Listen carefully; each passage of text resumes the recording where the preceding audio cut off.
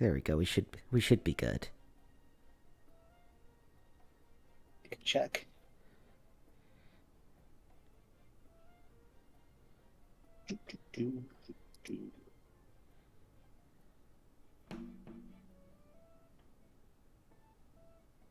Yeah, it says we're live.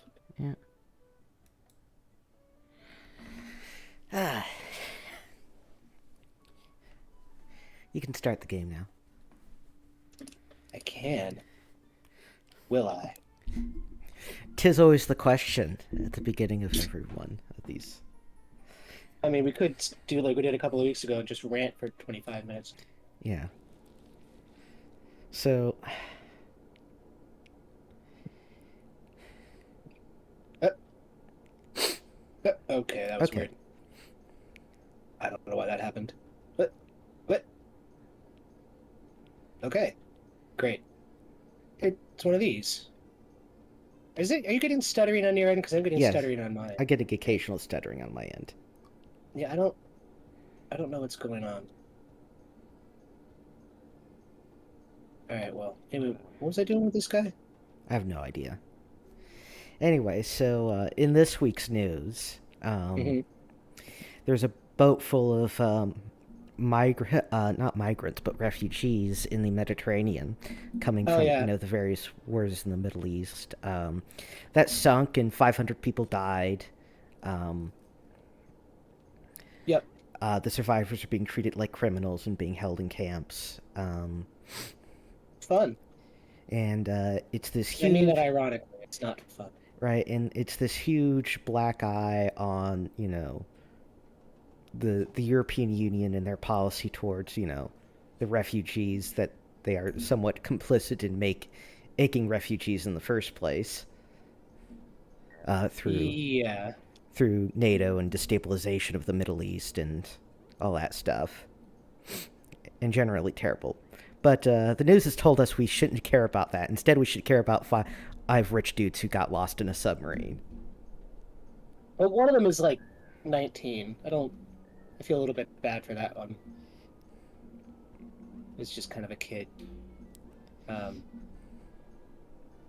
but I mean, it's just that I don't have any like direct engineering insight on the construction of that submarine. From what I am told, five or so years ago, they were the subject of considerable criticism for the design of this submarine, Yeah, which apparently can, or submersible, excuse me, which apparently cannot be opened from the outside. yeah, So even if they did make it back to the surface, they can't get out. correct. So that's Yeah, I actually did a bit of reading into it. mhm. Um, I don't know. So personally, frankly, anyone like I don't know a whole lot about engineering in general, and Mhm. less about submarines in particular. Mhm. But if you take one look inside of that fucking submersible and don't think, "Wow, this is an awful way to die," uh, Yeah. like you have like single digit IQ. Honestly, like Well, this. so I was thinking about I forget what the ship is what the submersible is called, but it's the one that James Cameron took to the bottom of the Marianas Trench, Oh yeah, and it's like vertically oriented, and it's cool, yeah, and like the pressure vessel itself is a sphere, I think, yeah, which is good, um, and like it's something about the ballast is held on with electromagnets, and so if they have like a total power failure, the ballast just falls off, and the thing just starts slowly ascending to the surface. yeah. Um, and I don't know. It just seems obvious. Like you could have designed a vehicle which is at least like there are apparently standards for this kind of thing. Yes, Just there, follow there those. are. So I actually did some reading into it and Hmm. listened to a bit on from a subject matter expert, a submarine engineer actually, Aha. who has like decades of experience in the U.S. Navy and that sort of stuff. So okay, let's talk about these deep sea submersibles in general. Hmm. So deep sea submersibles are are basically all custom made jobs, right? They're produced Hmm. in production lines of ones and twos. there's not a whole lot of demand for deep sea submersibles, Yeah. so that So makes sense. they're all custom jobs. They're all mechanically unique. They're almost all mechanically unique. Um, they're very expensive to make because, of course, everything's custom, and they're usually designed with some very specific mission in mind. Um, and of course, if anything breaks, you have to have basically a machine. Right, you basically have to have a machine shop to support the submersible, because if anything breaks, you have to synthesize the part from scratch, right? Yeah. And then, of course, right, it has to interface with some sort of mothership of some kind so it can get deployed, which is Hmm. also potentially a whole nother custom, thing. Yeah. So they're really expensive, produced in very small numbers, and they have very low uh, crew and passenger capacity. Like most of them are like the vast majority of them hold 1 to 3 people, Hmm. which is typically going to be a pilot and like an engineer and maybe like a scientist doing whatever thing they're specifically supposed to do. Right. Now on the upside, they do tend to have very long service lives. Like Uh, airplanes, yes, so they're like just constantly being serviced. yeah, so like the U.S. government's deep sea submersible, the one that goes like the deepest of them all, has been in service for about 50 years Hmm. and has been refit many, many times. So there is that, right? You're going to spend a ton of money on it, but you're not going to need to replace it anytime soon. Right. Um, right. So the company behind this is this company called Ocean Gate, which, firstly, Yeah. What a name. what a name. So their thing seems to be like, how do we, right? So you look at their mission statement, they say lots of different things, right? Like, oh, this submersible will be used for X or Y or whatever, right? But the thing that's very constant throughout all their messaging is, we're going to make it cheaper, Yeah, that's what they always say. right? So now, like me, like a normal human being, Hmm. would be like, okay, if I want to make like submersibles, but cheaper, right? Uh, Firstly, we're going to look at the existing models that Right. exist, right? Because we're not designing for a new mission. We're designing to fulfill missions that already exist and have designs made for them. Right. It's So, not strictly new ground we're treading here, correct. Yeah. or So, water, as the case may be. so you look at the existing designs, right, and you say, right, which one of these is, broadly, fills a broad set of missions, and we can get we can produce in ways that are cheaper than handcrafting them individually, Hmm. right? So and then you select something, and then you go into and be like, well, this specific gadget or whatever is very specific to this mission, so we're not going to include it. This piece that was machined before, we could have that was custom machined before, we can have produced in some other way. That sort of thing, right? Hmm. And then you revise on that design and then until you have cheaper manufacturing methods for it, and then you scale production, right? And you instead of building them in ones and twos at a time, you're building like 10 at a time, right? Right. And that would probably fulfill like the global demand need for 10 a year is probably going to easily fill the global demand need for deep sea submersibles. And if they end up having engineering problems or whatever, right? At least those are known issues that you can, transfer between different. That's knowledge you can transfer between different units, right? Yeah.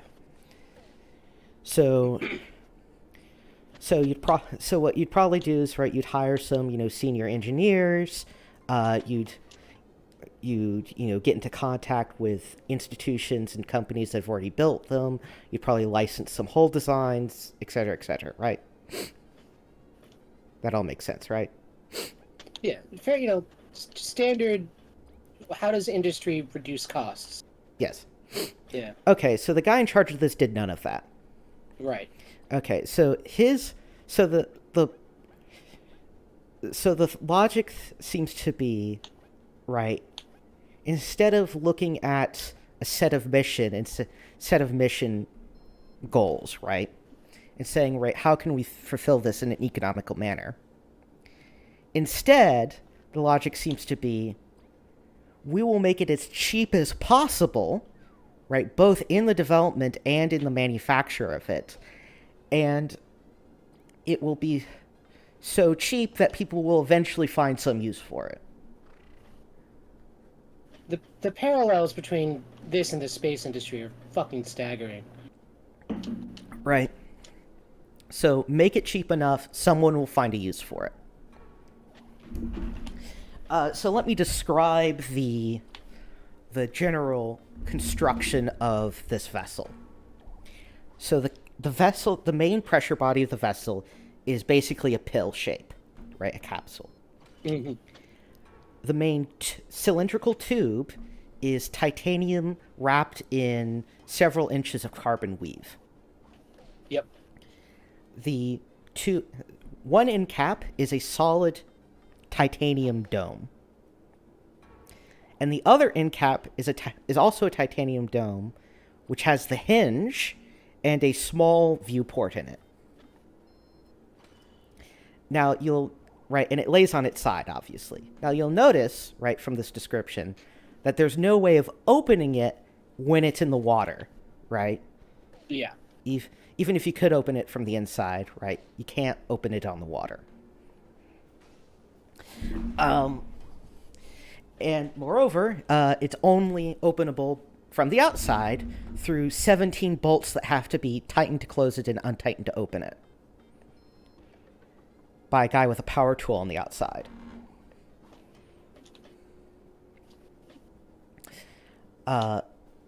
Attached to this general casing is your motors and a small ballast and a couple little sensors. Now, it can't be directly deployed from the vessel, right? Most deep-sea submersibles make use of a mothership with an A crane to lower it into the water, right? Because, big open ocean can have very choppy water, and small vessels don't fare well with that, even if they're a submersible. So that's a way of doing it. So these guys decided that was too expensive. And so they actually took an idea from a Hawaiian university in that had a deep sea exploration program of its own. And instead of it being lowered in by a crane, it has a submersible raft, right? Right. So the idea is that the raft sits on the back of the boat, and when you want to deploy it, you send the raft out. You have the raft sink to a specific point in buoyancy, like 30 feet below the water, and then the submersible undocks from the raft and goes off into whatever, and then redocks with the raft, and then the raft comes up and is pulled back on when it needs to go up. And the raft, I think, provides communication with the submersible while it's underwater. Yes. Somehow. Yeah. So now the Hawaiian university ran into a problem with the fact that the raft had to have deploying the raft. They had to have scuba divers out there to fuck with the controls. All right. And several people very nearly died during that process. Gross. Because getting the buoyancy just right so that it sits at a nice comfortable place underneath the water is apparently just really tricky. Mm-hmm. So Ocean Gate 8 is like, okay, we're gonna do this, right? And instead of having scuba divers, right, we're gonna have it be an automatic ballast thing, right? So we don't have to send scuba divers out there to fuck with it.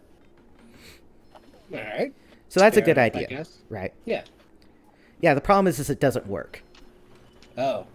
So they have to send out scuba divers out there anyway. Oh, damn it. One shy. Um, so, and do you want to know how you control this submersible? Oh, yeah. The crappy Logitech game controller. Yeah, wireless. Mm, well, really, the wireless ones, those are even worse. Yeah, you control it via a wireless Logitech controller. And like, I know you've put your hands on one of those before. Oh, yeah. Yeah. I Dude, didn't want to spend $75 on a fucking Xbox controller, but I was wrong, and I should have, yeah. because I ended up doing it anyway.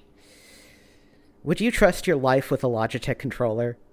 I don't think I would trust my hobbies with video games with a Logitech wireless controller. So no. Yeah, and there's also like questions that apparently either were never asked or at least never answered, such as what happens if the batteries in the controller die?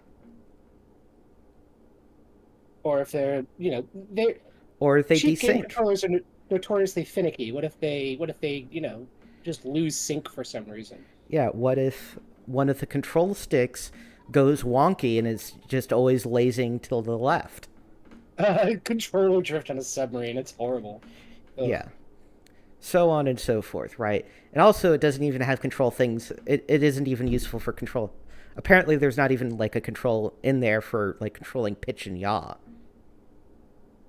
Huh. You can go forward, backward, turn left, turn right, go up and down, and that's it. And no, So if you happen to, for whatever reason, start pitching, you can't correct that pitch. correct. Fun. It's another one of those. It works fine as long as nothing ever goes wrong ever. Yeah. Also, one of the fun things about the carbon weave that makes up most of the body is that it doesn't bend; it just shatters right when it goes too Yeah. high pressure. Right. That's carbon. Yeah. So now, there, right? They previously claimed it can go to a depth of 4,000 meters, but never tested it to that depth. Cool. They claimed it had 92 hours of life support, but apparently has no, like, air scrubbers, and they're just pumping oxygen into it, maybe? I don't know how that works. Just I a. mean, at some point, the partial pressure of oxygen gets so high you start getting giddy. Yeah. Right, so how, like, what its life support system even is ambiguous, which is not reassuring. There are no emergency, like, oxygen masks in the vessel, nor are there any other emergency stuff, because, of course, right, you can't open it. There's no way to vent toxic air.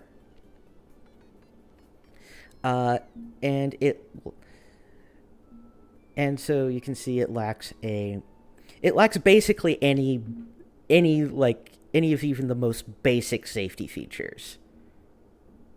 Yeah, if I were designing a submersible, which I am not really qualified to do, I guess, beyond my general engineering expertise, Yeah.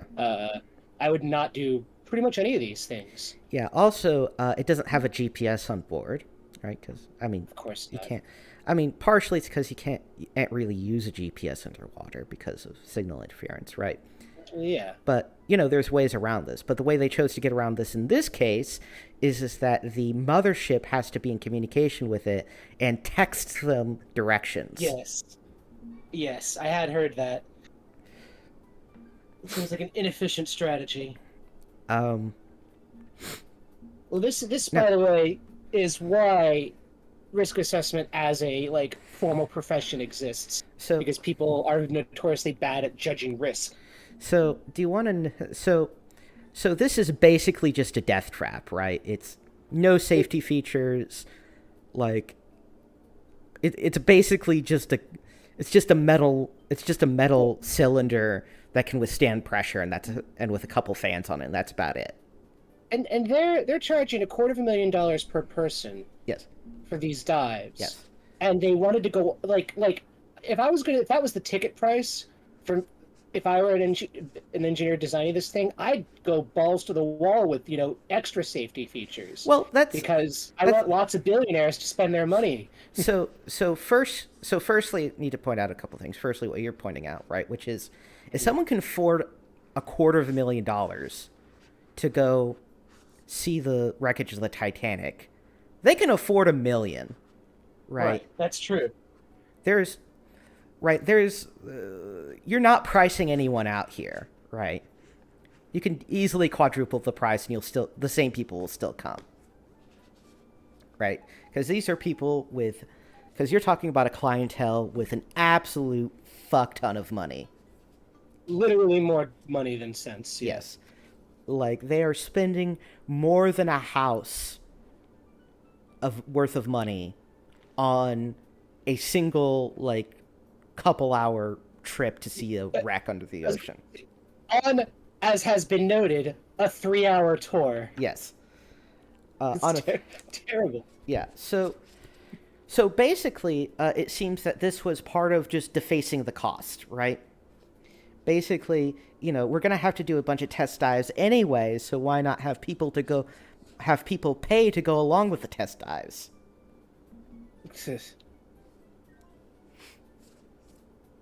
I wouldn't. I mean, I'm pretty sure you'd see the Logitech controller and be like, "Yeah, no, I'm not interested." I'd see the waiver I'd have to sign that mentions death 3 times on the first page and go, maybe not. Yeah. Maybe I'll just watch the James Cameron movie again. Yeah, maybe just watch some HD footage. Yeah, exactly. So now you might. Okay, so it's this obviously terrible design that even a non-expert can look at and be like, "Wow, that's awful." Mm-hmm. Right. So who do you want? So here's a question: from what great mind does such a design come from? I hesitate to venture a guess, even. I'm afraid of the answer. Well, the answer is what always is that the same people who end up doing science most of the time, which is grad students.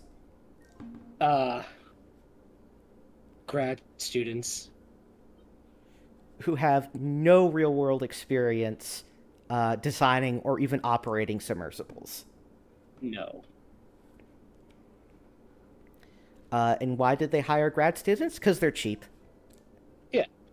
But yeah, and to be clear, grad students are not stupid. They are just new. Yeah. Right? They're novices. And notably, OceanGate did hire a senior engineer for general oversight, but the senior engineer kept wanting them to install expensive safety measures, so they fired him. Oh yeah, I heard about that, and then they sued him for whistleblowing or something. Yeah, defamation or whatever. Right. So they I don't know what the actual charge was. So they briefly had enough sense to be like, maybe we should have a senior engineer in charge of all these grad students. And then when the senior engineer said, well, we can't make this as cheap as humanly possible, it has to be slightly more expensive, they just fired him. Right? Fun. Let's fire the only guy who knows what he's doing. So basically, right, from start to finish, right, it is cutting corners, right, in every possible way, right? We're using carbon weave because it's cheaper, right? We're using this design because it's cheaper. We're using these designers because they're cheaper. We're sending tourists along with these experimental dives because that reduces our costs. Right? And basically, they just cut costs until the end product could in no way ever fulfill its mission. I wonder where they got that idea. Now, it should be noted that the CEO of OceanGate was apparently on that submersible that was lost. Yeah. So... at least he put his money where his mouth was, I guess. Or his mouth where his money was, or whatever. Yeah. So at least he's gotten that comeuppance for being such an irresponsible dickhead.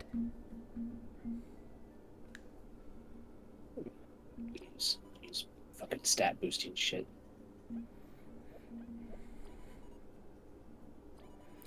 I have enough.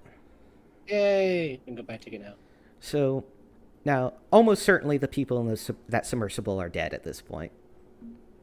Yep. Um, Horrible. Especially that 19-year-old kid who's like, I'm gonna go on this cool trip with Dad, and is probably if they were very lucky, in terms of dying horribly underwater, they just suffered an implosion and were crushed and died immediately and didn't even know. yeah. As opposed to getting, wedged in some rock and then, slowly deciding when to start doing the cannibalism. Well, yeah, I mean, really, the decision is, do you shut off the oxygen and suffocate to death? Because apparently, if you have to die, suffocation, the first thing that happens is you get all giddy and loopy. Everything's great, and then you're dead. Yeah. So, it's probably the more humane option. So, and I think with, so really it's just and of course, right, one of the reasons why you design deep sea submersibles to be so robust, of course, is that there's no way of rescuing them, right? No. Like, there's literally a handful of submersibles that can go that deep in the ocean, and most of them have no means of manipulating the environment. So it's like they go down, they look at it and be like, "Welp, that's a wreck." Yep. You can't send the Alvin to the Woods Hole Institute one. Yeah. To pick up another submarine. It just, as far as I'm aware, it has no capability to do so. Yeah. Yeah. And, even the ones that are, possibly could maybe do something are like, well, they're probably on the other side of the planet. They might be in the workshop being refitted, all kinds of things, right? So it's really just a matter of, finding the wreck and being like, oh, well, that's what killed them. Yep. Which is important to know. Yeah. But that if they're not on the surface right now, then they're dead. Yeah. Probably. Of course, even if they are on the surface, there's a good chance they're dead because, you can't open the fucking hatch from the inside. No GPS for certain. It's just astonishingly stupid. Right, and you can notice, also, what happens if the raft fails, right? Yeah, true. The deploying raft, right? The ship has no way of picking the submersible up without the raft. So if the raft fails, right, then the submersible's just there, and you can't open it up because they're in the water, and you can't get them out because you don't have a crane. As opposed to, a submersible with a hatch you can open from the inside where, worst case scenario, the crew can open the hatch scramble out and, try to get on the mothership. Right. And, you just accept the loss of the submersible. Or, what happens if the mothership fails, right? It goes away for some reason. And the submersible needs to be able to contact someone else to go retrieve the crew. I would love to see, and I'm sure my guess is it either doesn't exist or was ignored. I want to see the fault tree analysis of this and what the outcome was, and whether that number makes the slightest bit of sense to anybody in terms of an acceptable risk profile. Yeah, because just the most basic malfunctions, right? If anything goes slightly wrong, right, everyone in there is dead, right? Right.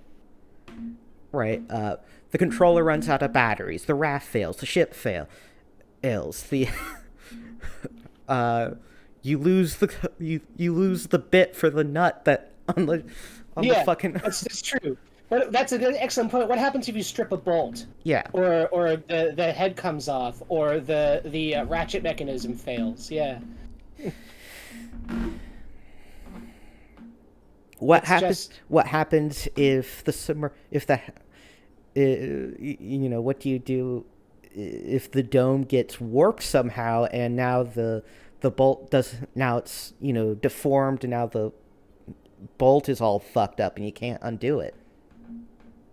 I don't know if I've mentioned it on the stream before. I know, because I talked to you about it. But I used to be a in risk assessment for the space program. I worked on the space launch system, Yeah. and I can't talk about it in any technical detail, mostly because I don't remember anything. But also, just The best way to keep a not a good secret idea. is to forget it. Yeah, exactly. I mean, it's not like I had a secret clearance or anything, but anyway, I shouldn't talk about it in any technical detail. But I can talk about being in risk assessment, like thinking about things from a risk perspective. And it's very different than when I have 2 degrees in engineering, and they don't teach you to talk. They teach you statistics and probability and things like that, but they don't really teach you in school to think in terms of failure. And it's a Yeah. very different mode of thought than just engineering, right? Engineering, you do the thing, you test it, it fails, you go, oh, okay, how do we fix that failure? But to like anticipate in a formal, mathematical, logical way, building models, you got to learn that.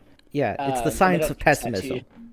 Yeah, exactly. That's a great way to put it. The science of pessimism. And human beings are bad at risk assessment, and engineers are interested in building things. So they're kind of bad at risk assessment too. And you have to learn how to do it. And it's unintuitive. So if you don't sit down and go, we are going to have a formal risk assessment with numbers, and we're going to put together an acceptable risk profile and do research and actually test the equipment and things like that, then and you talk to and listen to subject matter experts. If you don't do that specifically, then you're going to go in going, oh, it'll be fine, or oh, I think I know what the risks are, and you just don't. Yeah. Right, where and this isn't even getting into like nitty gritty details about like how No. specific like wiring boxes are set up or whatever. Yeah, I can't. Yeah, exactly. You can get into arbitrary levels of detail, but just the basic stuff like, I mean, you could What ask anybody and go, well, what if that fails? And well, maybe we shouldn't design it that way then. Yeah, like what if the ship goes away? What if the raft fails? Either it sinks or it fails to rise or it's lost at sea. What what happens if they can't retrieve the vessel? What happens if the bit for the nut that unscrews the hatch is lost or destroyed or something is stripped? What happens if there's a slight deformation in the hull of the vessel? What happens if the controller loses power? What happens if it desinks? What happens if there's a fire on the inside of the capsule? What happens if it rolls? What happens if it rolls around and it goes upside down? Right? What happens if literally anything goes wrong at any point during this process?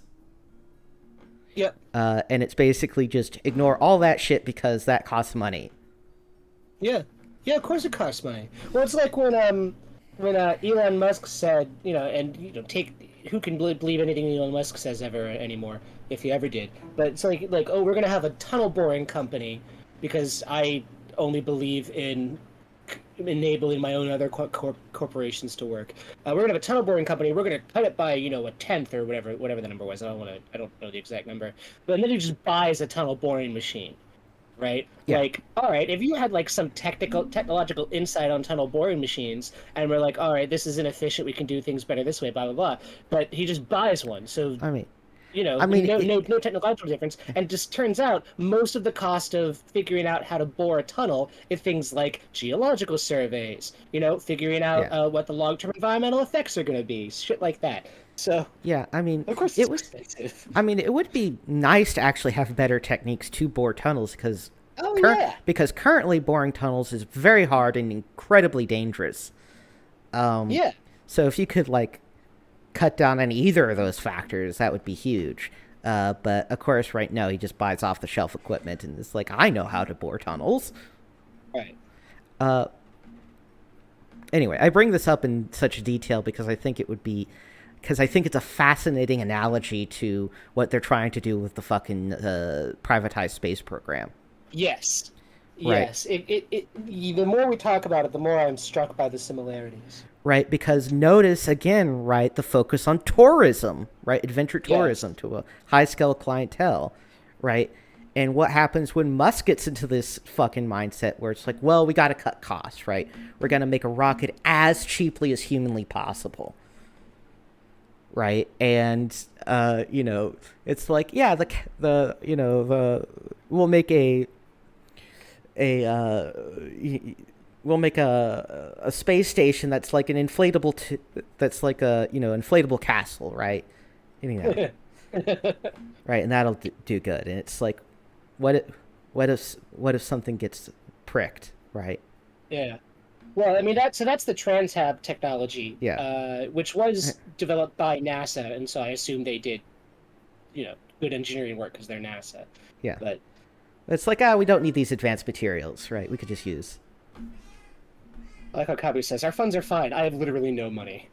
I've spent all of it on this ticket.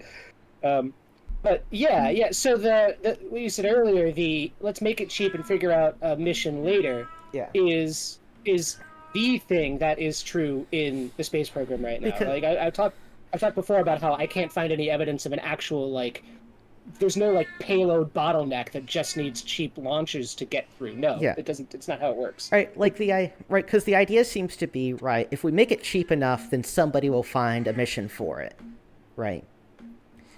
But the problem is that they make it so cheap it can't fulfill any mission, right? So it's cheap, but it's garbage, right? It's like it's like one of those bargain bin DVDs at a fucking bookstore or whatever, right? Where it's like, oh, it's $1, but it's like, yeah, but it's not even worth watching. It's not even weird. Um, and it underestimates. I mean, I when I went into aerospace engineering, I specifically focused on rocket propulsion because that's what I was interested in. And I went in with the idea of making vehicles more efficient, making them cheaper, all that stuff, right? Mm-hmm. All the stuff you hear, lowered cost of access to space. And then one day I was at it turns out people in the space community party pretty hard. So I was at a space party, and I was talking to this guy, and we were talking. And I was in school, and he was asking me what I was looking into, and I told him, and he said, well, if you take the actual cost of the space shuttle, Mm-hmm. $500 million, and divide it by the total amount of mass that is launched into space, not just the payload, right? We always talk about payload, but the whole mass, the wings, the landing gear, the crew capsule, everything. We actually are looking at, typically they would talk about $10,000 a pound. You could actually talk more about $2,000 a pound, Mm-hmm. right? And so, and yet, the missions aren't there. So you could have it for free. If you had free, let's say I invented a wormhole that went to low Earth orbit, and all you had to do to get something into space is just shove it through the wormhole. Yeah. You would still need to design, build, test, etc., structures and all sorts of systems that could function in space properly. And that's the more like a rocket, as complex as a rocket can be, and as important as it is to the mission. Rockets all do the same thing, right? Yeah. They turn a stationary object into one in orbit. Yeah. But you need to have something to put in orbit, Right. and we don't have good things to put in orbit. The space station, I heard a number, it cost $100 billion or something. Who knows? Figuring out the cost of something. Is that the whole program cost? Is it the marginal cost of the materials? Is it the total salary of all the astronauts we've ever? I don't know, right? There's different ways of demarcating it. Exactly. Let's call it $100 billion. Most of that was not the launch vehicle. Yeah. Right? You gotta research, develop, and construct all those various modules and shit. Right. It's the largest thing we've ever put in space. It took us 15 years to build it, right? And not to mention all the complex costs of we had to work with the Russians and the European Space Agency and Canada and all these other people, right? And this sheer learning, the next 5 space stations we build probably won't cost that much, just because we've already done it before. But the rocket part, we've been doing rockets since the Chinese had rockets, for God's sake, 2000 whatever years ago. Yeah. But yeah, so it's the same thing. Make it cheap, and there will be a mission. Which is, I mean, build it now and mission later is the thing that they accused negatively, criticized Space Launch System SLS-4. Right? Well, we have this big rocket. Now, what are we going to do with it? Yeah. Right? Which, I mean, fair. You got to know what you're doing before you can know what you should build to do it. Otherwise, it's just a freaking jobs program. But it's. I hate this stuff. Hey, when the government does it, it's bad, but when we do the exact same thing, it's entrepreneurial and good. I hate it.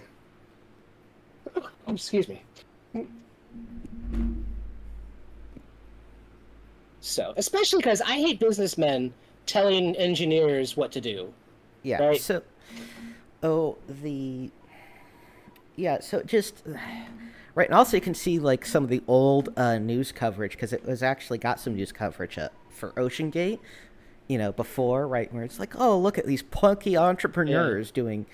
Was that the David Pogue article? I can't I'm remember. not sure, but I don't remember. and it's like, right, it's just this totally uncritical Yeah. coverage of this guy's company. It's the way it always is.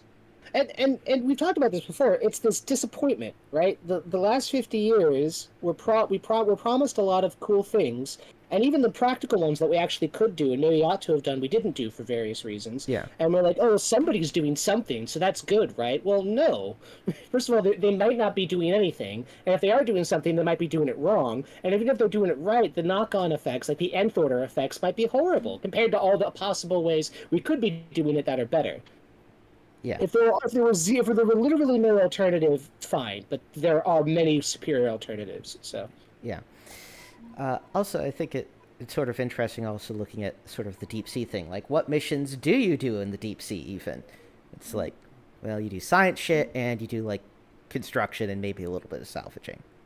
yeah, you make movies, you do science, you carry tourists. You can maybe do some deep sea construction, although nobody's building a research base next to the Titanic. Hmm. Uh, it's the same thing with the space program. There's lots of cool shit we could be doing in the ocean, right? All right, in the space community, there's a million debates, right? You have to debate with the people who think that the space program is a waste of money because that's not how money works. You have to debate inside the space program with the people who think that we can do everything with robotics and never send any humans, which is not only not how science works, but not how robots work, and also not how humans work as humans, Yeah, I right? mean, you with that, right? It seems you run into the time lag problem, where like if you had right, if you had someone at least even in just Mars orbit, right, they could Yeah. control a rover on the surface much more efficiently Yes. uh, Right. and And if you're safely. gonna go to Mars orbit, you might as well go to the surface of Mars, right? Yeah, You went 95% of the way there. But you also have to argue with people who are like, well, why should we explore space when we haven't even explored the ocean? And of course, the answer is we'll do both, right? yeah, Exploring the ocean is valuable, but so it's the same thing. It's the same thing as the space program. There's lots of cool shit to do in the ocean, just not like this. yeah. Uh, so I think that would make a great parallel to draw for Yeah. your future rantings slash writings on the subject. I'm gonna make a note. I'm gonna make a note of this actually. Yeah, because the parallels are pretty much perfect, right? Like the whole way down.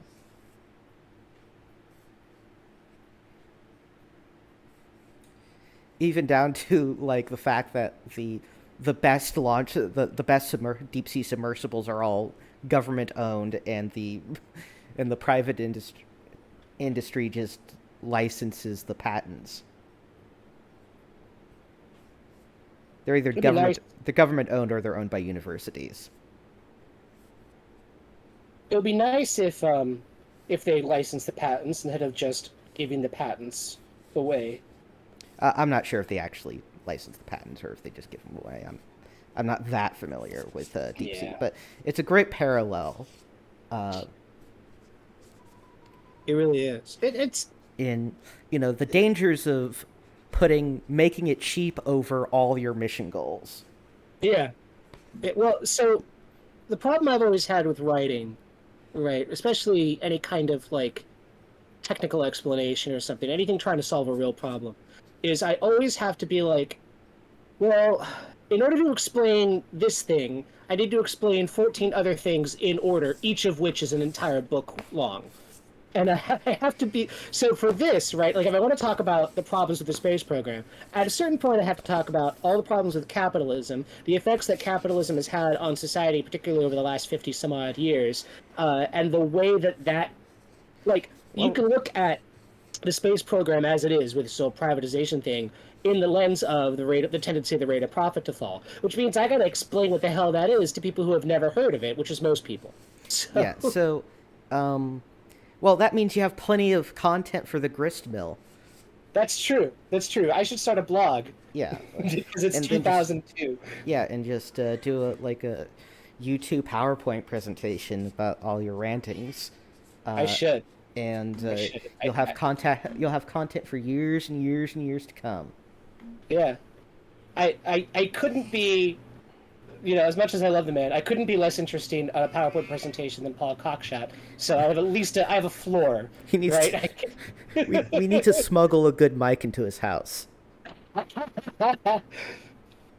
Just here, Mr. Cockshot, have this microphone, please. He puts it on the kitchen counter, forgets about it, continues to use the shitty mic.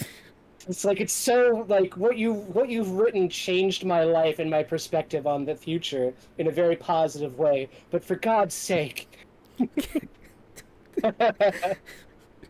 this is coming from somebody who has a shitty mic, right? Yeah, like the mic I'm using now is not the shittiest mic I own. Like but these, it's still pretty shitty. Neither of the mics we're using are nearly as shitty as Paul Cockshot's. No. No. Like, I could wrap. I can. I don't know. I could wrap my fucking mic like with packaging paper in a tin can, and it would probably still sound better.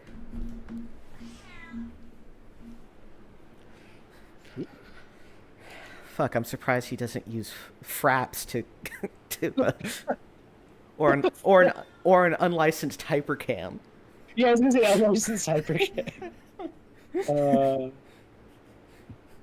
Just get We some. say it out of love, Paul. We do. Saying get some fucking 2006 energy up in here.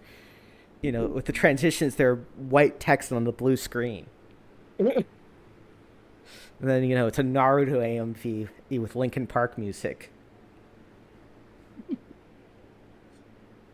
Oh right. We're like, oh, it's a save point. No, it's not. And half the footage is just from the tuning exams because Naruto isn't that far yet at this point in time.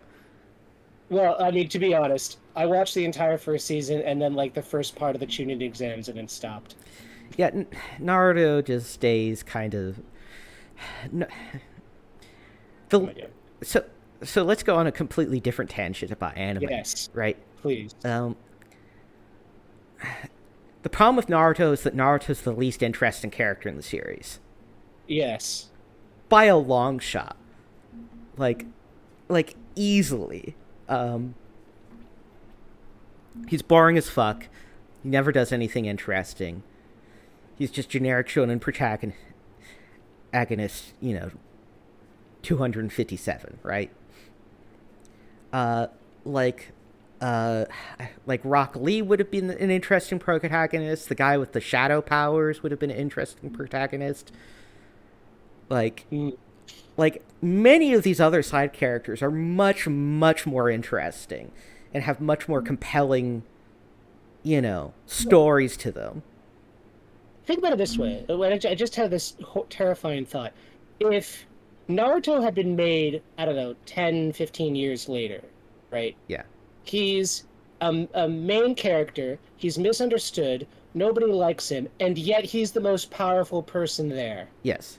It would be an isekai show. Yeah. Particularly one of those where the isekai aspect really doesn't matter very much. Also his motivation doesn't make any sense, right?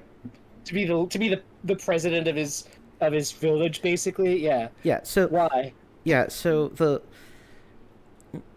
whole dynamic doesn't make a whole lot of sense, right? So his father was the Hokage, and he had to. There's the nine-tailed demon fox, and he couldn't kill the demon fox, so he sealed the demon fox away, in his son because, well, plot magic. Okay, that was just necessary for whatever reason, and then he drops dead. right? So the people of the village who loved the last Hokage and think that this was a heroic act, of course, naturally just treat his son like shit all the time, Right. right? Instead, which is a weird way to react to it. Like, I mean, it could be like a metaphor for like after the nuclear bombings in Japan, right? But I don't know. I I don't don't know think the it's that, man. Japanese culture.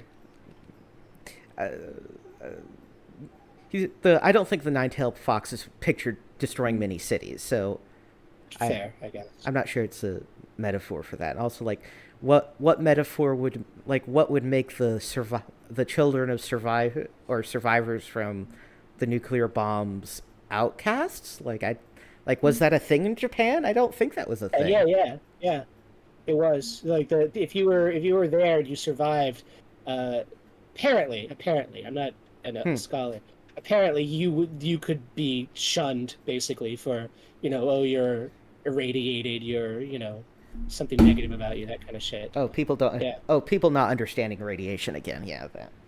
There's yeah, there's there's a difference between being irradiated and being radioactive. They're very different. yes, they are. In fact, apparently, a lot of the people who survived the atomic bombings, not only did they live normal lifespans, there's no sign of genetic degradation in their children, which is interesting. I guess you could call it a natural experiment. Well, I mean that is interesting. Okay, In a horrible way, of course. But yeah. yeah. So I don't know. Maybe there's something there. Anyway, so Anyway, so he's an outcast from his society for reasons beyond his control, right? And like, why does he want to be in charge of a society that hates him and that he hates in return?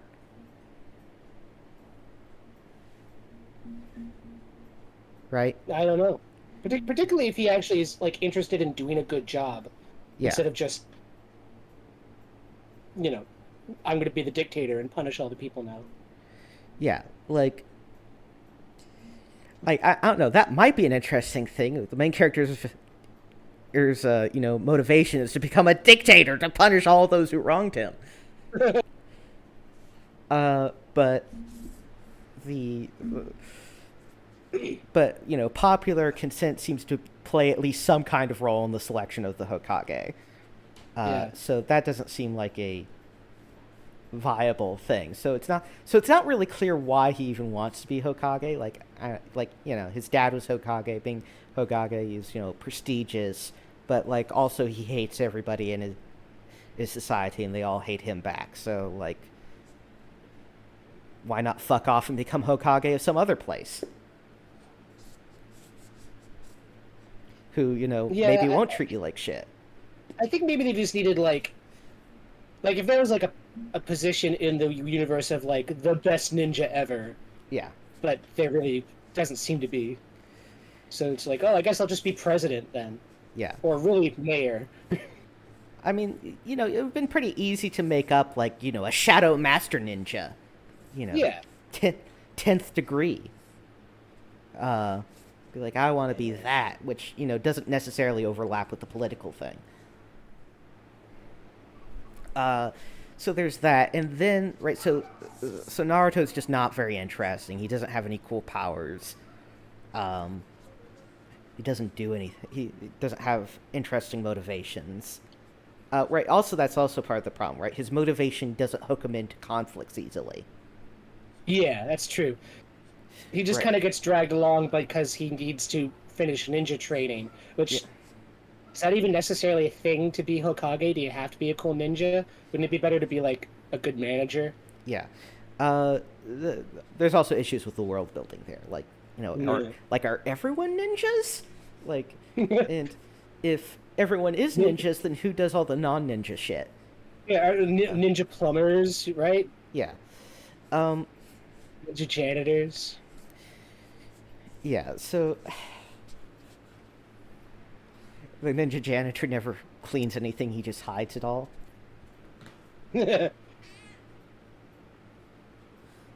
Oh, that guy. You just can't see all the filth. But yeah, so that's all not great, right? But then you look at right? So his motivation, right? So he's boring. He's not interesting. Uh, he doesn't have a compelling character or arc to him, and his motivation doesn't easily hook into things, right? Like his character motivation, right, is right. So he wants to be Hokage. To be a Hokage, he has to be a cool ninja. And to be a cool ninja, he has to go to ninja school, and doing ninja school shit, it incidentally gets him involved with plots and whatnot, right? Which seems like too many unnecessary degrees to motivation, right?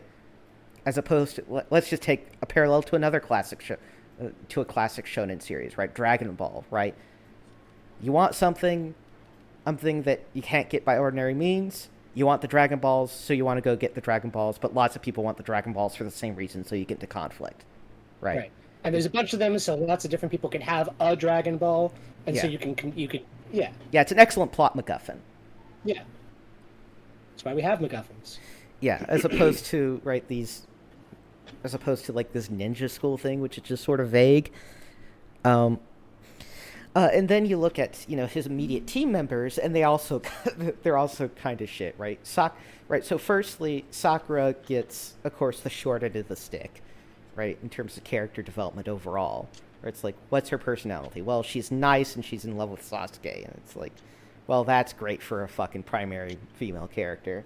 Other herself. Like, okay. Yeah. She Okay. projects she had a nice front, but she's actually kind of selfish. Yeah, but Whatever. that never actually comes up in like a seriously plot relevant way. Like she never like incidentally ends up sabotaging things because she's, Right. actually It's selfish or whatever, right? It's just really, just a gag, right? Yeah, exactly. She's really just comic relief. Right, and and she's in love with Sasuke, who treats her like shit. I remember the I think Ninja Bridge, the Little Karibo Ninja Naruto Bridge series back when that was a thing. Yeah. And he just has Sasuke. Sasuke talks like this, and he only cares about Sasuke's brother. Yes. Right. He's a one-note character. Yeah. And he treats Sakura like shit. Right, when you could milk out some serious melodrama with his character backstory. Yeah, they do. And they kind of do, but not in a terribly interesting way. No. Um, and then there's like and then it's like, oh, and then there's this secret order of villains, and then there's this other secret order of villains, Yeah. and then there's Five this secret other orders of villains. secret order of villains. It's like, how many of you guys there are there? God damn it! It's not like we, have a whole arc that's just devoted to one secret order of villains, and then we're done with them, and it's like a new secret order of villains. No, they're all like intermingled in weird ways. It's like, God, like we're juggling like 5 fucking secret orders of villains at any given time in this fucking story. What the hell's going on? There's things where like he had an idea in mind for like a story to tell about ninjas, and it got like insanely popular, and they're just like, nope, you're gonna keep doing this forever. And he's like, okay. I mean, that's what It's kinda happened like- to Akira Toriyama with Dragon Ball. Yeah. The Dragon Ball franchise eventually. Like, upon greater cultural retrospect, Dragon Ball was way, way better than Dragon Ball Z Yeah. as a Yeah. story. And It went somewhere. right, and Dragon Ball Z should have absolutely ended with the end of the Cell Saga. There's no reason for it to continue. I wouldn't have minded like an OVA movie with the Saiyaman saga, because it's Yeah. cute. Yeah, it's Just cute. kind of, hey, here's a cute thing, and then you're done, just for Yeah. fun. and then you're over, right? There's Right. really nothing more to this, right? Goku overcomes all of the earthly challenges of the world, goes to space, overcomes those challenges too, and then overcomes Cell, right? Which is actually this pretty clever tie-in back to the whole Red Ribbon Army shit. Yeah. Nice little wrap up. Yeah, and then we have a passing of the torch, and it's a whole thing, right? Right. Goku overcomes all of the trials and tribulations of Earth and space and life and death, and then we're done. And then it just keeps fucking going. It's like, God. That's what I like about Speaking of like like shonen jump shows, I guess. Mm-hmm. That's what I like about Doctor Stone. Like I read the whole manga, and the sort of epilogue manga, and like I've got my issues with it, but it did a thing, and now it's done. Mm-hmm. Also, Bleach never got interesting. Like, No, I got up to the part where but they went to the spirit world and they had to get shot out of a cannon, and that's kind of where I stopped. yeah, and then it's like, then there's guys who, and then we're sword fighting, and then we're sword fighting, and then we're sword fighting, and then we're sword fighting, and then sword fighting. And it's like, I really see how you're saving time making everyone, don't pretend like I'm not seeing how you're saving budget by, having everyone wear the same fucking clothes, right? Mm. And it just goes on and on and on forever.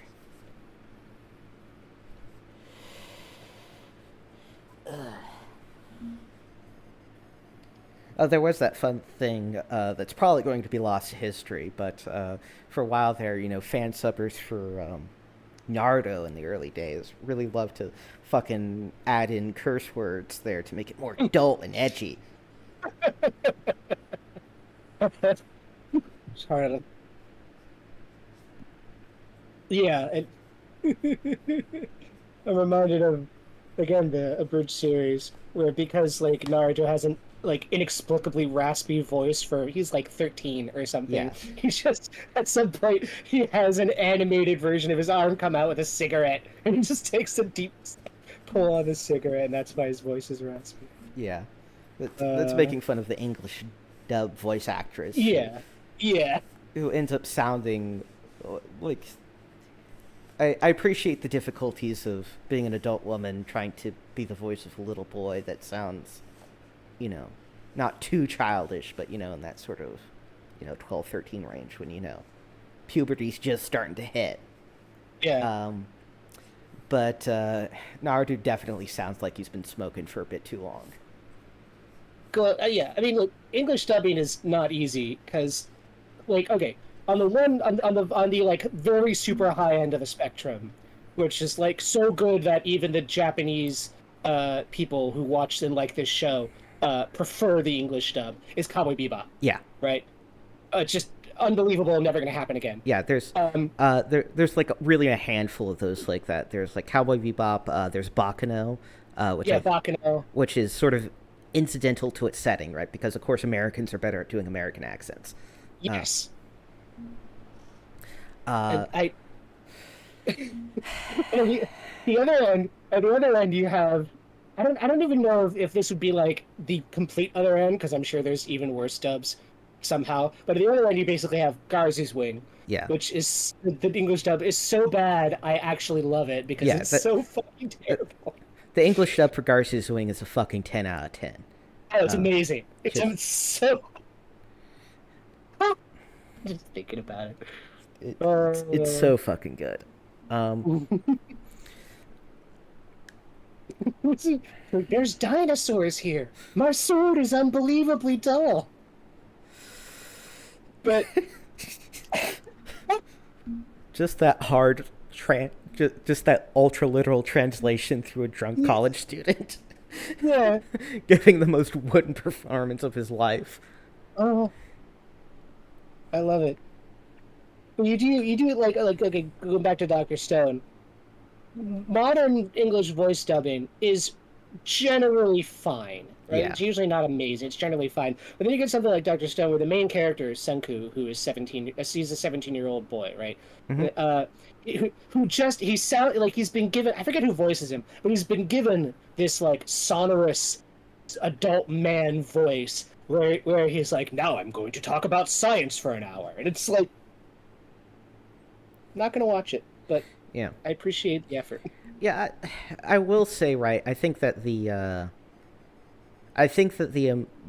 American anime community is occasionally overly harsh on English dubs. Yeah, that's not the voice actor's fault. There's all sorts of issues with the way dubbing works in America. there are issues with Funimation as a company and all sorts of other Yeah. issues, right? But generally speaking, it's pretty rare for a legitimately good anime to get a really bad dub, Yeah. right? Most of the time, the quality of the dub is relatively concordant with the quality of the source material. Right? Average anime get average dubs most of the time, and really, I think there's an aspect of American listeners who don't speak Japanese who really just can't pick up on the subtleties of the Japanese voice actors and are like and don't quite understand that maybe some of the shows that they're watching have shit dubs because they're just shitty shows. It's like, oh, the dub is shit. It's like, I mean, what did you expect from generic harem anime? Like, Yeah. Well, now that you bring it up, I know a little bit of Japanese, like enough to like be able to identify words and stuff like that. So I can kind of, it's not just all gibberish to me entirely. yeah, Um, and so like I'm watching because I love to watch trash shows because I don't have to think about it. And it's something this season. It's like um, it's like I got a cheat skill in the other world and became the most powerful in the real world too, something like that. I forget what the name is. mm-hmm. And like it's one of those shows where like it's pure, like if they were making a satire of an isekai show, they could hardly have done better, right? Mm-hmm. And it's got that like really shiny animation style. I don't know how to Yeah, describe it. And the voice actors and actresses in Japanese, it's definitely a much better fit than I think an English version would probably be. But you can tell that it's not like there's no subtlety, there's no nuance. Like the direction they're given is like now you're amazed and now you're sad and now you're scared, right? That's clearly what they've been given, and so they're doing their best. But it's even in the terms of the Japanese dub of the show, it's probably not great. yeah, Her name is Violet. That's nice. yeah. Let me think about some other good dubs. Big O had a good dub. Big O has a good dub. The problem with Big O is like I keep trying to watch it and it just it's I think it's like I once saw like what's the point of Mad Men the show, like because Yeah, none of the characters are likable and I don't care what happens, and somebody was on Reddit or something was like it's like drinking a glass of whiskey, it's just for the feel of it, and I think that's what Big O is. If you go in and you're just I'm gonna be immersed in this nonsense for a while. yeah. Also, Dorothy Wainwright is a great character, and she Oh, fantastic. just make an XP of that in your next story. Like, Just like she's a robot girl who has absolutely zero chill. yeah, just like how the Owl House turned Ryoko from Tenshin Oh Muyo yeah, into an XP for Ida Clawthorne. yeah. It's like, what if this character had to be motherly?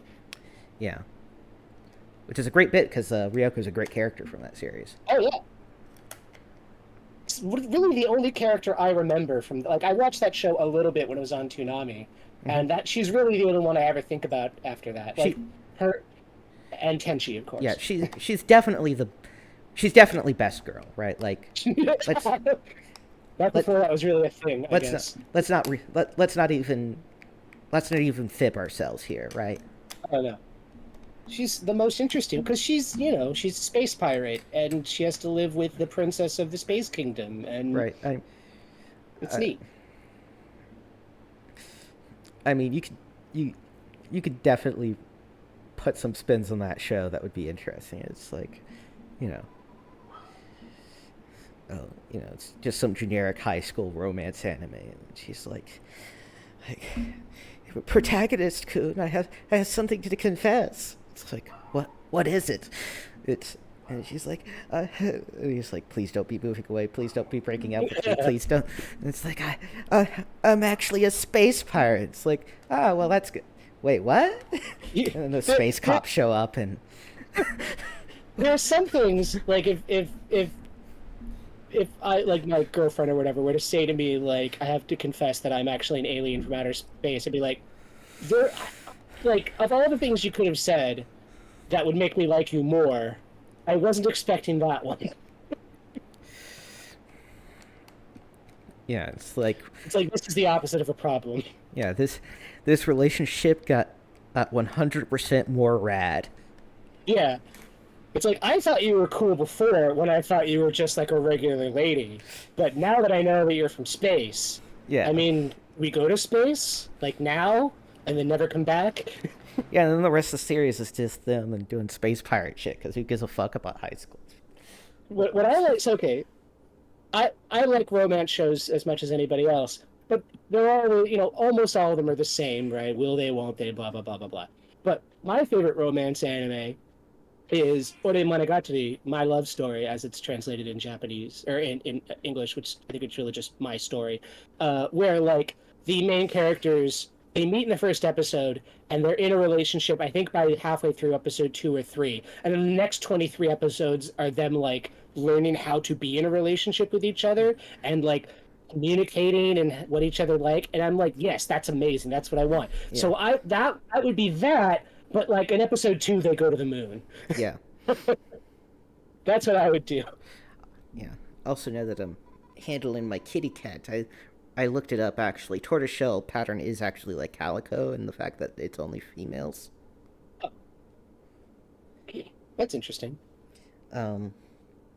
Also, they did do scientific research to see if tortitude is really a thing, and they weren't able to find anything. But it is preliminary. I love the Ig Nobel prizes for like weird scientific research because everything should be subjected to scientific scrutiny, even the weird shit.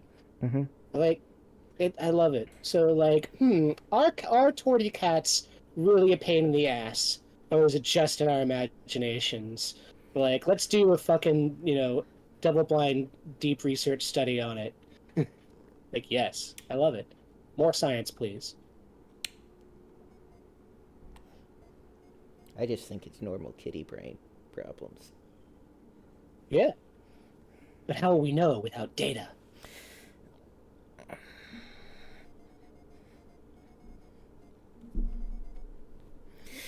But,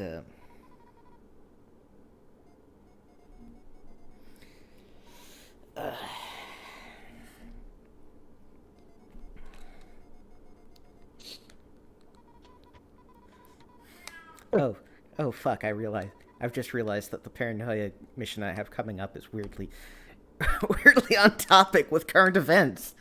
Oh. Is it the submarine one? Yeah, it's the submarine one. Yeah, the submarine one. This was a total accident. I wrote the mission list like a month ago, like. Well, it's like the movies that get canceled because or delayed because they're just a little bit too close to real life events. Yeah, like all the shit that got canceled around the 9/11 attacks. Yeah, the movie, The Big Trouble, the movie based on the Dave Barry book, Yeah. which involves a plane that gets hijacked. A Space Cat movie that had Joaquin Phoenix in it in like the 80s got pushed back because of Challenger. So Yeah. So.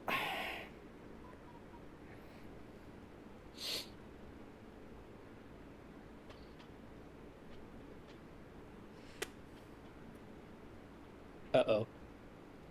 Don't crash. Thank God.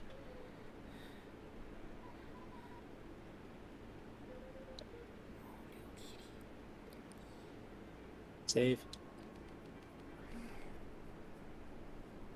Yeah, we had that whole conversation about anime over like the reconciliation of Vi and her sister, but Yeah, that's fine. We're terrible.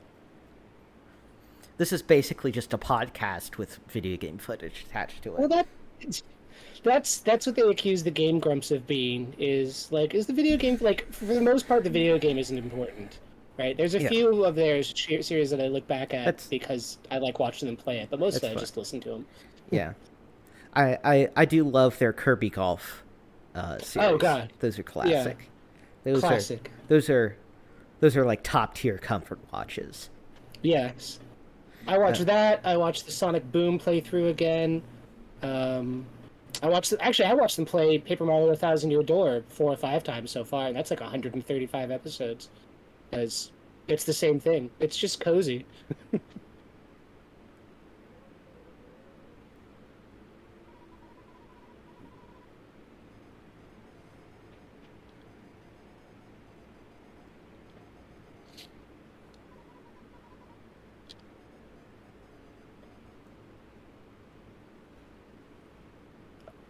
Oh,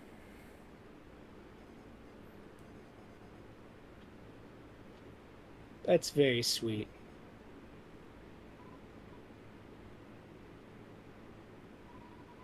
Oh, this is a good game.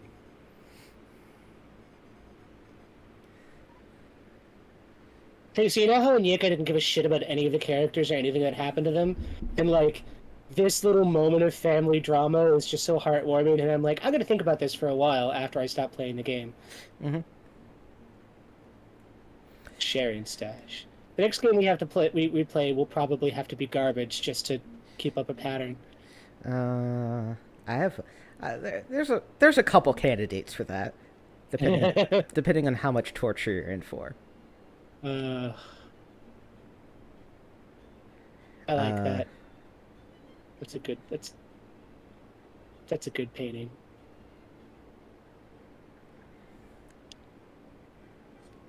did you ever see the Mandalore gaming video about Mystery of the Druids? I don't think so. Hmm, that might be one if we can get it running decently. Oh, okay. It's a bit finicky. It's an old game. I, I love I love this effect. Like, so you look at the cloth, the outfits hanging in here, and they're of course they're 2D, and so they just disappear as you walk by them.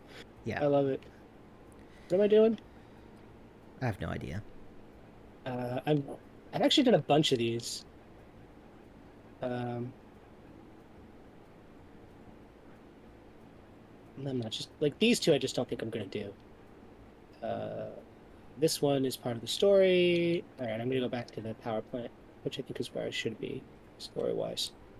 So the so I'm going to be transitioning the Saturday group out of Paranoia, and Oh yeah. I'm not sure what to send them into though.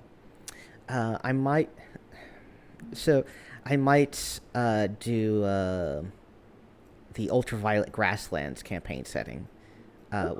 which I have mixed feelings about. Yeah. Like I really want it to be good, but the material fights me at points. What system? It's sort of a generic OSR system. It's technically it's just got a new edition out, which comes with its own little system. It's sort of like OSC, but Okay. classless and some other weird shit. But you know the general feel, right? Yeah. I mean, OSC. Scared, alone, and about to die. Yeah. I, I looked it up. I looked up how to do freaking turn undead, and I understood it for about 2 minutes, and now I Yes, forget how to do it. But this it's. part, it's a fairly approachable I system. mean, I've pretty much memorized it, but Yeah. it's I pretty. mean, all I have is like the free players edition Yeah, handbook that they give you, and that's enough yeah.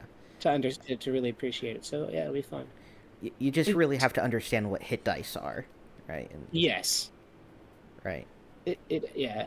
It's And it's a two-part dealy, right? You roll firstly to see if you can turn the undead, and then you roll to see how many of the undead you turn. and yeah, and the hit dice are known to the dungeon master, and that tells you which ones are affected in which ways Yes. somehow. Yeah.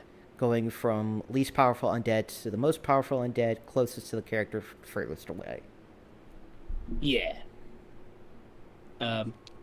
Do you find so like I was running Blades in the Dark the other day, Yeah. and we spent the first I don't know 20 minutes talking about like how the players felt about the system and what they wanted out of it. Yeah. And like what I would learn is like some players are like, I just want to do stuff Yeah. and you tell me what to roll. And some people are like, oh, what can I do with my character and that kind of stuff. Like Yeah. they're both perfectly fine approaches. It's just that I, as the GM, have to Yeah. manage that. Do you find that that's a thing in your campaign groups? Yeah, I mean, so different players have different sort of demands on a game, right? So, Mm-hmm. so firstly, right, there are a lot of players who are just right, right. As much as system matters for a game, really the game master matters, right? Yeah. If you have a good game master, you're gonna have a good time. Uh, you know, in general. So what that means is that lots of people make the very rational decision of find a good game master and then just be game for whatever they want, right? Because it's probably going to be good. So, I run into this thing with groups of like, hey, do you want to do X or Y? And they're like, we're basically good with whatever, man. Yeah.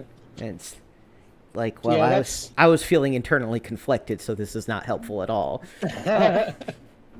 Because if they vote on it, at least I can be like, well, you chose it, and, Yeah. Instead of making me responsible for it, yeah. yeah. And some people desire system mastery, and some people don't.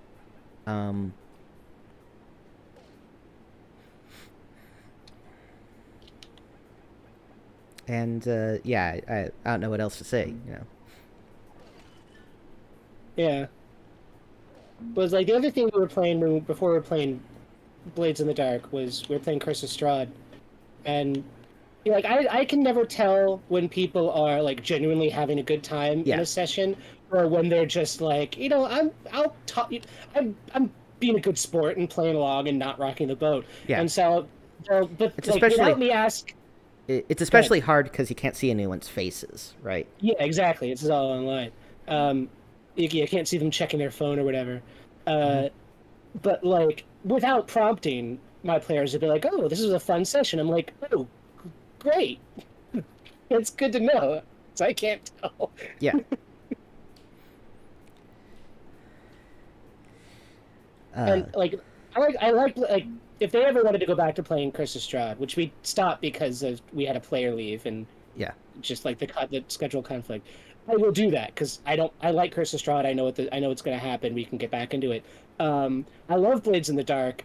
For it's not a perfect system. It has its flaws. There are some edge cases I just kind of have to rule on. But I don't have to do any prep. And Yeah. like the players control the narrative. Like they roll, and I'm like, all right, you rolled a 1, and now that you fail, and there's some horrible consequence. What is that horrible consequence? This guy shows up, and that became the primary antagonist for the entire series after that point. Yeah. So it's good. I would play Blades in the Dark all the time, or any Forged in the Dark game. What was it? There was some. Oh, I was thinking like, what Forged in the Dark style thing had I seen recently? It was a Kingdom Hearts tabletop RPG, Oh. which is interesting. If the rules aren't convoluted to the point of incomprehensibility by mere mortals, then it's not a true Kingdom Hearts game.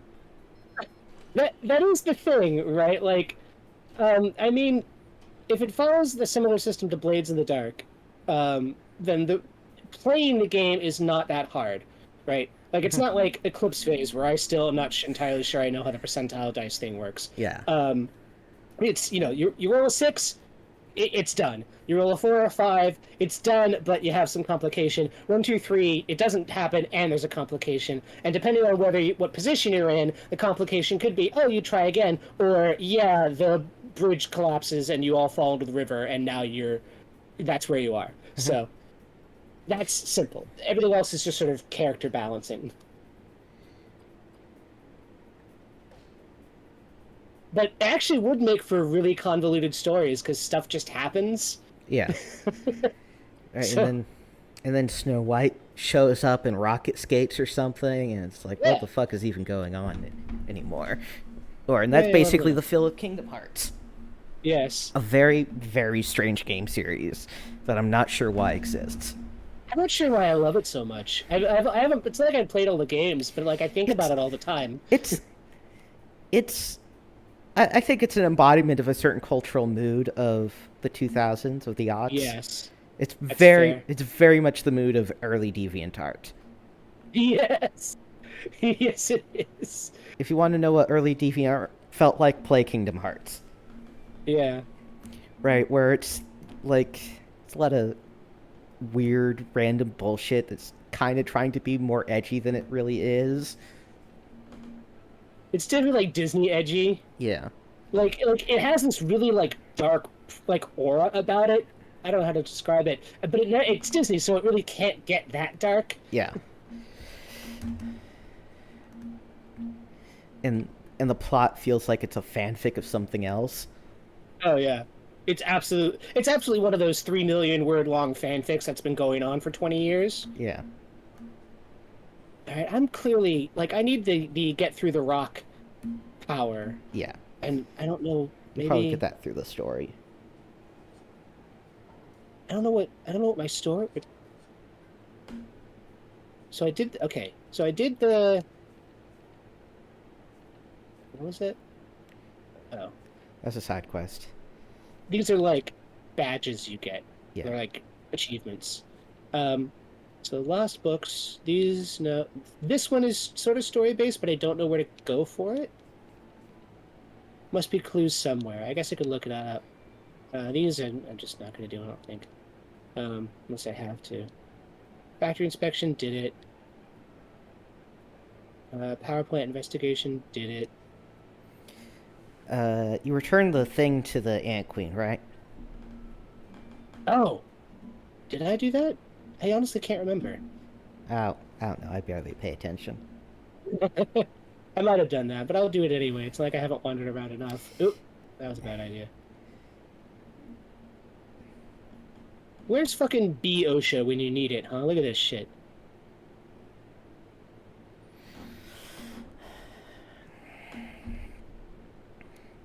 Oh, here's a fun thing about OSHA regulations.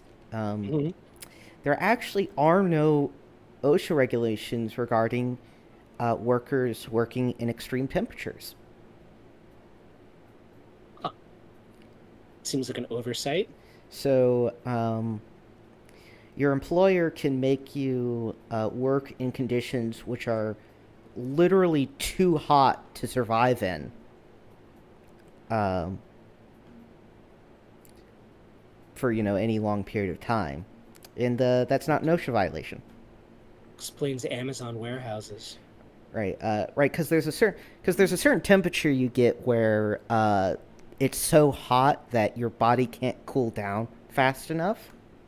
Yeah, it's heat stroke or something. Yeah, and then you start getting heat stroke, right? And as global warming gets worse, right, more parts of the world are going to have summers like that, where it's literally too hot to work outside.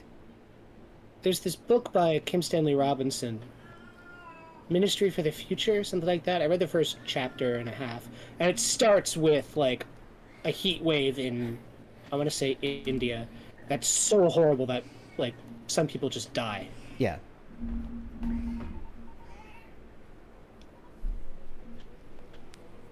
I was reading about Buckminster Fuller. There's a comic somebody did about him. I can't remember the name of the guy who did the comic, but it was cool. And it was talked about like so Buckminster Fuller had this Dymaxion house thing, which was basically made of like because it was after the war, and things like sheet metal were inexpensive because they made 1 million tons of it. And so how can we make a house that is cost effective and roomy and all that kind of stuff? And so what they did basically is they built a house. They erected like a central mast, and they would build it at a particular level, and so the workers could like stand up and be safe and not have to hurt themselves working. They would work at a level, and then they would raise it up and then work at the next level going down. And when the house was 2/3 built for the outside, they took a break, and somebody like went underneath inside the house to get something, and there was an opening to the top and then like the larger rim around the bottom, and that because the sun was shining and the basically the air accelerates through the top of the smaller top and then out through the bottom, that causes a compression expansion effect, which is like a refrigerator. It cools down. And so I was thinking about passively cooled systems, and I'm pretty sure if you didn't mind, instead of having a direct airflow, if you had like a heat exchanger, right, you could do this in a big building, right? Have a small open at the top, pipes that run down the side that could carry the air, and you could design it in such a way that it would at least be cool air and suck heat out of the building, maybe. As long as the sun is shining on it and causing, generating this heat transfer, it would work. And maybe you couldn't completely get rid of air conditioning, but you could vastly reduce how much you needed. And That I'm sounds just like sad that we don't build things that way. that's a very cool idea that definitely is worth investigation. That's also probably illegal. Ille- Illegal for good reasons? Illegal for Or, arbitrary reasons, right? or as I was gonna Right, say, like, I don't know. right, because you have the problem of, like with the problem with a lot of like sustainable architecture is that and like is that a lot of it's just illegal to do, right? You just can't make house right like mixed use, natural materials, all these other things. It's just like, oh no, that's just illegal, right? And Yeah. basically the only thing that is illegal is making generic 5/1 apartments. If 501 apartments, particularly if you have shops on the ground floor, which I guess is mixed use, but they're not the worst things ever.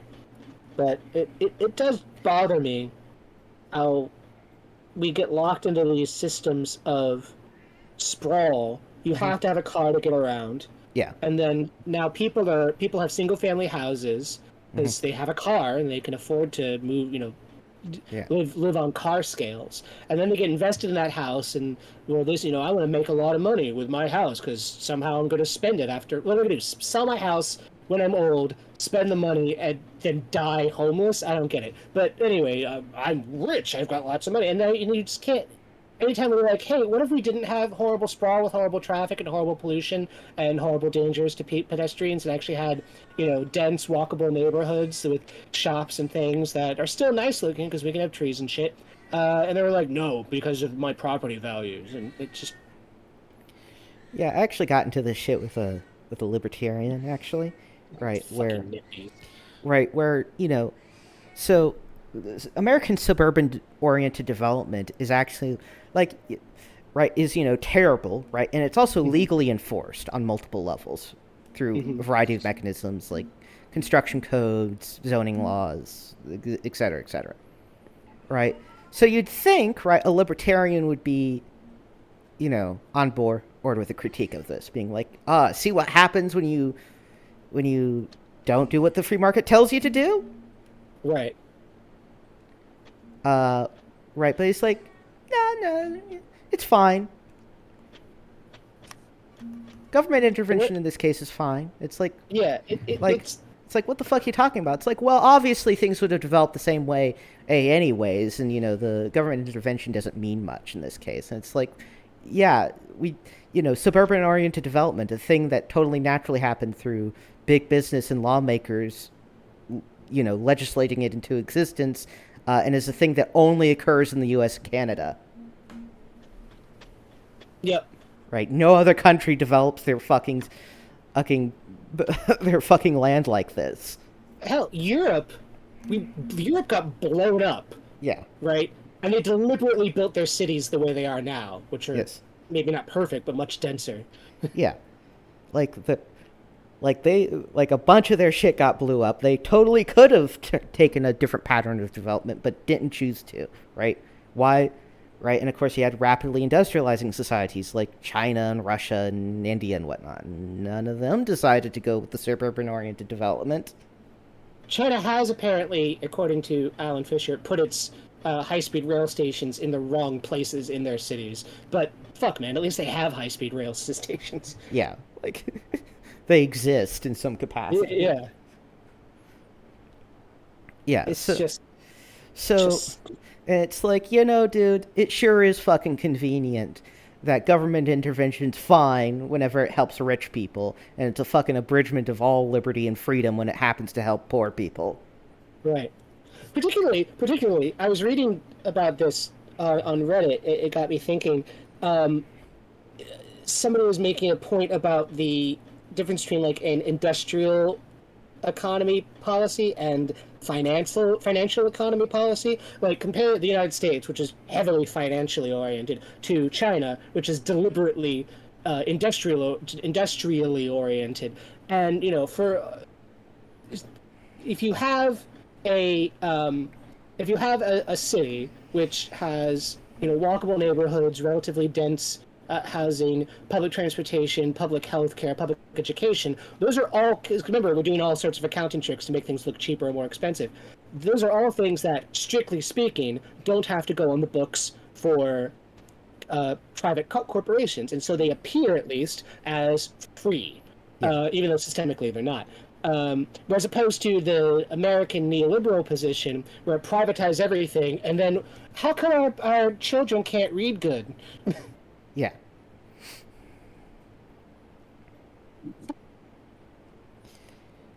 So, it's... Why have something be free when it can be an asset? Right. Why attempt to accomplish... I don't ever want to hear somebody in business who, is all neoliberal and shit, talk to me about mission orientation, right? Because to someone in a for-profit organization, even if they personally believe otherwise, their mission is making as much money as possible. Yeah. And it doesn't matter if they actually accomplish anything besides that. Yeah. Whether or not their company actually ever at any point produces any goods or services is totally besides the point. Right. Which you can see with a lot of the as we were talking last week, unsustainable Silicon Valley tech companies, right? Where it's like they don't really provide a viable service or good. Yeah. What I hate the most about tech bro culture is it denigrates actual useful engineering. Yeah. To the point where, like, people I talk about, we don't need to do science. It's not going to solve our problems. Like, shut up. And then people keep they keep fucking reinventing phrenology.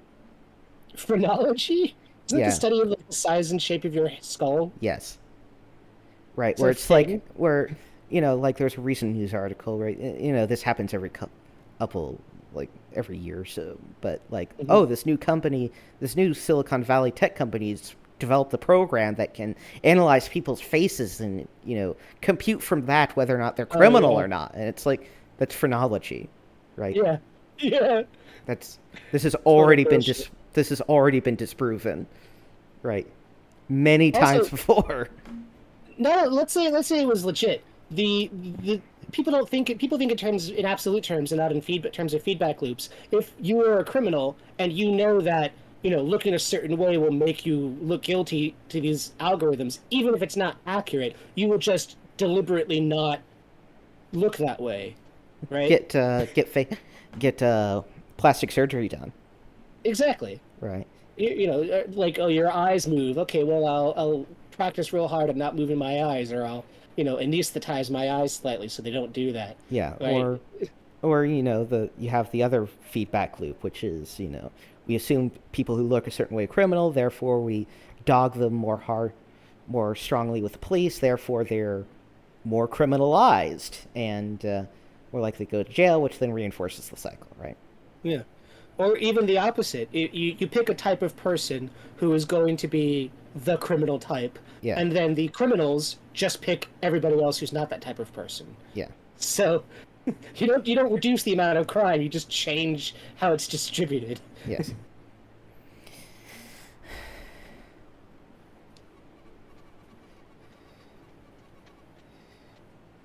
So there aren't 3 pieces. There are 4 pieces.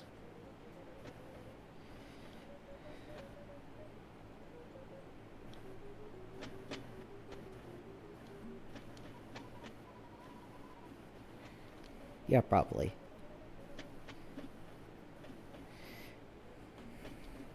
Hmm. Who wants to bet that the Wasp Kingdom are not the absolute evil that the Ant Kingdom seems to suggest they are? Is the Although, I queen mean, we have... evil? What a plot twist that would be.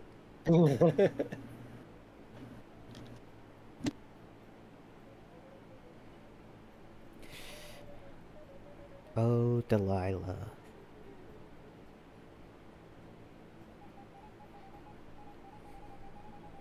Oh yeah, that place. I remember the place.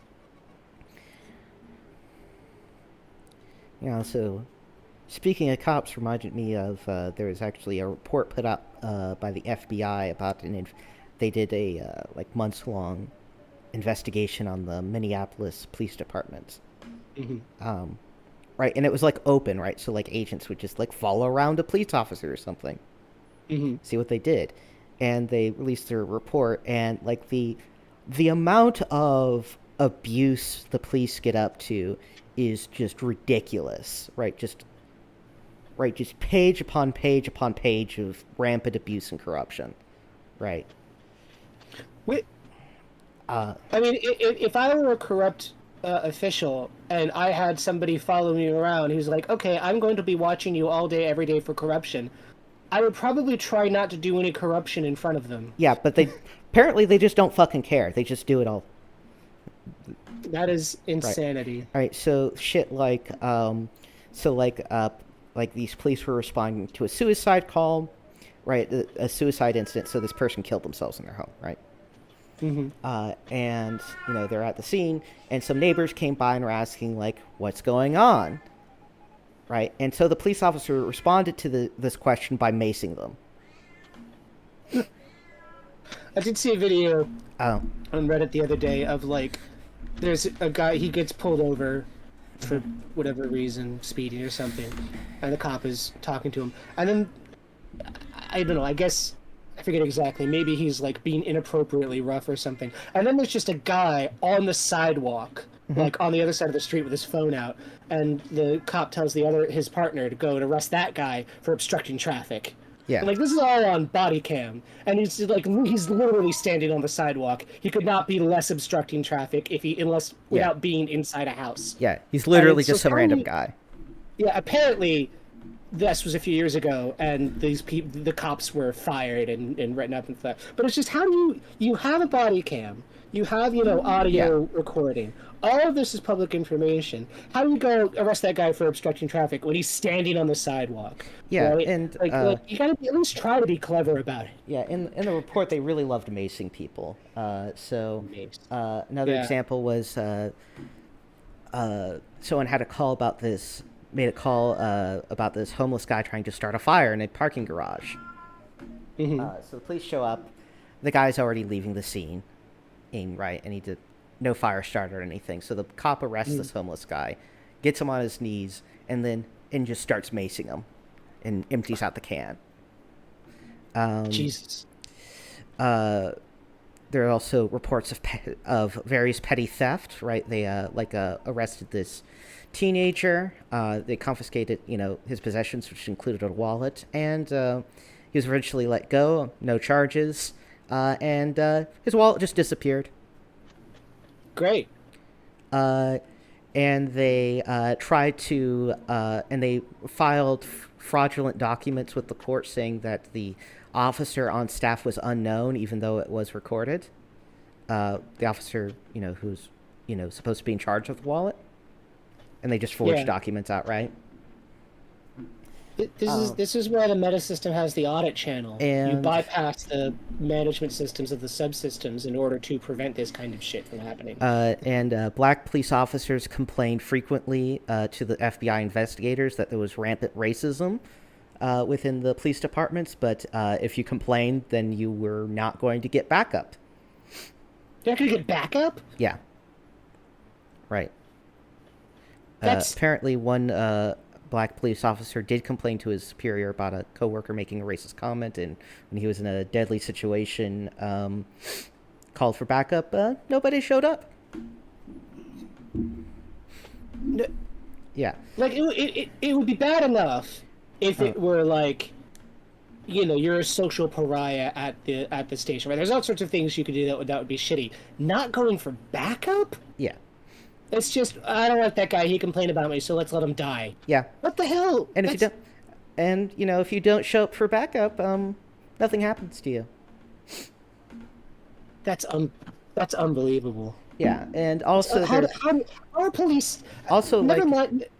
also there's a common practice amongst police departments to give out cards that say I'm a family member of such and such police officer, so that they can get out of traffic tickets and shit. Okay, And okay. these are printed up by like the police unions too. Putting aside the obvious, horrible, like moral implications, right? Putting all that aside, which are a thing in and of themselves to be unpacked. How are police stations functional organizations with that kind of behavior? I mean, I think the answer is that they're not. Well, like even in and of themselves, how do they Like, like even outside of like doing policing well, how do they not have officers just quitting en masse for this kind of treatment? they're corrupt as fuck, dude. like Oh, they're in it for the corruption. Like that's the answer, right? If you were a good, upstanding human being, you just quit, right? I guess that must be it. It must just be a natural filter. All the good cops leave and do something else. Yeah, because like if literally all of your coworkers and your bosses are all corrupt, and if that means to do your job at all basically requires you participate in it to some degree, right?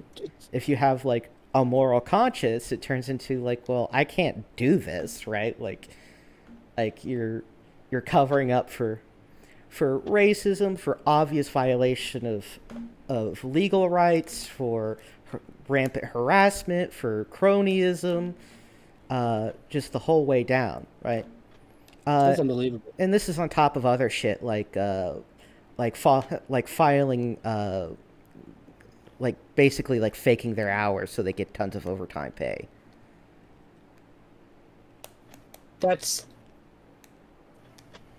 that's just, And of course it's just there's the incident I was sort of adjacent to where the criminology department at the university I was working at gave out what basically had a kickback deal with the local police department where the police department would pay the university money and the university would give police officers degrees in criminology without them ever showing up to a class or doing a test.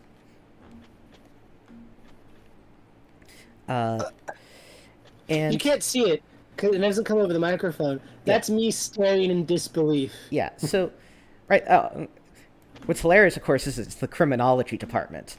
Yeah. The criminology department does crime.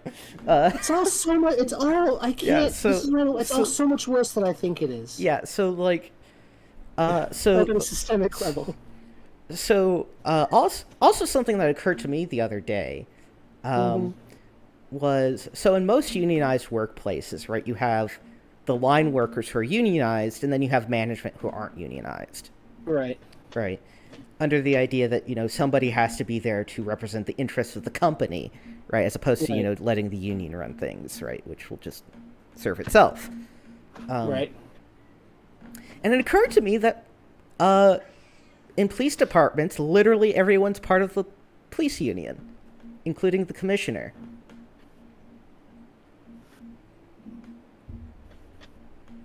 Right? Huh. So there's no like separate level of management that holds anyone accountable to the civilian government. I'm drawing the cybernetic diagram in my head, and it's just so there's essentially no. I mean, I guess there is a meta system, but the meta system does nothing. Like Yeah. it, strictly speaking, there are layers of management, but they don't function as a meta system. They Yeah. just Yeah, police departments are basic. I mean, like in the city I live in, there was a huge push to actually institute a civilian oversight board yes, over the police yes, of course. department. We do it for the military. Why it wouldn't was- we do it for the police? It was technically passed by the city council, but it wasn't given any powers. It could basically Ugh. just look into cases and be like, we want this brought up as a complaint, and that's about it. Who watches the Watchmen? And even then, the police showed up to their first meeting and and forcibly dissolved the meeting. They did what? They forcibly dissolved the first meeting of the Oversight Council. What, they threatened to shoot people if they didn't leave? Yeah, they just dragged people out.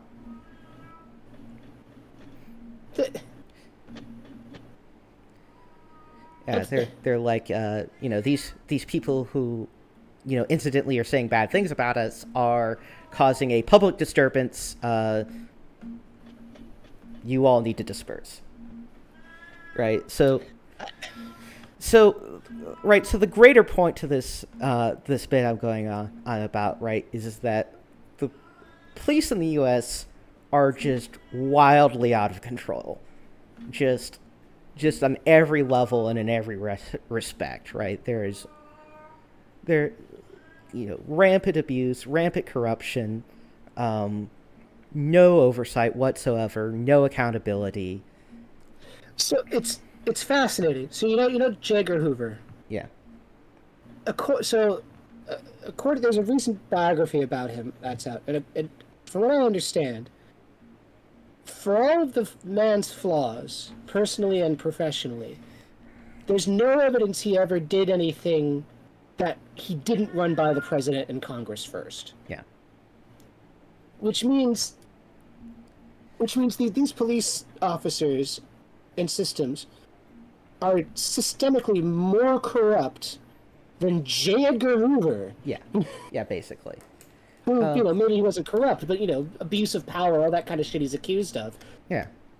I mean, that's how you get shit like the police gangs in L.A. Yeah. Oh.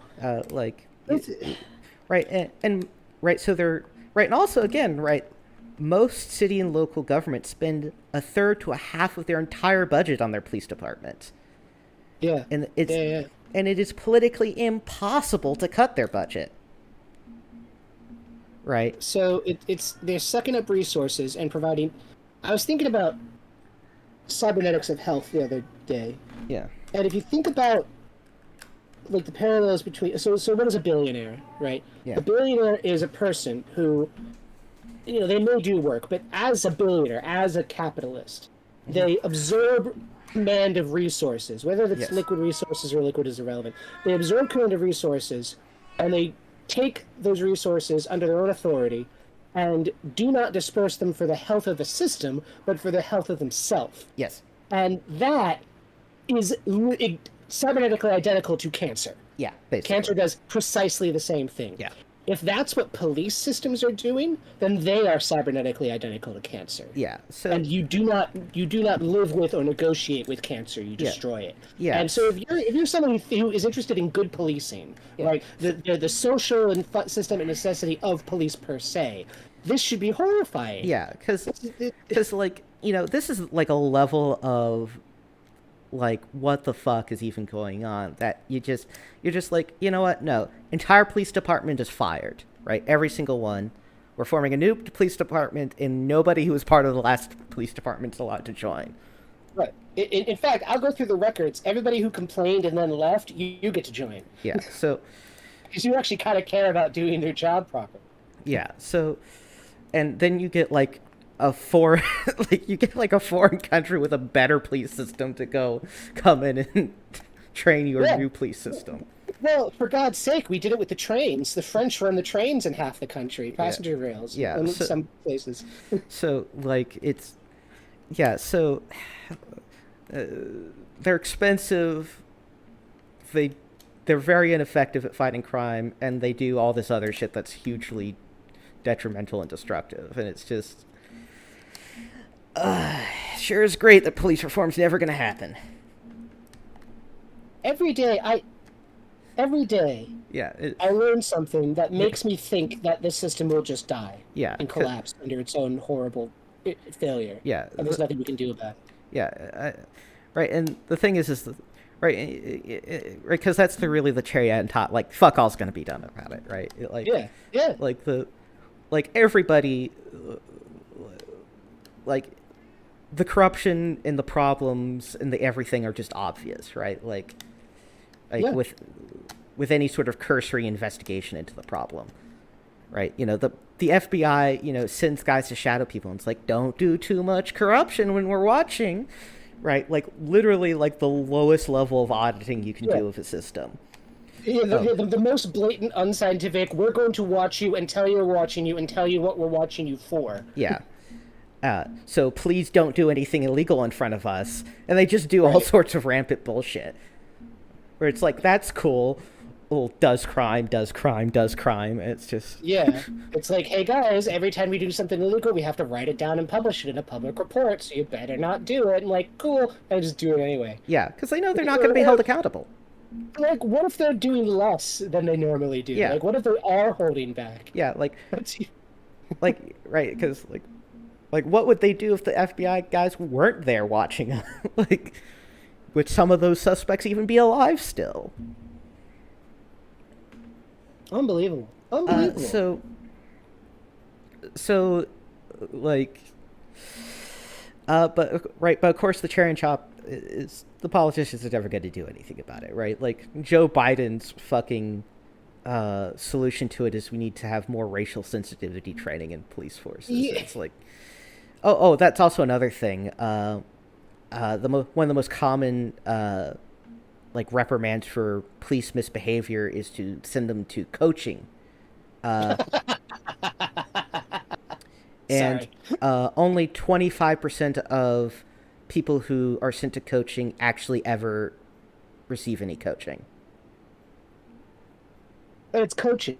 Yeah, so It's not oversight, it's not systemic, it's just we're going to tell you to do better. Yeah. Do better, police officer, and you know how we're going to make people in America better drivers? We're going to tell them to drive better. yeah, that always works. That always works. You get on national TV, tell people, drive safer. And then they do. That's what I try to tell people, right? I tell people like, oh, the traffic is because people are bad drivers.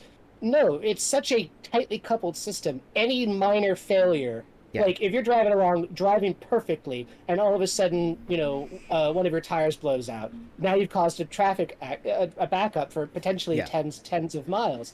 It's the same bullshit. Like, I mean, the system is wrong. traveling by automobile is one of the most dangerous methods of travel I hate there it. is. I hate it. I mean, tons of people die in car crashes all the time. It's pretty. 45,000 a year. Yeah, and you probably know somebody who's been in a car crash. I've been in a car crash. I've been in two. I've been in several. Yes. How many people do you know who've been in a train crash or a plane crash? I mean, admittedly, you're probably just going to die outright, but Plane crash anyway. But with a plane crash. But like those Train. things almost never crash. no. There's a million flights a day in the world, and almost none of there's like a small handful of Yeah, accidents, and only some of those are fatal. Yeah, So- it's because there's lots of safety procedures put in place. Yeah. Like pilots are only allowed to fly so many hours, so you can't fly tired. Airplanes are constantly being inspected and refurbished. Yes, I know this very well. Yeah. It's for the audience. Yeah. So anyway, point is, the American policing system is totally broken. It has been for decades, and nobody's ever going to do anything about it. I'm gonna buy some land Yeah. in the middle of nowhere, Kansas. And start your I'm own gonna- police department. Well, I'm gonna have to because I'm gonna build. And then nobody's going to build- hold you accountable, and that's how you're going to get away with it. I'm gonna build a commune, and Yeah. we're gonna have robots and cybernetics, and only me and my friends get to go. Yeah. Nobody else. I don't want anybody else in my new. When the world floods and the fires come, and mine is the last city on Earth, And blackjack. We need. and blackjack and hookers. Yeah. Yes. But not really. If we, no. we should invent a religion of techno mysticism, and at Yes. some point as a part of it, we need to include playing tabletop RPGs as a ritual of it, so we have more players. I mean, I genuinely, like, in sort of a horrified, fascinated way, I look at the Church of Scientology and I go, if only I could do that. I'd do Yeah. it right.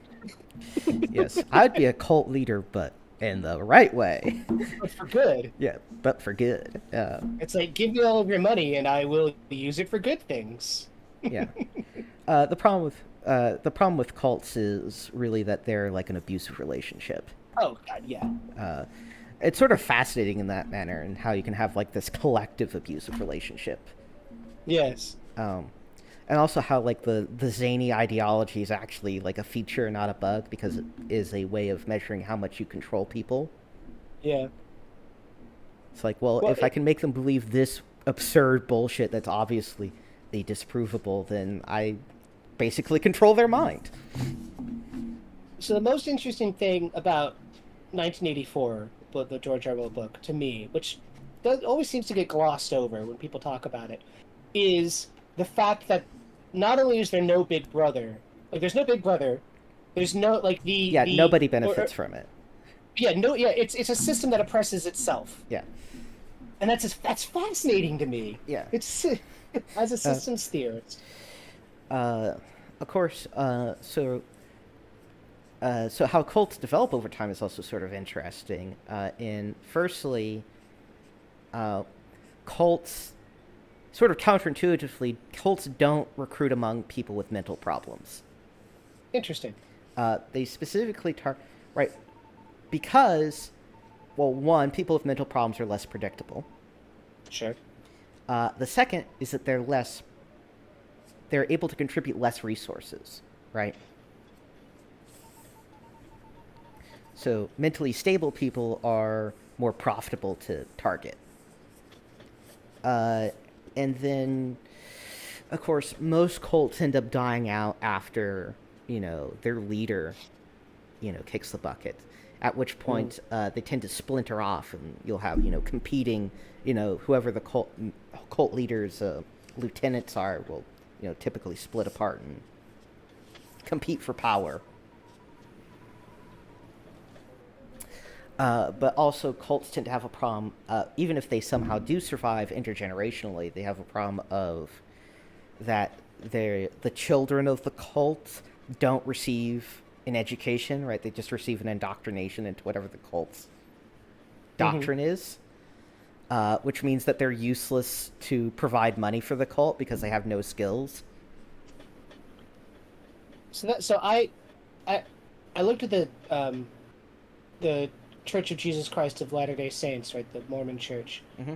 and their history. And there's definitely some of that, right? Like Joseph Smith dies, and after a little while, the church splits up, and the biggest group, the one that we now today think of as the church, it followed Brigham Young, I believe it was, Mm-hmm. um, and they got established in Utah, Salt Lake City, and they did things like establish a frankly quite good university. I mean, Mm-hmm. it's a it's Brigham Young University has top class research and science departments, right? Yeah. And I look at that and I go, that's just fascinating. How like I read I was like, why the hell are there so many Mormon science fiction authors? There's so many of them.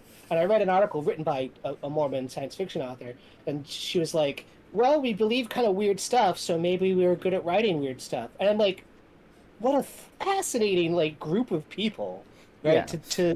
To have that origin and come to this point, it's just incredible. Yeah, so I'm also going to guess that the smaller splinter went down the insane rabbit hole, where they basically acquired no skills.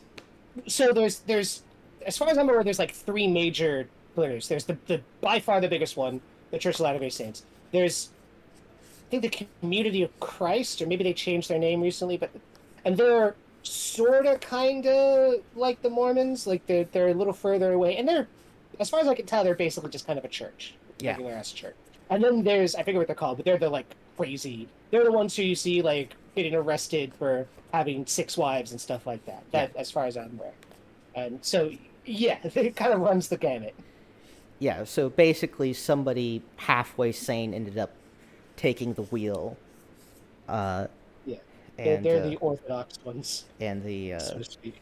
and the crazier parts of the organization ended up getting ejected from the ship and are sort of washed up somewhere in the middle of the U.S.'s flotsam. Yeah. But I find the Mormons, I guess I don't like to be called Mormons, but I like there's a Church of Latter-day Saints around here, and I drive by it all the time on my way to the bowling alley. Yeah. And like the architecture is really neat, and I kind of want to go in and like talk to the people and see what they're about. One thing I noticed is there are so many white SUVs in the parking lot. Mm-hmm.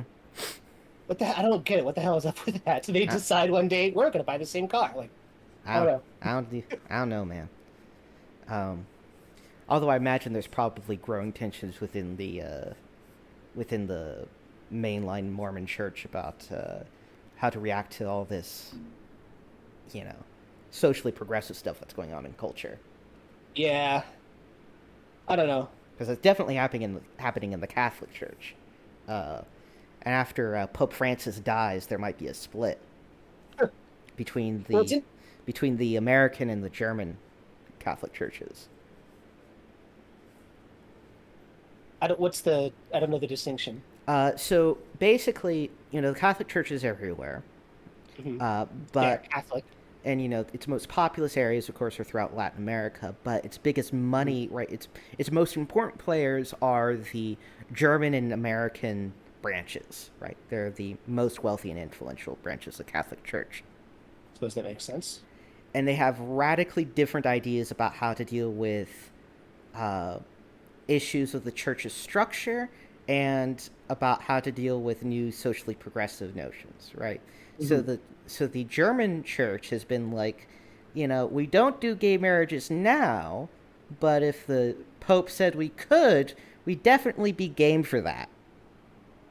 Yeah, why not? Uh, More believers, more money, yeah, right? and they also want to institute uh, structural changes to cut down on all the sex abuse shit. Good.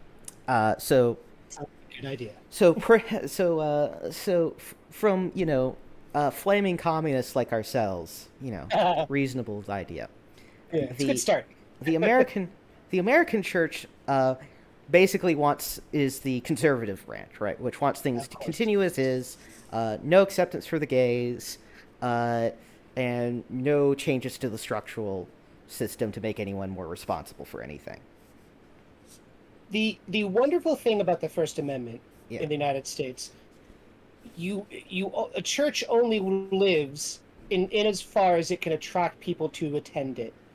And uh, as the as churches like that become more conservative and push people out, and as the sort of nature of self-identification in society changes, like as people Well, discover, as the possible space gets more and more defined in very highly specific ways, as annoying as that can be to actually talk to people, you get people who are like, well, I fit into this category that my church rejects, so when I can, I'm going to leave the church. yeah. Churches like that will die. Yeah, so that's actually a fascinating thing, right? Hmm. Churches, right? Religiosity has been declining in America primarily as a fault of religious organizations, That makes perfect sense. uh, and not by the convincing arguments of atheists, No. which have had no effect whatsoever.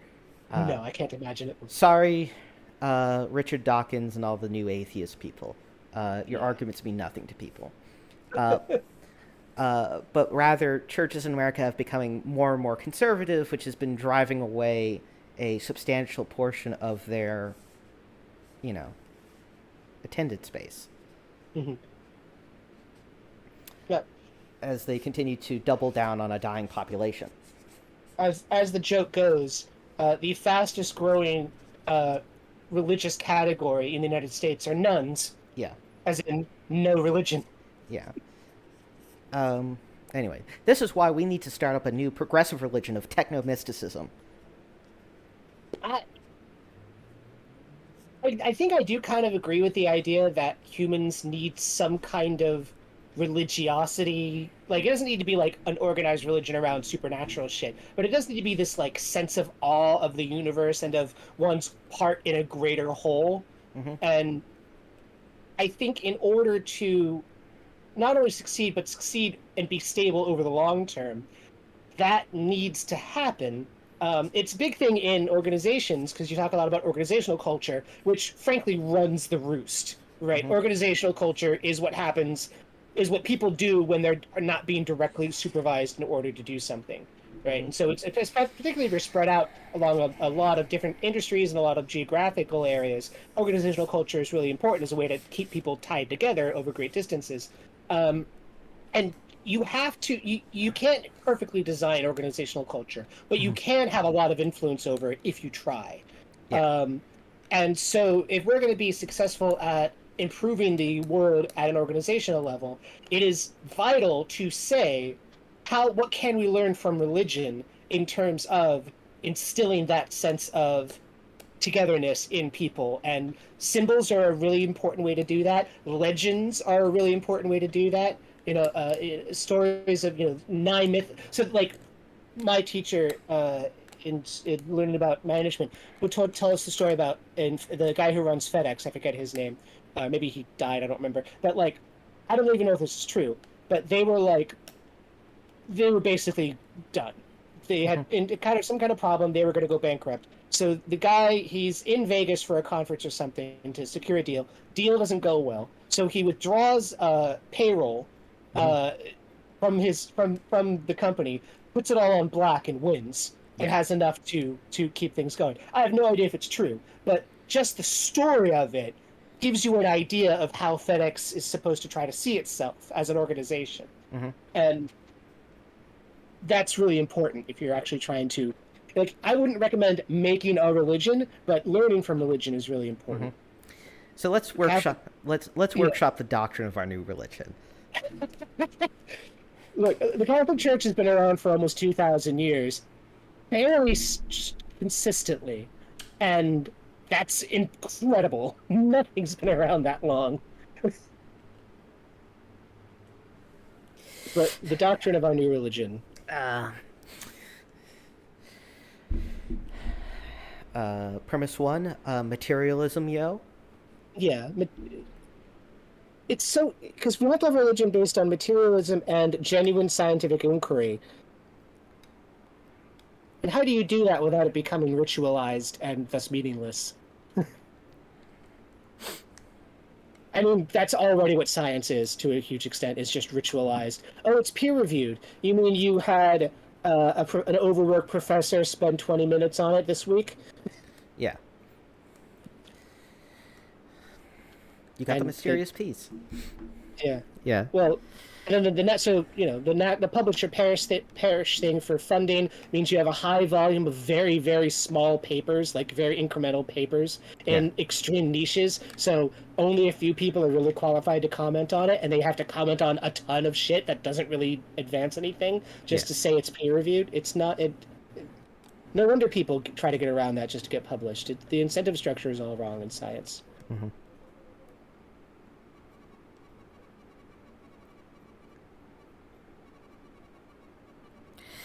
I don't know, we could steal some shit from Cosmism. Cosmism has done a huge amount for the world. I mean, Sokowski was a cosmist. Yeah. Whatever.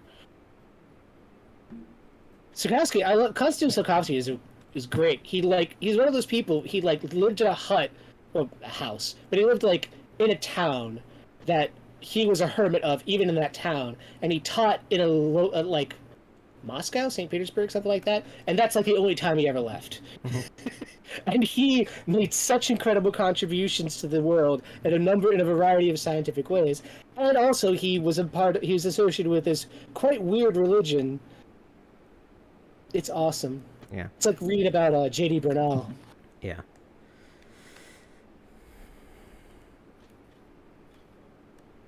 If anybody out there has never read was it the World, the Flesh, and the Devil, or something like that, whatever it is, by J.D. Bernal, read it. It was written in the late 20s or something, or early 30s, and he talks about space exploration. That's where Bernal spheres come from. Yeah. And which is kind of precursor to O'Neill cylinders, and transhumanism and cyborgs and shit. It's awesome. It's such a good book. It's not very long. It does have an opening by Mackenzie Wark, so I don't know if you like Mackenzie Wark or not, but...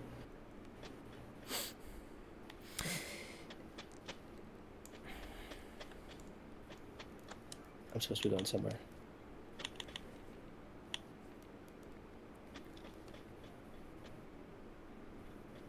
I don't want to do. I want. You know. I want to go back. I want to open that door, or whatever. There's that bug that offers me.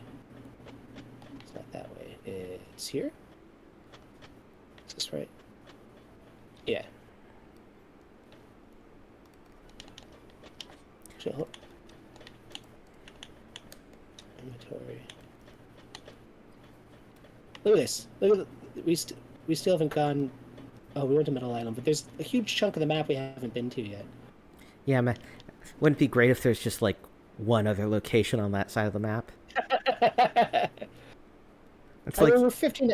it's like yeah, we designed the map and then we ran out of time designing the game, and Well, it wouldn't be the first game we've played on this channel that had that. yeah, Um, and it won't be the last. it probably won't be. But we're 15 hours into this game, so Yeah. I mean, even if there's only like 5 more hours to go, that's pretty good. I'm pretty happy with it. Yeah, it's been pretty dope. Especially because it's fun. It's a Yeah. fun 15 hours. Yeah. So yeah, about my RPG game and moving out of paranoia, I was thinking of either doing something with UVG, Ultraviolet Grasslands, where it's like Oregon Trail if it was a psychedelic rock album cover.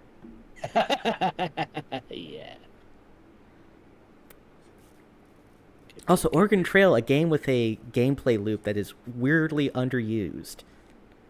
Like it's sort of Like a cool idea for a game, like In the game or outside of that game? outside of that game, right? Like, Okay. why aren't there more Oregon Trail alikes, right?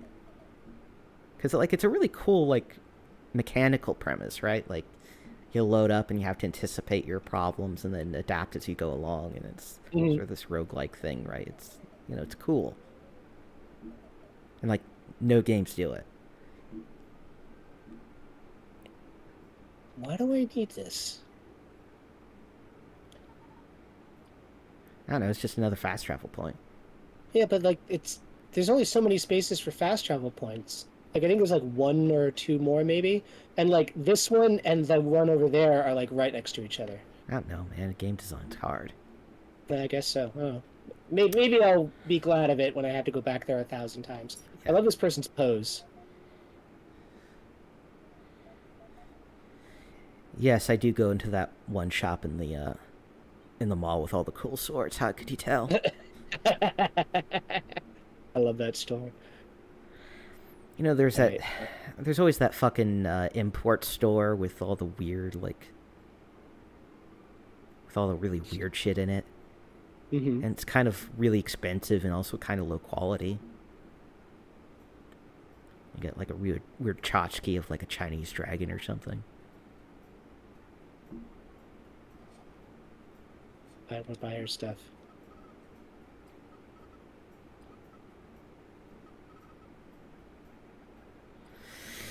Yeah, so the other option, though, instead of ultraviolet grasslands, is to put them into some ideas I've been cooking up regarding sort of a gamma worldy, sort of post-apocalypse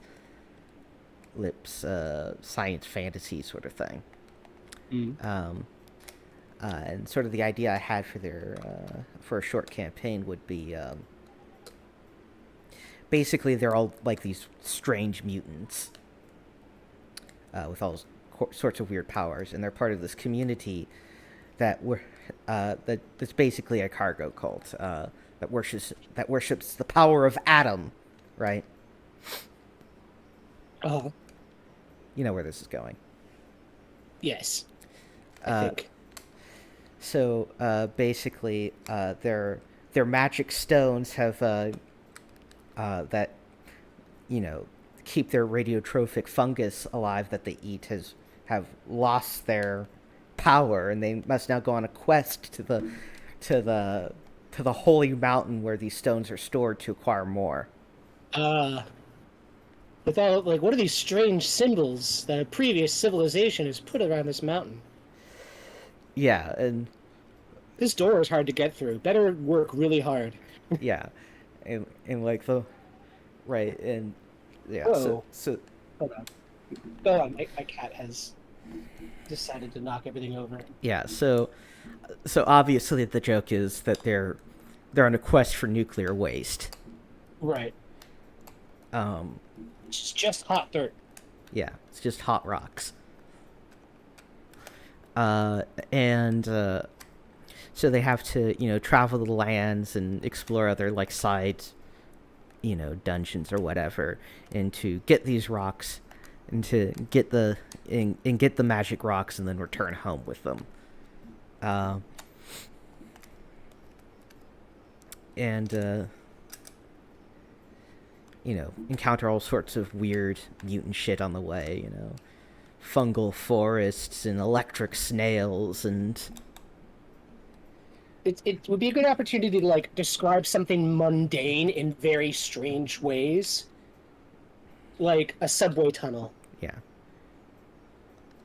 because they wouldn't know what it is. yeah. That would be the sort of the idea. Yeah. And it's in the the super distant future of Earth.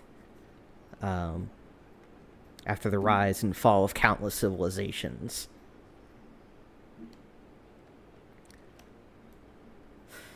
Fire Museum. Where's the museum? And I'm not quite sure which idea to go with at this point. I like that rocks idea. Yeah, with a... Yeah, so... and I had a couple interesting ideas for, like, some pre-gen characters to give them for that. Like, one of them can be, like, an armless, like, frog. This is basically just directly inspired by a piece of medieval art. Where it's basically this little frog guy with 2 legs and no arms. But he has like incredible psychic powers, but he has no arms and he's super weak. So it's a character who can like explode people's heads, but can't open a door.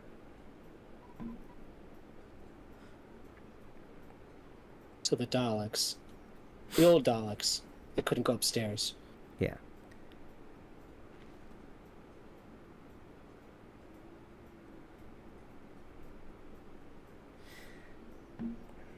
So this is the museum.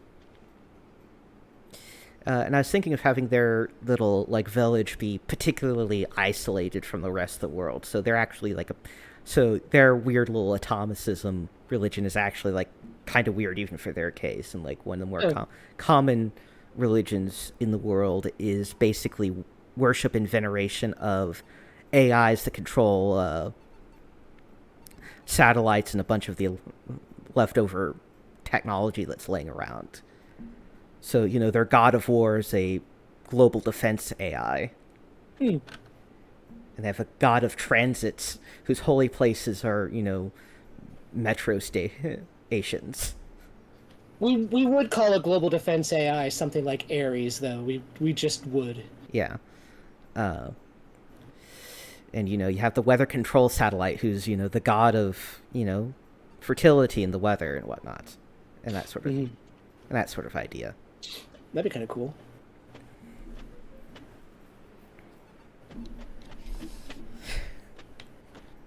All right, time to bust out the wiki again. And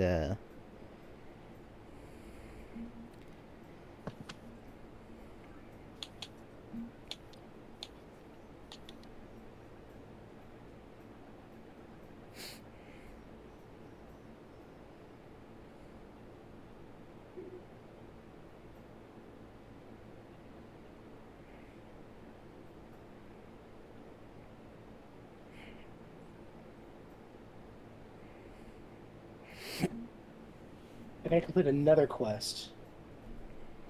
Do this one. Oh, I can't, because I haven't started chapter 6 yet.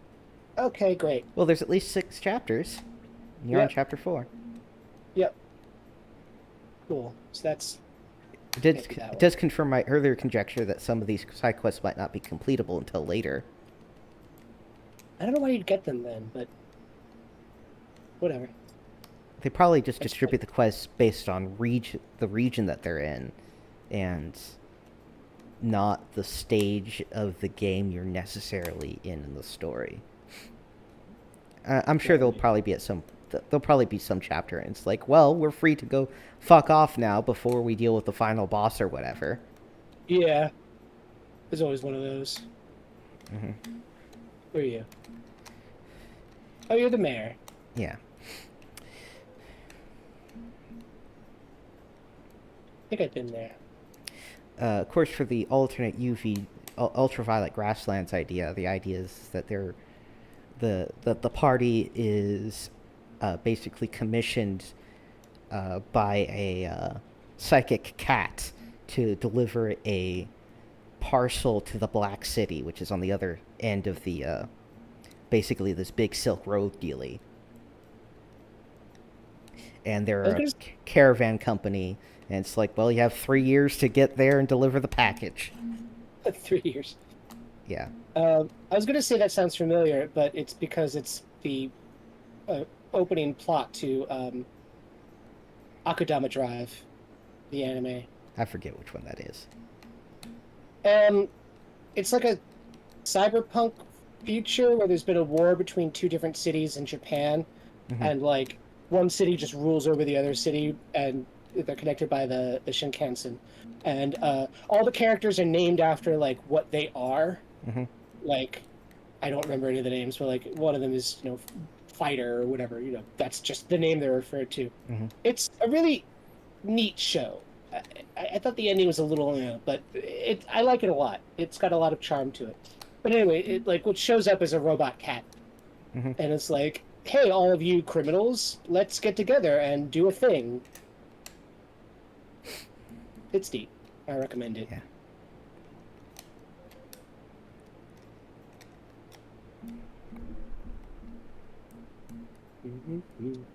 Ooh.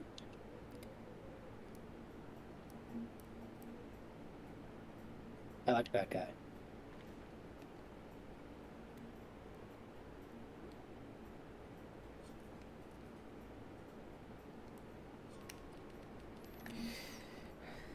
So you leaning towards the search for nuclear waste quest? Yeah, I think that gives you a lot of opportunity to take mundane things and make them interesting and fantastic.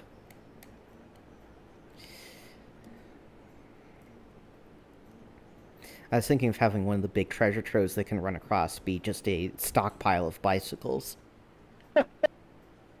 Yeah. Or it's like, holy fuck, we got bicycles now! Because bicycles are super useful and way underrepresented in post-apocalyptic media. As long as they have those big, puffy tires. Because the roads probably aren't well maintained. Yeah.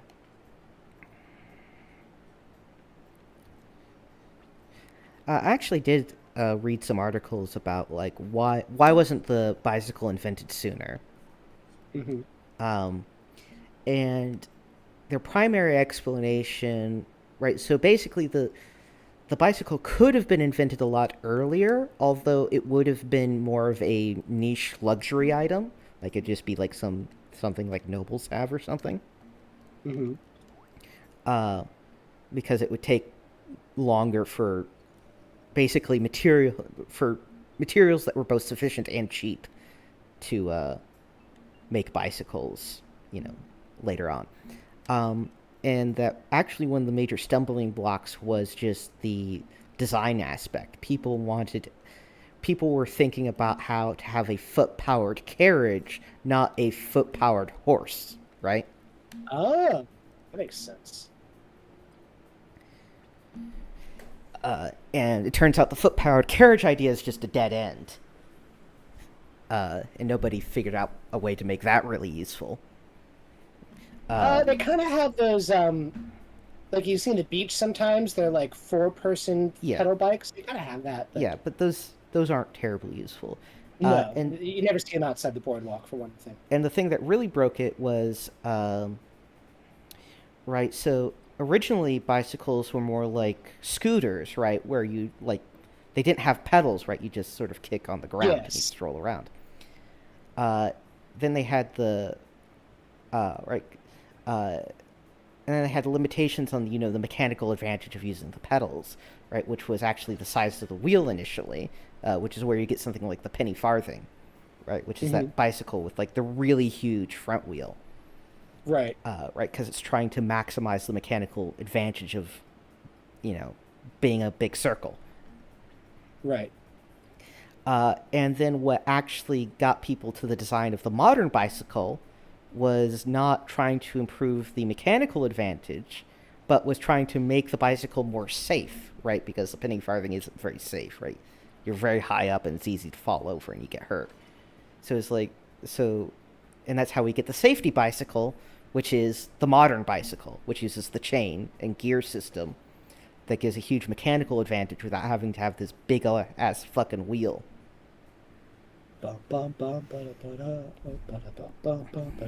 So basically, through the entire process, people were just like totally on the wrong track design wise and sort of accidentally ended up developing useful bicycles. Well, it's like, how long did it take to invent the wheelbarrow? Way too long, especially since it's basically just three Archimedean devices put slammed together. Yeah. It's a wheel, a lever, and a bucket.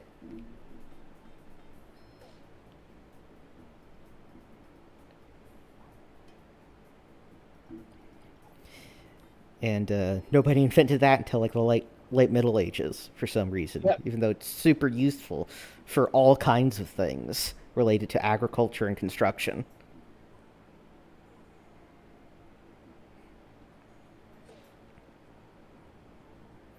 Also this is something I think I've been meaning to mention. You know your in Barrow Maze your kill box idea, Yeah. your tactic. Apparently, Mhm. that was also a strategy in Native American defense fortifications. Right? They would purposely, right? So they'd have a, you know, a wooden palisade on the outside of a longhouse village, right? And they would specifically leave open a small maze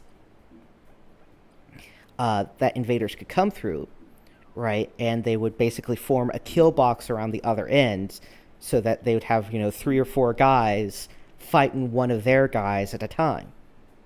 Makes sense. And the idea is that they allowed this, you know, opening into their territory because it would incentivize attackers to try to try to storm the fortifications rather than, uh, you know, dig in for siege, which the village would inevitably lose, right? Because they can't acquire more resources. Whereas the besiegers can, you know, go and acquire more food and shit, That makes sense. right? So a siege was a battle you were inevitably going to lose. So the idea was to bait your attackers into this maze, because you know, well, they're probably gonna die, right? If you have a really good warrior in front and they get kind of lucky, right, they could break through. And isn't that a lot more glorious and convenient than, you know, waiting months and months on end for your enemies to just starve out?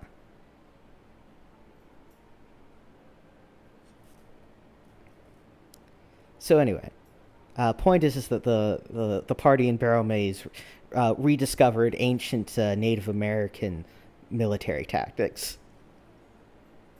It's amazing, like, what has been lost and rediscovered. Uh, I mean, some things are just.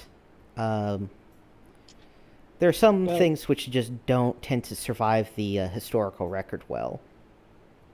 yeah, and well, you have the same problem, Yeah. and so people will eventually stumble on the same solutions. Nope, can't do that. Is there even a... Can you charge over it? Well, that's the only way out, and the only thing that was there was a metal. So I think there's just nothing else in this room. All right. Yeah, that's fine. It's not where we're supposed to be going anyway. But So,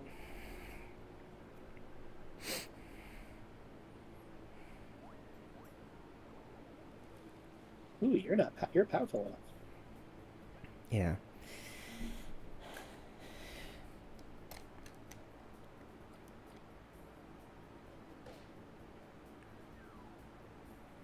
Also, something I've learned is that modern modern swords are actually just like way better than historical swords. I have heard that. Uh, Firstly, because we have much, much better quality steel. Yes. Uh, like in the olden days, right, with their shitty quality steel, because of how it was refined, uh, it actually had a grain to it, Ooh, which means is that good? if you forge it in one direction, which means that it's stronger in one direction than the other.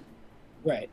So if you forge it in the wrong direction, it's super weak, and will just split apart with just the Yep. smallest amount of force put on it. Well, we have things. So I remember taking engineering classes, learning about atomic packing, Mm-hmm. which is just the way atoms in a alloy or a metal fit together, right? Mm-hmm. And learning about how like stresses, like stress, when you apply a stress to when you apply a stress to a member, which is how it's split. What the places that it tears, what it inevitably tears, are often places with like atomic microscope, like microscopic is too big, like nanoscopic cracks in it, Yeah. misalignments of the atoms, and it's cool. It's Yeah. figuring out how to get better and better and better atomic structures is Yeah. really important. And also, modern swords are much better balanced. They're much more even. Uh, Makes sense. and also, apparently, it was just very common for swords to have loose hilts, right? Like it would Why? jangle a bit because getting that fits really hard, Oh, right? Because you have to get the handle and the tang of the blade to fit very, very tightly for it not but, to like jiggle a little bit. but, but Yes, I see. I think it's just in the death animation over and over again. Yeah. Looks like in this game we found a bug. Mm-hmm. That's a Patton Oswalt joke. Yes. I don't want to be fucking taking people's jokes without credit. Do it anyway. And when this is the last piece of early 20th, first century culture that archaeologists find, they'll think it's you, and you're a fucking comedic genius. Yeah, sure.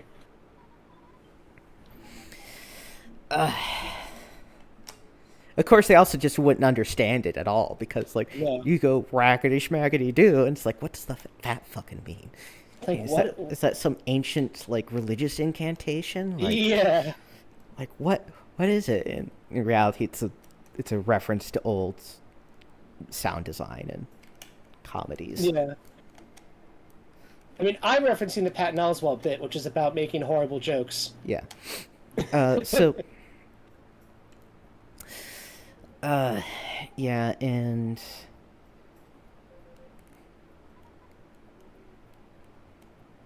All right, so this is going to be a side dungeon or something, I'm sure. Not that I can actually get in there.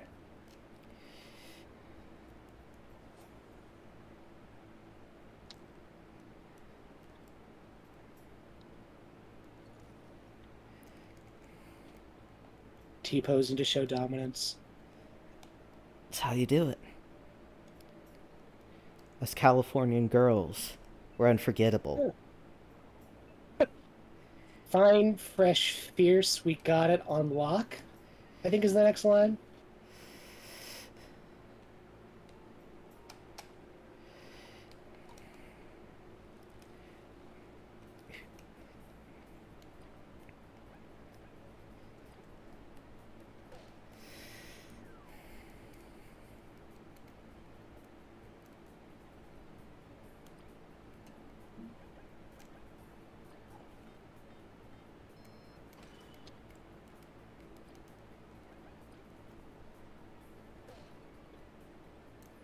I find it hilarious that people dug up ancient statuary from Rome and Greece and shit.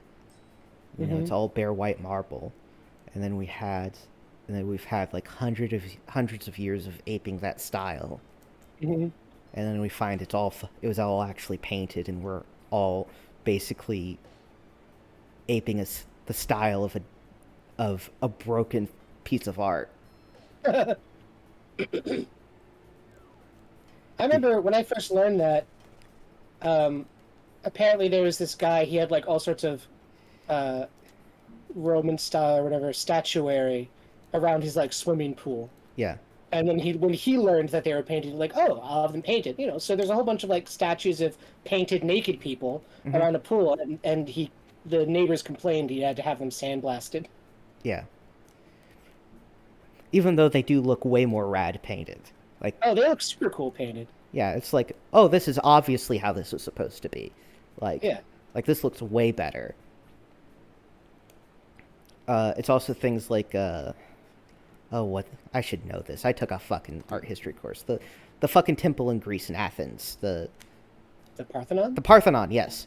The There's a fresco on top, right, above the columns, right in the front, right, which is this portrayal of like gods doing shit or whatever, right, and Hmm. if they and with the painted reproduction, it's like, oh, that's way more readable from the ground. Oh, that makes sense. Yeah. Yeah, I didn't take an art history course. I had to take either art history or music appreciation, and I took music appreciation instead. It really fucks me up that modern art was a CIA psyop. It makes sense though. It's like, out of all the bizarre conspiracy theories to be true, why is that one true? Well, it really explains shit. Who's that artist I hate who just basically sprays paint everywhere or sprayed paint everywhere? Jackson Pollock. Pollock. Yeah, yeah. It does explain Jackson Pollock. I mean, there's other ones too, like Andy Warhol and Rothko and shit, where it's Yeah, just like, Rothko. yeah, or it's I like first learned about painted squares.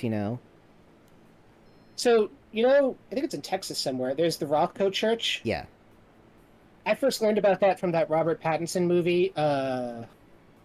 Forget what it's called, where he spends the whole time in a limo, and yeah, he like is just a rich, burned out guy he's basically a sociopath and has no appreciation for like living. hmm, And he's like, I want to buy the Rothko Church. yeah, I'm like, what the hell's the Rothko Church? So I look it up. I'm like, that's weird. It's black. It's like a bit from a Douglas Adams book. It's black on black. yeah. Well, that's your CIA psyop for you. I guess. Gotta own those commies with their socialist realism art. You ever been to a BJ's Brewhouse restaurant? I don't think so. Well, it's a restaurant, right? But they're beer oriented. So you walk in, and it's like, oh, a restaurant, okay, tables, there's a bar over there, there's sports on the table. And then in the back, it's basically a giant socialist realist mural depicting like the process of harvesting stuff for beer and brewing it into beer. And I'm Yeah, looking at that and going, how the hell did that? This is like a big corporation with lots of locations. yeah. How The that one hell did slip that by? happen? Yeah, how that one slipped by. And there's just like one little side character. It's just Mao Zedong. Yeah. Secretly, I went up and painted Stalin mustaches onto everybody. Yeah. Um, yeah, it's I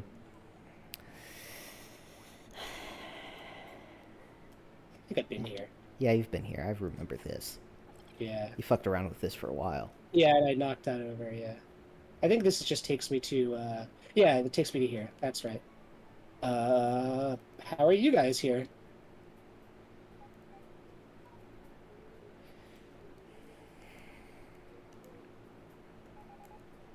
So I've been playing way too much Caves of Cud lately. Uh-huh. That's part of what's inspired my quest for the nuclear waste adventure idea. Um, anyway, Caves of Cud is a very cool roguelike. I'm sure you saw the Zeeth Tech video on it a while ago. I did. Yeah. Yes. You know, you can get up to all sorts of stuff, zany stuff. Like there's an achievement for wearing your own face on your face. Okay. Right, that is cloning yourself, cutting your clone's face off, and then putting that face on your face. That is unbelievable. There's also achievements for exploding your own head, falling in love with a sign, uh, acquiring 30 clones on the same screen, traveling through 20 or more transdimensional portals, Cool. um, telefragging yourself, getting turned into a gym. Fracking yourself.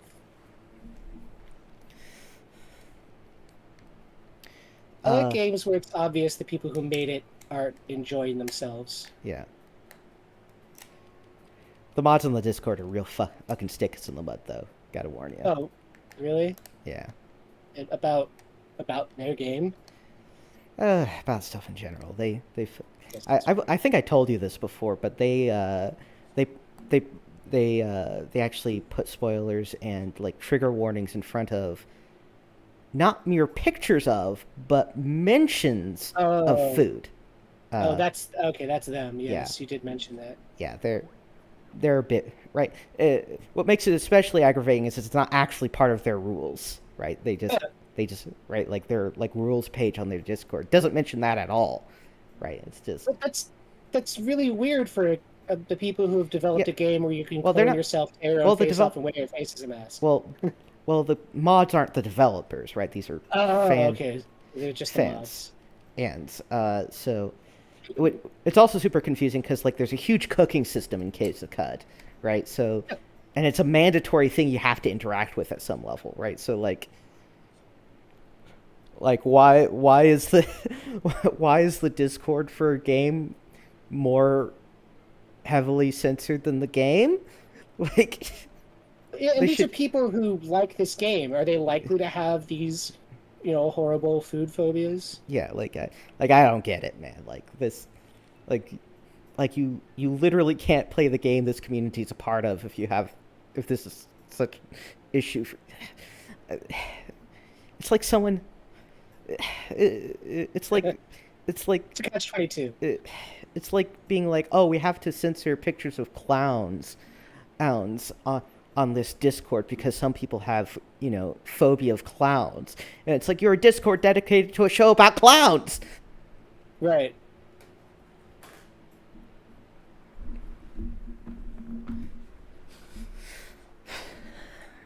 I don't get it.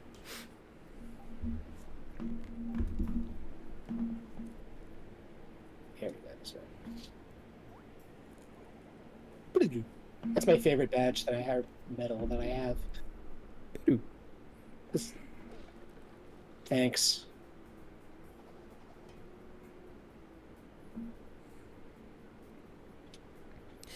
Yeah, but Caves of Cud, if you do play it, I highly recommend using one of the preset characters, specifically the Truekin preset character. It's actually it's actually a very durable character.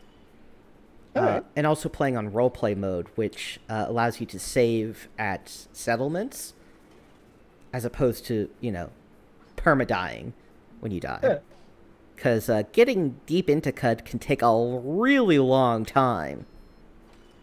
And you don't want to spend, 10 hours on a character just to get fucking blindsided by a rocket turret. Which can happen. I think I said it before. Yeah, games are supposed to be fun. Yeah. So I We're highly not having recommend, fun with games. so I highly recommend the roleplay mode. But there's lots of fun, cool stuff about it. Water's a currency. Fresh water specifically is a currency, right? Because you're in this sort of salt marsh jungle in the middle of this great salt desert. Lots of salt. Gonna have blood pressure issues. But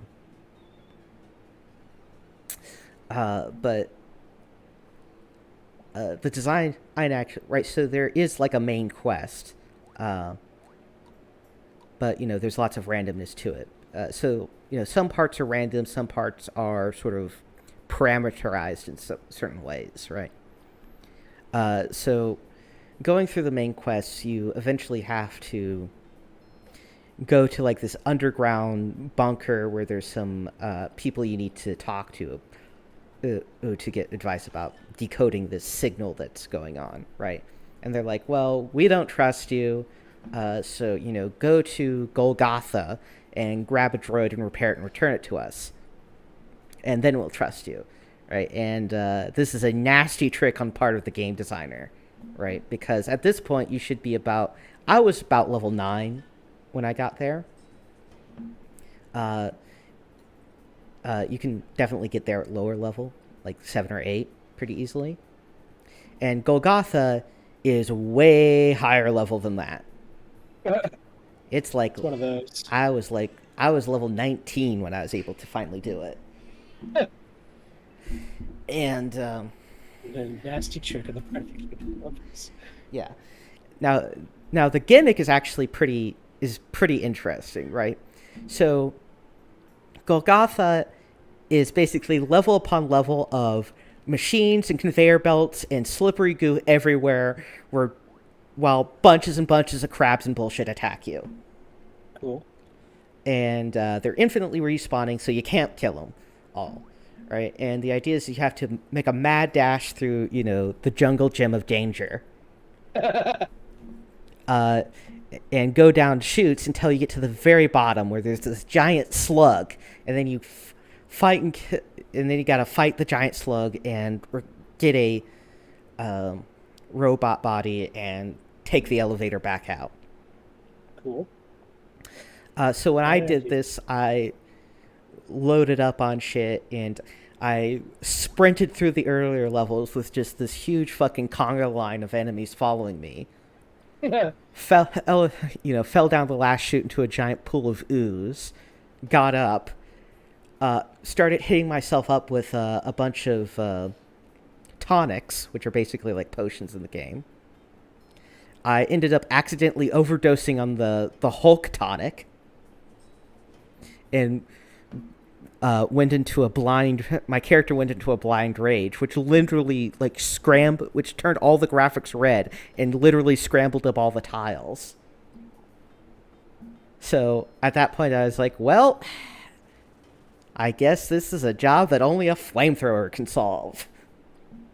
And proceeded to flamethrower literally everything in every direction for a good while until my character eventually came to and found that that everything was dead and everything was also on fire.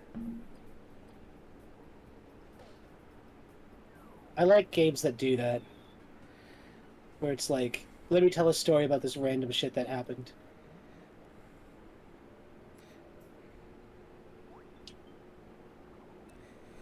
Yeah, so that's sort of a fun thing, but definitely on a permadeath playthrough on the first time, that would be very frustrating. Yes. You get into the dungeon and it's like, yeah, joke is you're gonna die.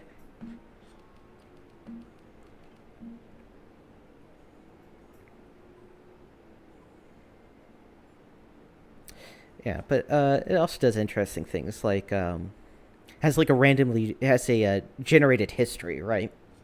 Mm-hmm. So the idea is that they're the civilization of the ruins the ruins of the civilization you're exploring, the most recent one at least, used to be the Sultanate, and there were 7 great sultans of this country, and the last sultan always has the same name and always has a couple facts about him all the same, but the history leading up to the last sultan is somewhat randomized. Mm-hmm. And in the generation of the history of the sultans, it'll be like, well, the sultan fought a great battle with such and such sword, and then such and such sword is actually becomes an item in the world. Oh, okay. Right, that's like an artifact you can go and find and recover. Makes sense.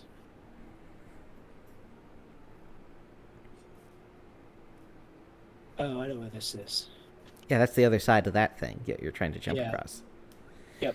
So that's so there's Okay. there's some cool stuff going on there with how it generates stuff.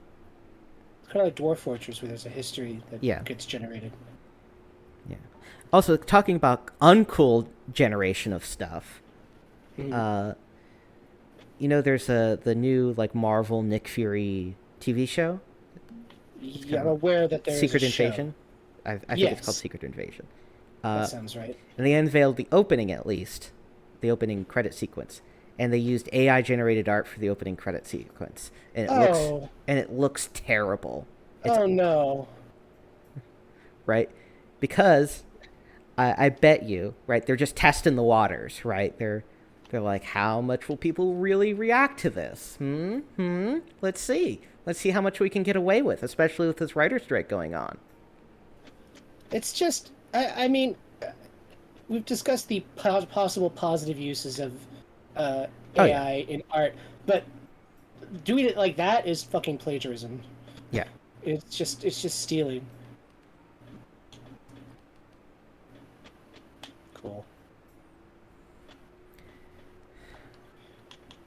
What fits in the square hole? Yeah, talk to him. He said there was a sandcastle and a tablet. I think that's Yeah. the tablet, isn't it? I think you gotta put the tablet in that. I don't. Oh, maybe I gotta get the tablet. Where's the tablet? I don't know. It's gonna wander around the desert for fucking 40 years. Yeah, that's what Wouldn't be feels. the first time. That's what it feels like watching you. Yeah. It's like, Moses, I know you have your pride, but I think we're lost. Yeah. Moses, it doesn't take 40 years to cross the desert, Moses. I think we're lost, Moses. In 40 years of walking, you could go from. I'm pretty sure you could go from Spain to Japan. Yeah. If there were a land route, you bet you could circle the Earth in 40 fucking years. Yeah.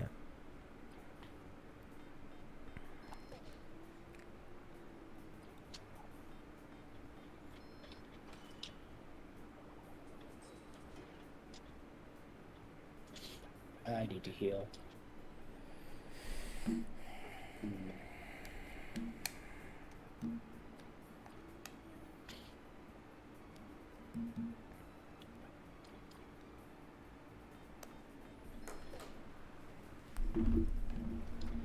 Let me refresh my drink and grab some chips.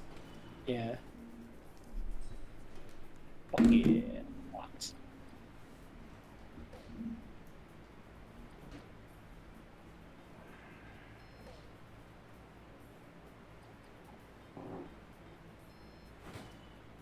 Yeah. Fuck off, thief.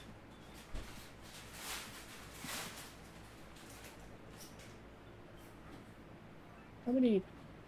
Did it tell me?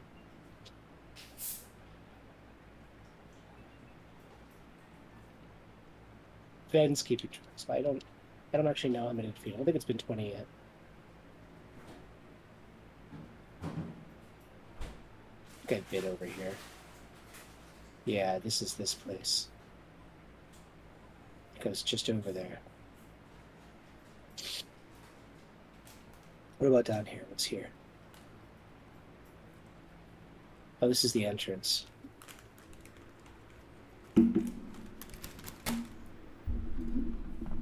Could there be a path I haven't noticed yet?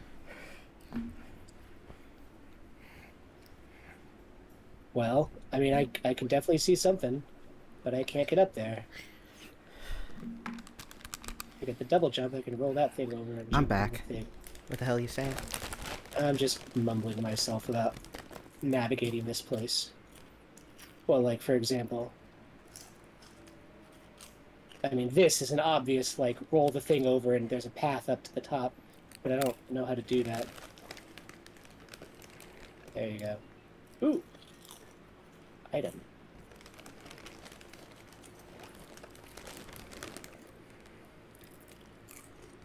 Oh, hello.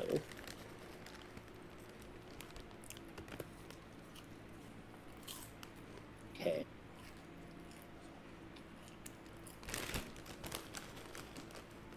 Ooh. Thanks.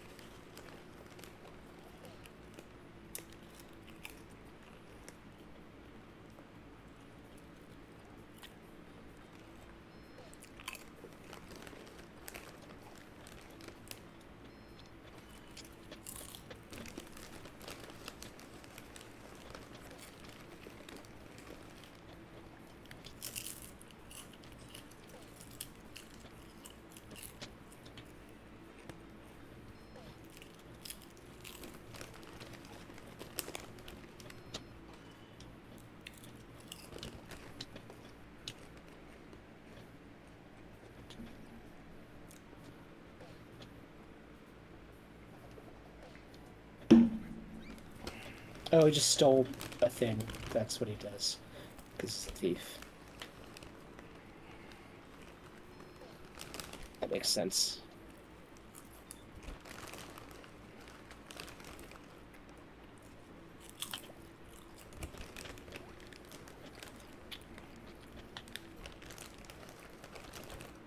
Oh. Just, Apparently, the healing. newest Pixar movie, Elemental, is really bombed. Is it? Yeah. I thought about seeing it the other day, and then I decided not to. It cost, I believe, 200 million to make, and they're looking to rake in about on the first opening week about 30 million. Ooh.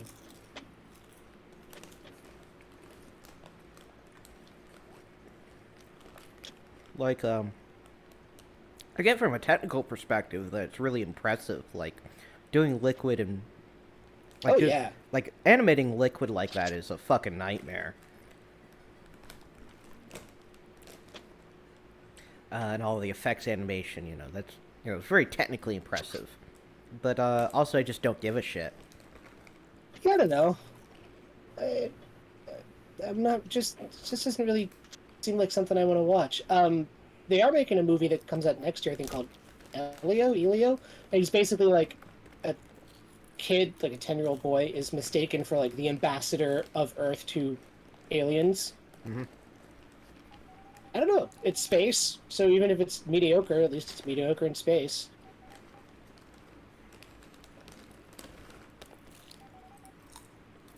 I don't know, like Raleigh, one of my favorite movies ever. The Incredibles, one of my favorite movies ever. Toy Story series speaks for itself. Even when they made the fourth one, and I'm like, oh, they're just cash grabbing. The fourth Toy Story movie is actually quite good, and I like it. Um, but I don't know. It's just maybe they're a victim of their own success. They were inevitably going to make a couple of stinkers, and I guess still haven't seen The Good Dinosaur. I don't know. It's a Pixar movie is like, what if X but emotions? What if toys but Um, emotions? What if elements but emotions? a bit of robots, but emotions. Yeah, but also, The Incredibles. Hmm. I don't know. They probably And they just have been kind of meh for a while. oh, okay. Well, I used to have like I had the book by I can't remember his name, the guy who basically started Pixar, like invented the algorithm that they use or something.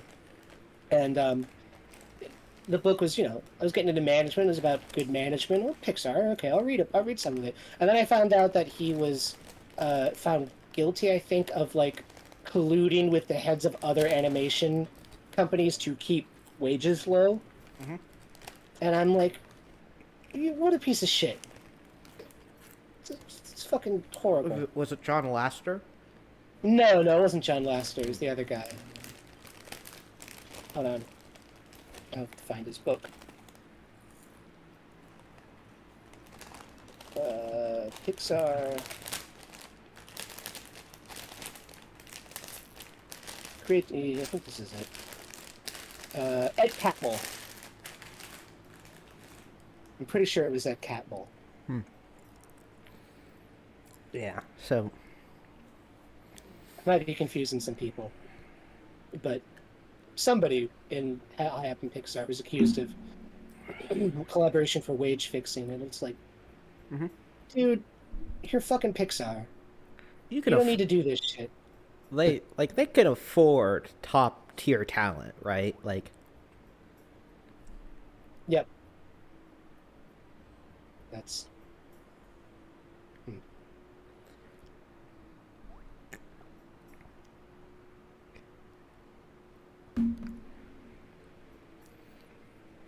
That looks like somewhere I want to go.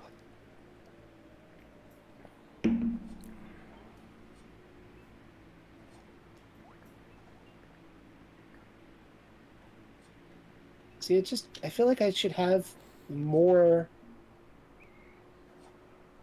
superpowers than I do.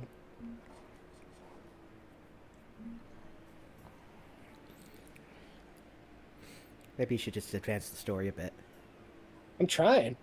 I don't know how to advance the story. Like, that's what I'm doing.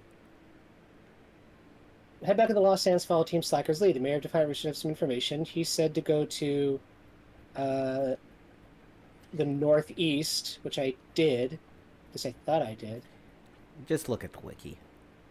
Yeah, all right.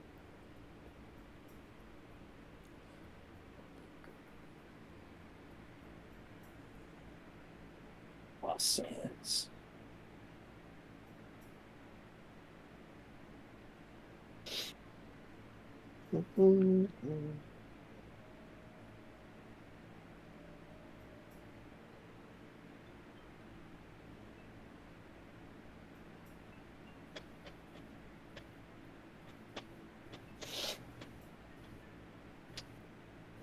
Oh, here's the map. God, I hate the way that the fandom.com handles images. Yeah, fandom.com really went downhill with their big update that just totally fucked everything. Okay, where am I? And today I learned my cat likes to lick potato chips. Yeah, salty? That makes sense. Not bite them or eat them, just lick them. Yeah, it also makes sense. Okay, going down here is going to get me there. Yes, okay, I know where I am. Now, where do I need to go? Okay, this way.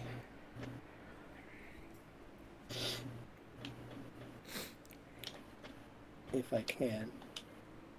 Ooh. Oh.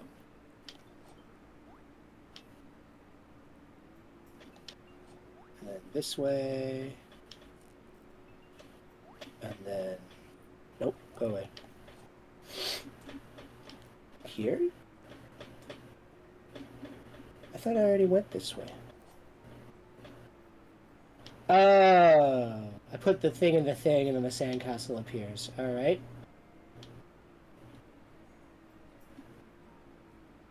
Where do you get the other thing? Yeah, I don't know. Alright, so here's the thing with the can of soda. If I go here, it takes you to the big center place, yes. And... ah, fuck.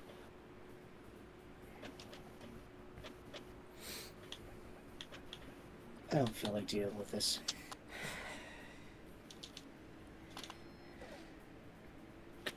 It is amazing how that Zibashu cartoon I sent you just so perfectly encapsulates the experience of playing Eclipse Phase. Oh, yeah. Yes. You gotta florp into the blob tricks. It's like, yeah, I do it. It's like, what do you mean you do it? You gotta roll. It's like, I literally can't not do it. Yeah, but you gotta check for glitches. But I have a Zooble that prevents glitches. Just... It's very true, though. You've been conned into buying some failed novelist microfiction. Yeah. Yeah, I mean, I love the setting of Eclipse Phase, but the mechanics and like a lot of the little details just don't quite add up. Like, I appreciate that there's a significant game design challenge in the fact that the mind and body of the character are literally separate things, right? That can change. Mm-hmm. You have different morphs, and how do you handle, right? How do you handle like physical abilities, like athleticism, right? Is this like a mind thing or a body thing, or how does this work, right? You're basically trying to work out the mind-body problem in game mechanical format, right? But it is significantly inelegant. And also there's issues with the setting of things like, why are there still cities? Why? Why is this I mean, I don't really understand the problem with being an infomorph. Yeah, it seems Like, pretty it's just a dope. big issue. Like how in a world of literal nano assembler cornucopia machines, how are there even nominally capitalist areas? Yeah, also your morphs are supposed to be disposable, but also there's supposed to be a shortage of morphs. Yeah, and Uh, like like despite like whether or not they are like like expensive in fiction, they're expensive to make like mechanically. yeah. Yeah, making a new morph is a pain in the ass, and you basically got to have a fucking spreadsheet, and um, so it's like, well, right. So it ends up doing the opposite of what I think they intended to do, which is, you see your body is disposable, so you're going to accept certain deaths. In fact, it ends up mechanically encouraging you to heavily invest in your morph so you don't die. Right. Uh, Here's what we do. because your morph is a pain in the ass because it's a pain in the ass to get a new one. Um, I mean, if they wanted to do like so the morph thing, like they wanted to come from like altered carbon, yeah, right? Like I've read a little of the book and I saw the whole first series on Netflix. What's cool about that is like the way that they move into different bodies to like accomplish different things, yeah, right? Like it's a disguise, or I need to be like a big bruiser, or like I need to be like a sharpshooter, or something like that, yeah, right? And that's kind of cool, but the Eclipse phase just doesn't really get you to think that way. yeah, Like even if your bodies aren't disposable, swapping between them just isn't a thing that you do. yeah. Super inconvenient to try and do. Yeah, exactly. It's because transfer times are a nightmare, and then you got to rearrange your whole fucking character sheet, and it's Yeah, if they'd had like a plug and play thing where like I don't know, you had like two separate character sheets that interfaced, and you could swap them out, yeah, then they like overlaid on each other somehow or something. That'd be yeah, cool. yeah, exactly. Like that would be cool, right? Then you could like have your mind, and your mind is what you're really invested in, and the body comes in and out kind of as you need it.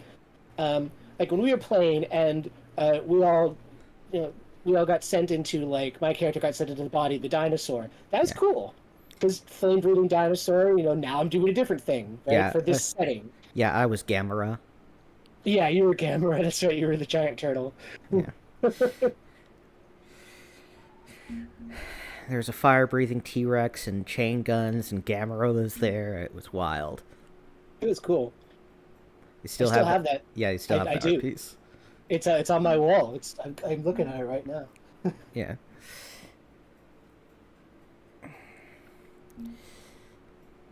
Okay. Now I'm back in Defiant Root, which is up here. Okay, so the only way I can get through to that place is by going through that mountain that I said was a side quest. Um, I okay.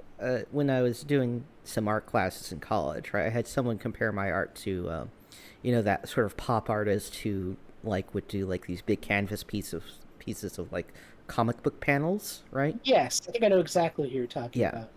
compare my art to that, and I disagree because I have the exact opposite intent, right?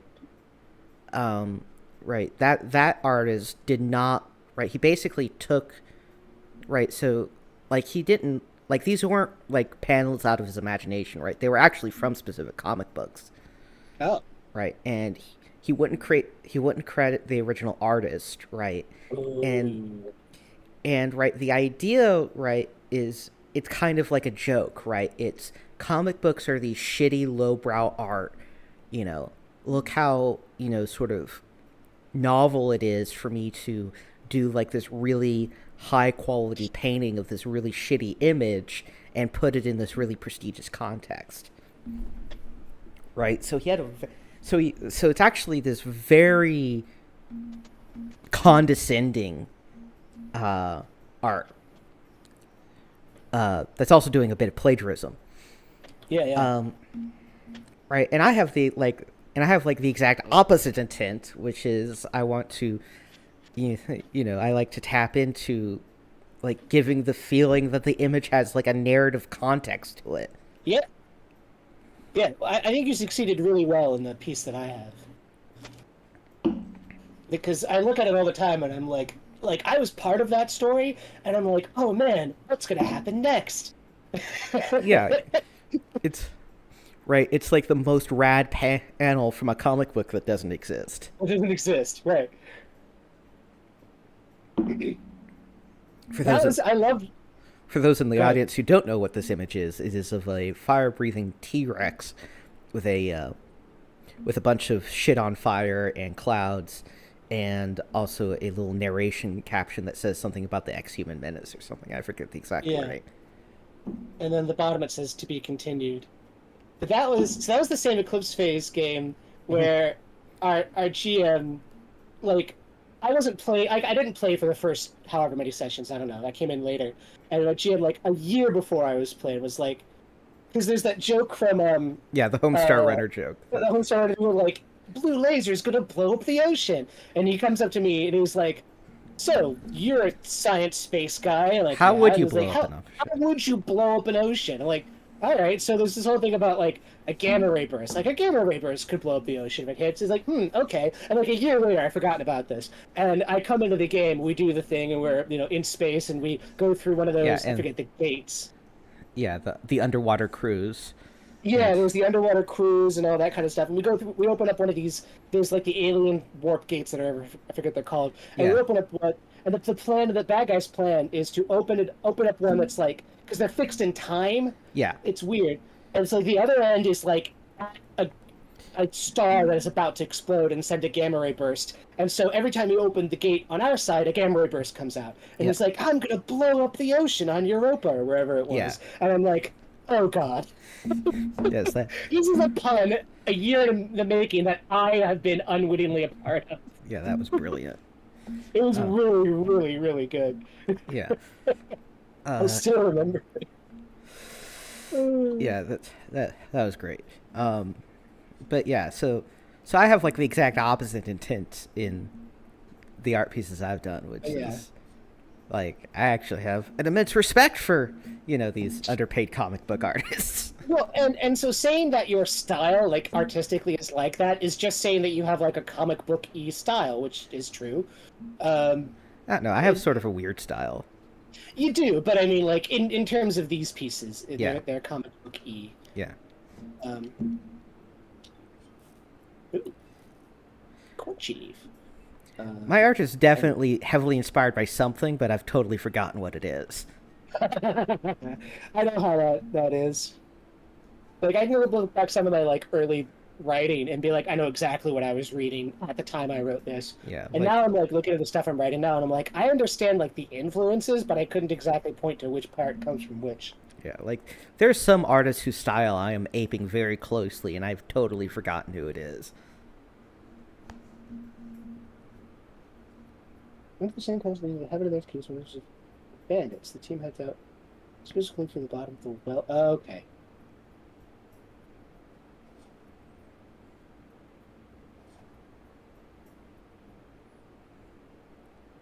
To find there's supposed to be a well somewhere here.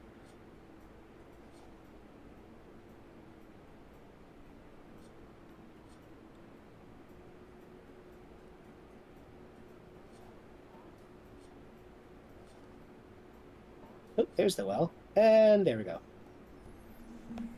I'm not entirely sure how I was supposed to know this was here, but fine.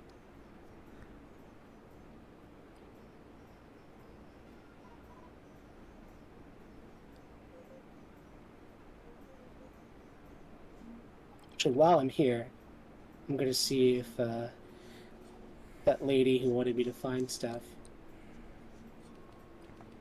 or kill bandits right back. Actually, I don't think I killed 20, but I want to find out if it wasn't here. Where about these surroundings? Where was she?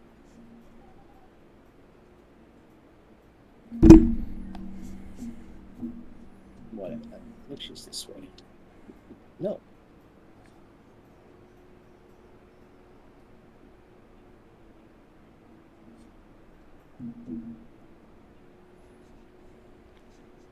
No, whatever. I don't care.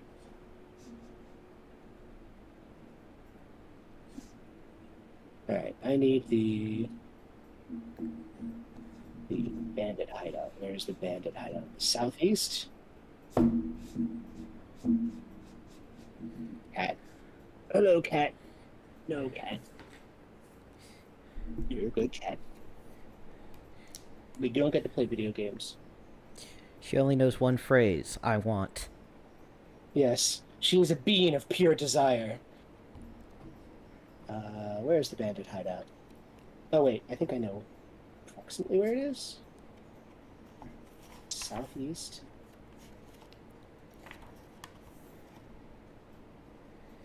You know what? I'm just gonna go look at the other better map.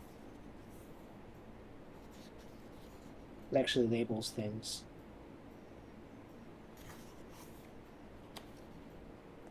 Here we are.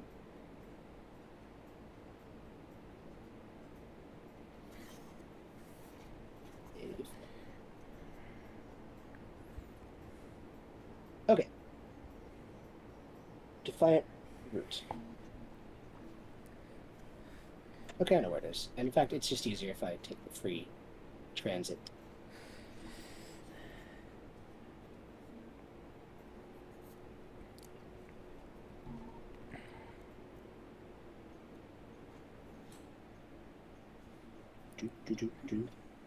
Fuck off.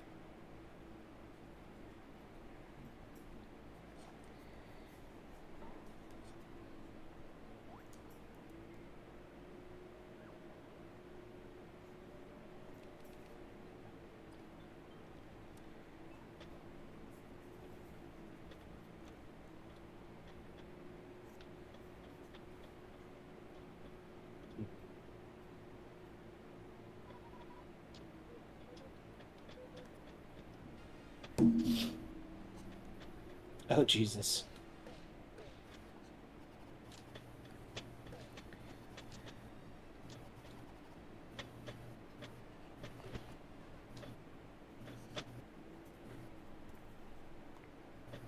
I wonder what power I'm going to use to get out of this dungeon.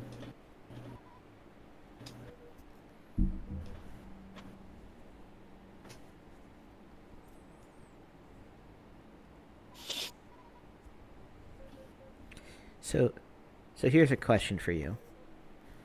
So you have access to the Mario IP, and you have to make a Mario game, right? And you have a whole team and whatnot, and you can make any Mario game you want. What kind of Mario game do you make? Mario game. What kind of Mario game hasn't been made already? Mario Flight Simulator? Um, Well, sort of Mario Galaxy, I guess. I don't think there's been a Mario themed flight simulation game. I don't know why there would be one, is the thing. Um, I don't know. I might remake Galaxy. I'd get Barry from the Game Grumps because he had a video about Galaxy, and I might do that because I think it's a neat idea. I just think it has a lot of issues, and I could explain them, but I don't remember a lot of them in the videos out there. Okay, so this video, that just straight up doesn't work. Yeah, I think it does. You're just doing it wrong. What am I doing? There.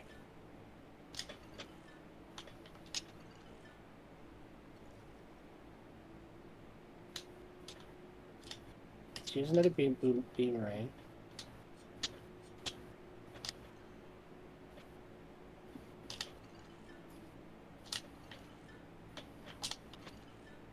Yeah, I don't know. Maybe something with the grass patch in the back left there. Maybe. Oh, hello, cat. You're a very cute cat. And you're a very annoying cat. I am a beast of desire. Yes. Yes, you are. Yes, who's a ravenous, ever hungry being. Who's very fluffy. You're very fluffy. Alright. What's the wiki say? So wiki. Do do do do do do do.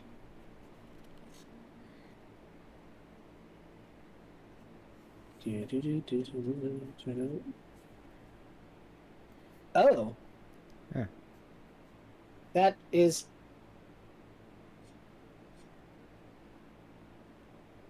You just What? charge into it? Or you just... And he just gets a new power. You had to activate the cutscene. That was how you progress the game. Yeah, I guess.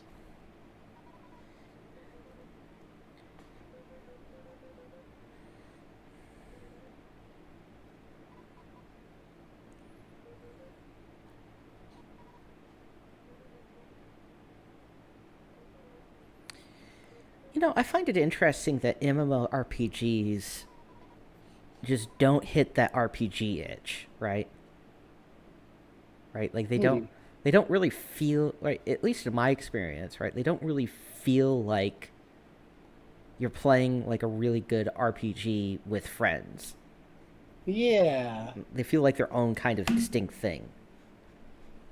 I see what you mean. Are there really MMORPG? Like, when I think RPG, I think, you level up, you get to choose your skill points assignment or something like that. Are there really MMOs I haven't played I like mean, they're. I Elder mean, you Scrolls do, Online. right? But they, like, I mean, of course, World of Warcraft, right? You leveled up and you chose your skills and all that kind of shit, right? But they, right? But the feel is totally different. Yeah. Oh.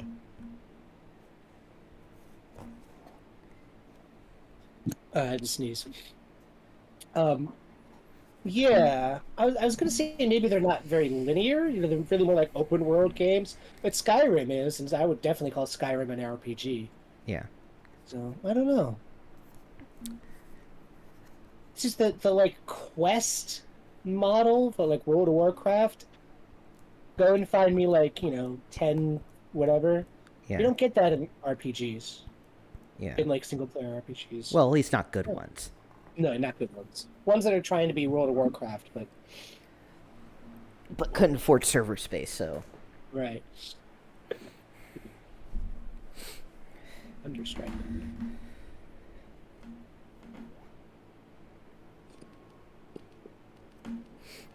Ugh. I'm just gonna keep doing this. I'm just gonna keep moving you. It's like I have infinite patience. You are the one who will crack. And she's probably right. It's like, how long will a dog continue barking? The answer is basically forever. Dogs will never get tired of barking.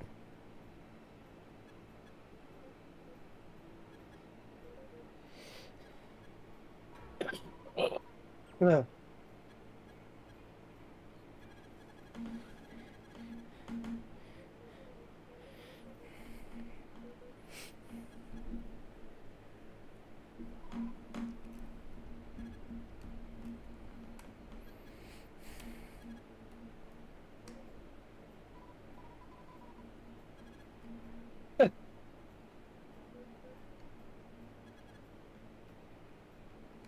Oh, I think this is the same kind of creature that was trying to knock over that rock with his face. Mm-hmm. Can't really see it very well.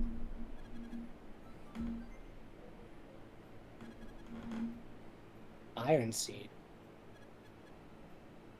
Oh, right. Iron Seeds are an item, I guess.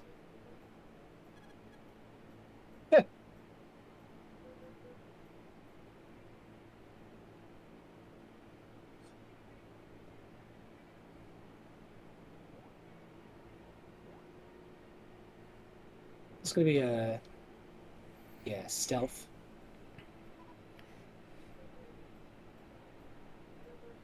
For stealth sequence.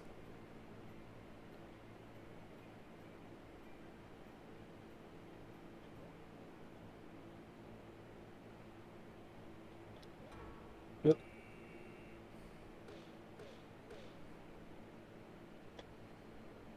Check to see if you're actually hurt. Nah, No. I didn't think so.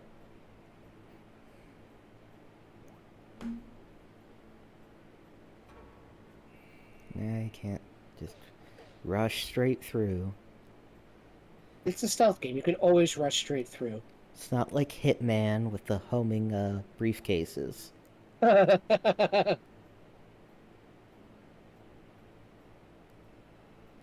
Go, go, go, go.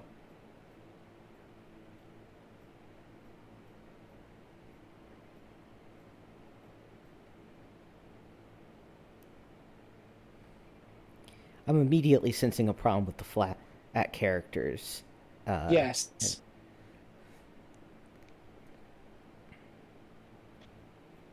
I don't really know where they're looking.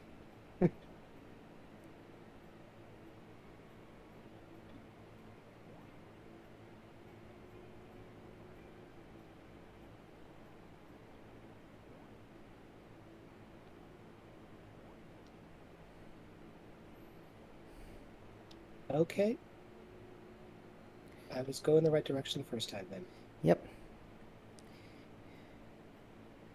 Nope. I gotta be coward. Nope. I think you gotta go. I mean, you might as well just get yourself caught and get That's teleported up. true.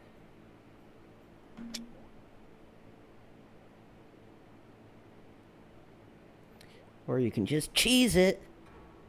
Alright.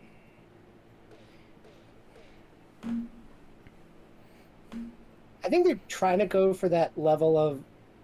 Do you ever play Zelda Wind Waker?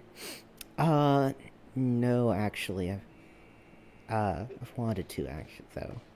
It's good. But There's I know the stealth sequence you're talking about though. It's yeah, towards they're the trying to beginning go of the for yeah. You're in the bandit hideout and whatever. They're trying to go for that, but I'm not sure. Hold on. Does this stay? No, I gotta hold the button down. Okay. hmm Good thing to check though. Yeah. Save your handsies from having to do difficult work. I think you're free to just move around when you're underground like that. I can't go in the other brown spot. No, but you can move up and around. Oh, you're right. I can't. Can't move through the. Can't move through the plant. Oh, that's interesting. That Go does now. Go now. absolute. All right, you get up and can you walk through the plant at all? No. No, I can't cut through it either. Well, move up and move around it when that guy's walking away.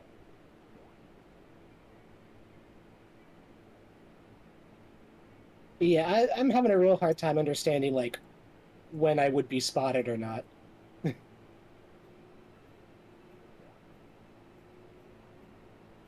Hold on. Cat, this is not a good time for this to happen. I only have one hand with which to deal with the cat. No, you cat. Alright, where the hell am I going? Down. I think I'm going down. Uh, I can't go over. Can I go over there? I don't know. Run, run. No. Okay. All right, look at a map. We're just losing. We just don't have enough brain power for children's games today. Apparently not. No. We just got it We'll all just- out bitching about millionaires and their stupid submarine programs. Sorry, billionaires. Gotta Well- respect the bourgeoisie with their obscene wealth They're people of means. of production. Um,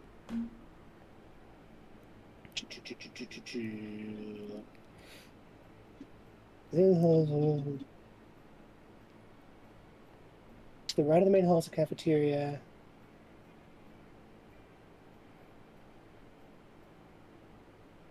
Ooh, okay, whatever.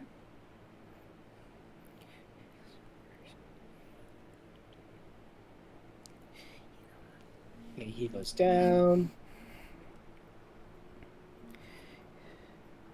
I'm gonna go this way. And oh shit. What YouTube creator have you been consistently watching for the longest? Probably Game Grumps. Really? I just said Ross from Cursed Farms with Freeman's Mind and shit. Oh, that's you mean yeah, that's true. He wasn't a YouTube creator then. There wasn't YouTube. It was Machinima at the time. That might have been YouTube, but it wasn't really big anyway. Yeah, I mean it was YouTube. I mean he was on. right. I think he made Freeman's Mind first, and then then Machinima was a thing that happened later. Yeah, Uh, and then they did a bunch of skeevy corporate shit and went belly up. as they do. Because, capitalism, am I right? Yeah, sick burn. Um, and Rooster Teeth kind of did the same thing. Yeah, they took longer to burn themselves out, though.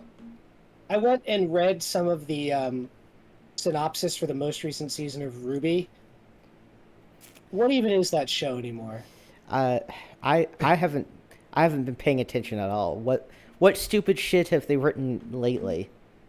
So there's the different like seasonal maidens, and there was that robot girl Penny. Just So she one moment. I'd like to imagine us actually on a prison escape, and we're just heading for some guards, just like having this kind. yeah, just having this conversation. You see, the thing about Ruby, is right. Well, searchlights go passing by, and So that girl Penny, she's a robot, and then she dies, and then she gets brought back because she's a robot, and then they use one of the like magical artifacts to wish her to be a real girl, and then she dies because she's not a robot and can't come back, and then they need to evacuate Atlas, so they wish for there to be like a path, like portals basically open up to take all the people of Atlas away. okay, And then okay, few questions here. Firstly, what need is there to make Penny a real girl? I don't know, because Like- she's Pinocchio. That's why. Okay, I get the joke, right? Yeah. But she's like the she isn't lesser for being an artificial being, right? No. No, is this some? I don't know. Maybe I'm going on some progressive bent that's going to be on the forefront of progressive politics in a century or something, right? But you don't. But you don't. But you don't gotta be,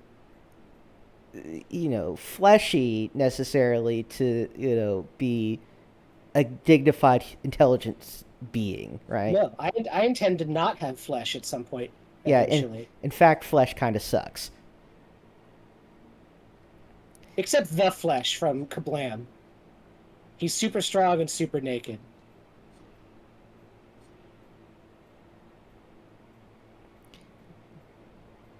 But anyway, I was just trying not to interrupt you while you're doing that.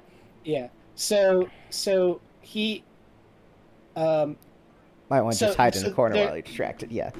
yeah, they're like So I so forget- wait, I'm something- not done okay. with my questions, right? So one, why is Okay. there any need to turn her into a real girl in the first place? She's fine I as know. is. I don't know. Also, I mean, that's the dream of some people like us to be a sick ass robot. Oh my god, are you kidding me? Fuck, man. Please. Please let the steel consume me. Yes. The moment I understood the weakness of my flesh, etc., etc. Et cetera, et cetera. So- Yes. Adaptus mechanicus, real shit. Well, but unironically. Yes, but unironically, yes. Yeah, definitely Dark Mechanicus, though, because they can make new shit. Yeah, but so firstly, why is that necessary at all? Yeah. Secondly, how do they have access to wishes? So, okay. Thirdly, why did they just kill her again? Okay, so how far did you get in Ruby? 'Cause Right, so they have the big tournament. Mhm. The city's all fucked. Uh-huh. They go on the long walk, Yeah. and then they get to a place. Yes. And Okay. that's about where I stalled out. So there's the four maidens of the seasons. Yes, I knew that. Each maiden's power is necessary to access the place where each of the four artifacts of creation, basically that the gods used to create the universe. The four MacGuffins of MacGuffinry, yes. Exactly. Right. So the fall maiden has one, and the spring maiden has one. Right. Yeah, okay. And they get one of the artifacts, which for any person will answer any 3 questions truthfully. Right. Okay. And she's a big giant goddess lady. She's like a genie, but anyway, um, And everyone gets 3 questions, right? So I I would think so. But I would like get three maybe it goes questions and then dormant hand for it a to hundred you, years. and I think it goes dormant between them for like 100 years or something. well, that's lame. So Anyway, yeah, so and then they make it to there's it's revealed that Ruby's silver eyes, she uses them to defeat Cinder at the end of season 3, I think it is. yeah, She's like one of a basically almost extinct breed of huntresses or whatever who can use their silver eye powers to defeat Grimm super easy, and so they're a threat to Salem and uh, all sorts of weird shit. that that And seems like an unnecessary plot detail. yeah, well, it is mentioned in episode 1, so I it's okay, I guess. But there's a lot of stuff happening at the same time, and so they go to Atlas, where uh, Penny is from, yeah. and she comes back, and they have to do some shit. So you know Neo, the girl who doesn't talk? Oh yeah, Neapolitan, right? The Yeah, yeah yeah Neapolitan. She doesn't talk, and so uh, my favorite character dies at the end of season 3. He's eaten by a bird or something. yeah Um, I Sedgwick, can't whatever remember. the hell his name is. Yeah, Roman Torchwick. Torchwick, right? I can't remember his fucking name. Roman Torchwick. Even though he's my favorite character. And she's like, I'm mad, although she doesn't say this. So and I blame Ruby, the character, Hmm. for all of this. For my friend dying, and I'm gonna go on this big quest and team up with Cinder and them to try and kill Ruby. And like, at some point, she gets access to another artifact, and she basically which artifact which can make anything, Okay. anything you can think of, it'll exist. And she like basically uses it.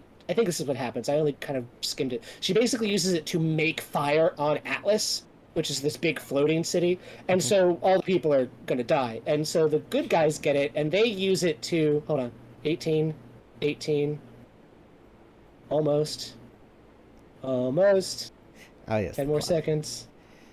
We're going to do this because it caught my attention.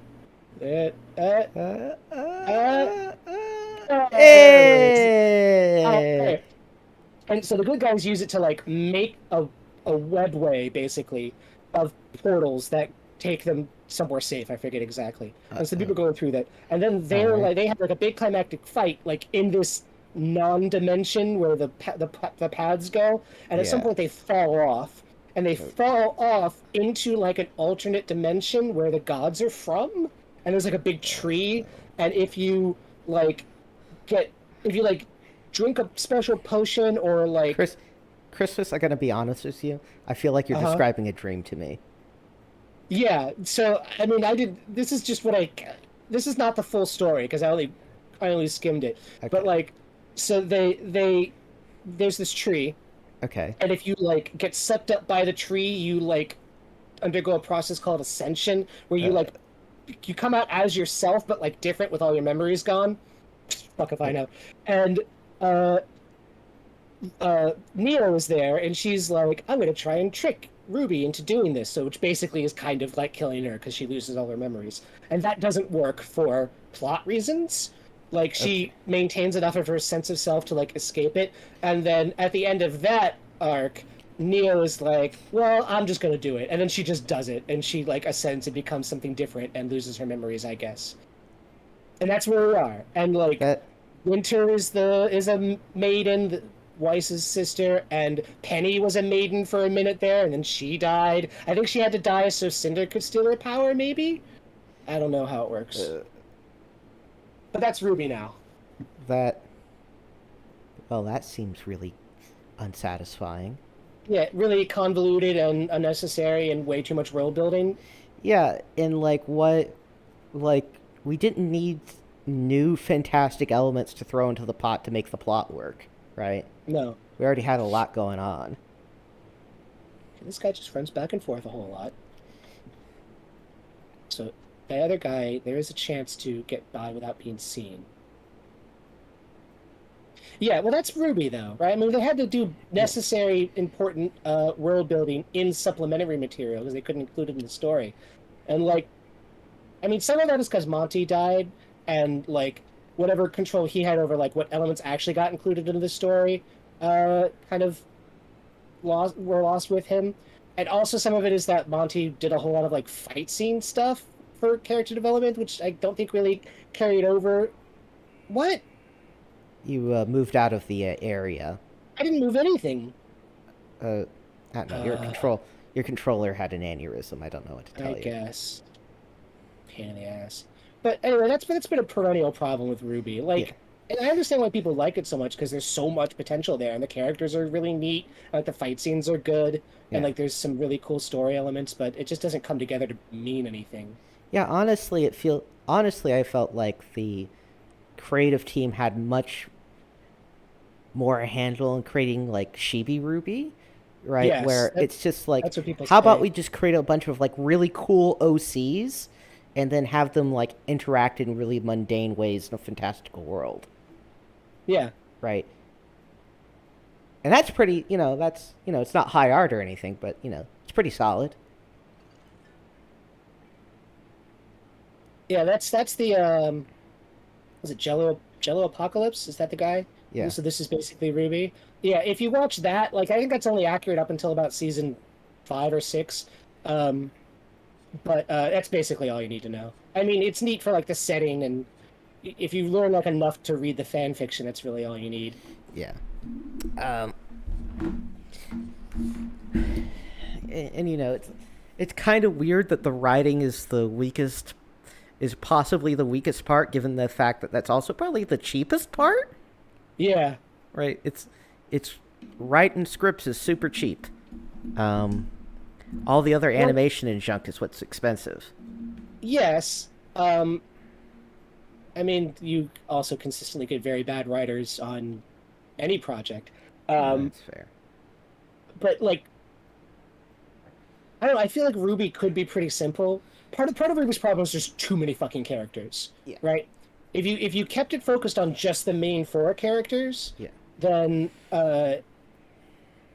in, then like wove their individual backs because you've got Blake who's tied up with the Faunus thing, which is important, and you've got Weiss who's tied up with the Shinny Dust Company thing, which is important, and then you've kind of got Ruby and Yang who are sort of there, right? yeah, You could find a way to tie them into like the greater, like Ruby herself is kind of tied into like the greater gods thing because of her silver eyes. Yang, I don't know what Yang's for. Um, hot makeouts with Blake, I guess, which is apparently a thing now, in canonically. And mm, I don't know. That's how you do it, right? You have characters. Those characters are important to each other and to this what's going on, and then you just explore that. And in the middle of all that, you have some cool fucking fight scenes. Now, I prefer my characters to be totally disconnected from the world or setting. I see. I love isekai. Why is there blood coming out of my ears? It's just there are very, very few isekai that actually capitalize on the premise. Like, Well, I mean, we've discussed this before, right? Like, mhm, isekai is a really specific thing in anime nowadays, right? mhm, Like, there's a huge long history of otherworld stories, right? mhm. Like Alice in Wonderland or The Wizard of Oz or Connecticut, Escaflowne, which is equal on those other two stories. Connecticut Yankee and King Arthur's Court. Yeah. Uh, Army of Darkness, which is the Nir- same thing, but with chainsaws and zombies. Nir- uh, not Nirvana, Narnia. Narnia, yeah. Now I'm just imagining a Nirvana Narnia crossover. 90s grunge band Nirvana walks through walks through a wardrobe and ends up in a fantastical world. I feel like Dave Grohl will just bite the Witch Queen's nose off. I don't know why. He seems like a really nice dude. I don't know why I would attribute that violence to him, but He's a really intense singer. that's true. He's very intense. And Uh, then fucking Kurt Cobain. Kurt Cobain would like all the kids. They get like their special weapons. Kurt Cobain would just have like his voice, and he'd go, open his mouth and belt out some awesome heartfelt lyric about death, and then everybody would just fall over crying. yeah. And nobody understands what the fuck he's saying. No, Like, it's so sad. What do you say? I had no idea. It's too muddled. It's like, is this song about cancer or something? I can't tell, but I feel bad. Yeah. Um, No, instead of the Witch Queen, it's Eddie Vedder from Pearl Jam. but yeah, Isekai White Queen, is whatever. basically has this collection of narrative and visual tropes that are very specific, right? Like, all the main characters look exactly the same. They all have the same fucking fantasy city that's like a circular walled city with a river going through it.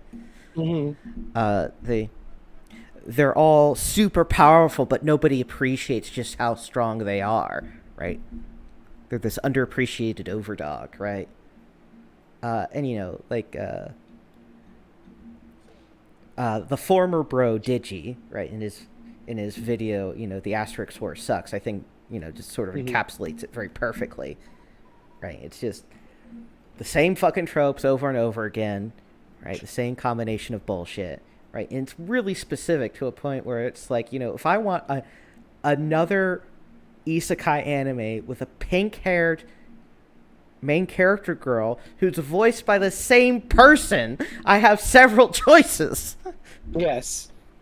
Yes. Which is, I mean, the checklist nature of isekai is great for Konosuba, which just goes through all of those and goes, what if this, Yeah. but dumb. That's why there's only two good isekai anime, which are Konosuba and Log Horizon. Yes. Well, this is the first season of Log Horizon, which is the only anime ever to get me excited about an episode that is just a meeting. Yeah. The whole episode is a meeting. And I'm like, oh, what's going to happen? What political intrigue is going to happen in this video game universe? And then after that, the second season is fine. I just want to pause on this screen right here, which I love. This is my new favorite. That's Leaf saying, "Our vengeance is unstoppable now." I'm going to use that sometime. But yes, give me all the healing items. Try run into it from the right side.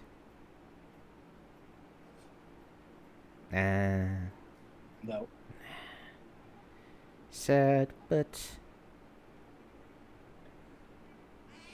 Cool. Oop. save.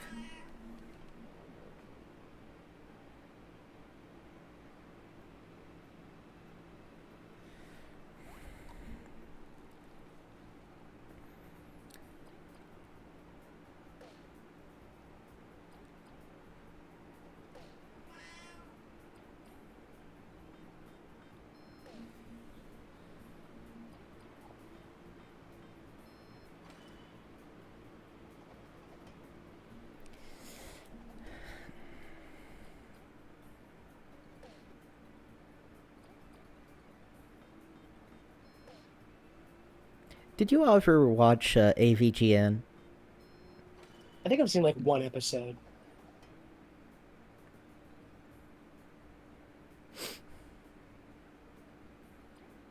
I mean, I'm vaguely familiar with like the style. Yeah. I mean, you were there for that era of internet history. You remember I was Blip. Vaguely? The video player? Mostly... Yes, I do. Mostly what I remember from approximately that era of history is Spoonie. Yeah. Spoonie was definitely one of the best. I miss him. Feel bad for him and for society.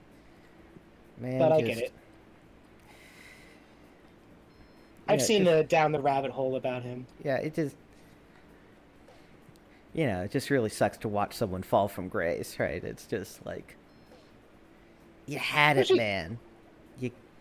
You got the dream, right? You got on this slick new internet thing, and you got a loyal fan base where you can talk about fucking video games all day.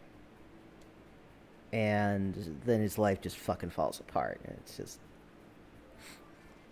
I don't know. Yeah. Particularly because, like, he still has people giving him money. Yeah. It's kind of impressive, actually. It's real fucking sad. It's a real tragedy. Because, like, he was really fucking good. Yeah. Like, I still go back and sometimes and watch his Like Phantasmagoria was really good, and going through the Ultimas and Uh, freaking Final Fantasy yeah. VIII So and what were the big ones? So there was the SWAT playthrough. oh Uh, SWAT. I have SWAT 4, and sometimes I play it, and sometimes a grenade goes off, and I still think you. Oh, God damn it, Jenkins. yeah, Uh, fucking. so so what was good about so what was Spoonie's best stuff? So SWAT 4, Mhm. Ripper, um, which is unappreciated Spoonie content. I'll have you know.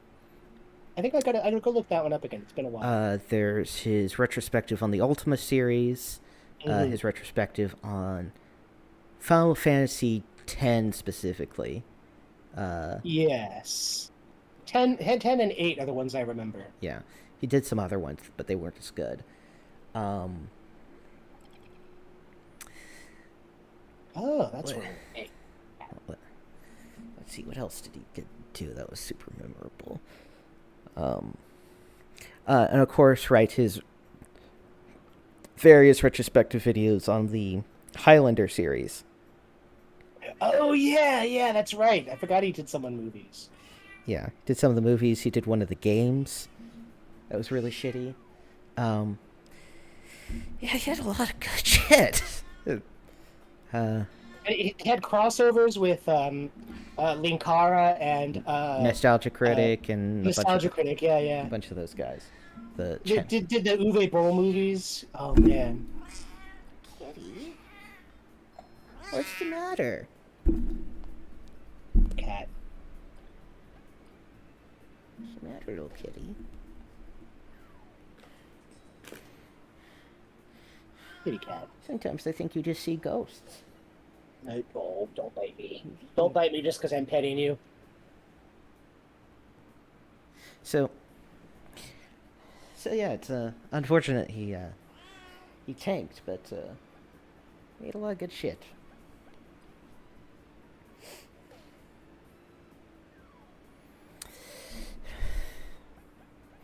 Who are other good creators from that era? Let's see. There's the Browse Held High guy, whose name escapes me now. He still makes content of a more I don't know if modern video essay style. I don't know if I've seen that one. He talks a lot about like art movies and shit. Uh, oh, God, who's the guy? He kind of rolled in the same circles. He had like a goatee, and he kind of talked like this with kind of a gravelly voice, and he talked about like weird movies. That could have been two guys. There was one guy who wore a red shirt all the time. His name was Phaelus, I believe. And then Maybe it there's was the the other one who's like had like a black business suit or whatever, and he was always in like yeah. a chair. I forget his name, but I know who you're talking about. He would talk about like really bizarre movies and like the Caligula movie and shit like that. Yes, yes. I think he still Cinema, makes content of the same style, but like he's way wasn't less Cinema popular. Snob, was it? It might have been Cinema Stop. I think it is Cinema Stop It was actually. something like that. If it wasn't Cinema Snob. Oh, there's also like one creator associated with that, who went by the name of Iron Liz, and nowadays it turns out she's a neo-Nazi. Um, Oh, fun. like you look at her videos now, and it's like great replacement theory shit. It's For God's sake. like like woo, you went fucking bat so crazy. Just how many layers of delusion do you have to get to before so many layers of like identity and like conspiracy, and it's just Well, insane. I mean, the white population in the U.S. has mostly been declining because people don't identify as white as much. Well, exactly, right? Yeah, It's there's no objective measure of these things. It's just how people think of themselves. So yeah, you can't. It's just silly. The whole yeah, thing's silly. yeah. I mean, I was part of taking the census, right? It's all self-identification, right? Yeah, that's a point that Uh, the Fields. I can't remember Barbara Fields. I can't remember the other one's name. Anyway, they're two researchers, and they wrote a book called Racecraft, which is about how people identify and where these the history of these things, where they come from. And yeah, they make a good point about like a lot of people are like, well, what am I? Well, what's listed on the census. Those are my options. Yeah. But those aren't exhaustive for possible identities. So it's Yeah. just this is the shit you get into. Like, oh, great replacement. Well, Yeah. for God's Uh, sake. Also, right, it's like, well, who, right, right, of course, right, it's a roundabout, Jewish conspiracy theory, right? Like, Oh, of course. it's, Yeah. like, well, why, what purpose is there to, like, to what end is it useful to get rid of white people, right? Like, how's that useful or good at all? Especially since, all the minorities with, no power certainly aren't doing it. Yeah, really. Uh, Jeez. you know, and it's right. And the answer is ultimately, oh, it's the Jews' plan to get rid of the white race because the whites are the only race that that can reasonably oppose the Jewish parasites, and all these other ethnic groups are just basically puppets for the Jewish international cabal or whatever, right?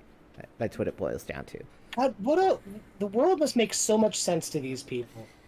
And here I am, and the world doesn't like the world makes sense to me in an abstract way, but like I It, learn about the, just horrible, stupid shit people do, and it, I'm always it's surprised it's all somehow. because of some Jewish cabal, Yeah, right? There's the great Jewish. Did you ever see that Jew exploitation movie on Comedy Central from like 15 years ago? The Hebrew Hammer. I vaguely remember it. God, I love that. I love that movie so much. The headquarters of the International Jewish Conspiracy Ha, is just it's the Pentagon, but it's a shape like the Star of David. how are we gonna how are we gonna destroy Western culture today? I know. We're going to introduce a purple M&M. Yeah, exactly. Well, also in that movie, the enemy, the bad guy is the son of Santa who kills Santa and takes over and wants to destroy Hanukkah, and is played by Andy Dick.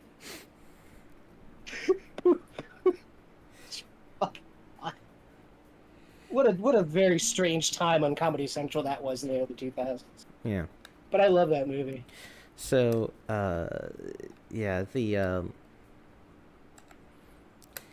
yeah, so other great creators from that era of the internet.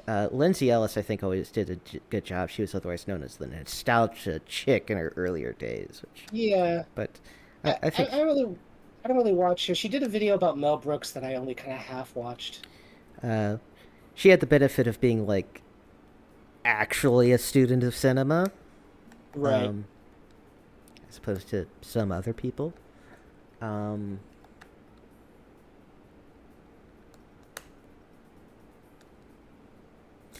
Lin Carr never talked about comics in a way that I really want someone to talk about comics, right? Because, like, unfortunately, like, comic book reading is still very niche, right, culturally.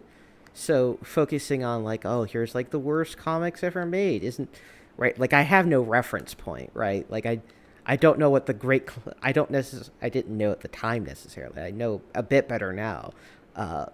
What are the great classics of comic books, right? Like, what does good look like?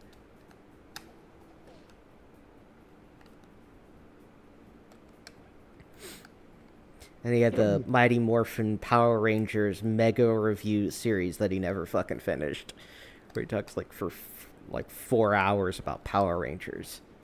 Um, All I really remember was Lin Carr the one who did, um, God, who was that wrestler? They turned into a comic book, yeah, he did that one. and he kills Santa Yeah, Claus he or did that one. something. Yeah, Okay. that was Linkar's atop the fourth wall. The Yes. warrior. I am the The Warrior. warrior. That's right, the Warrior.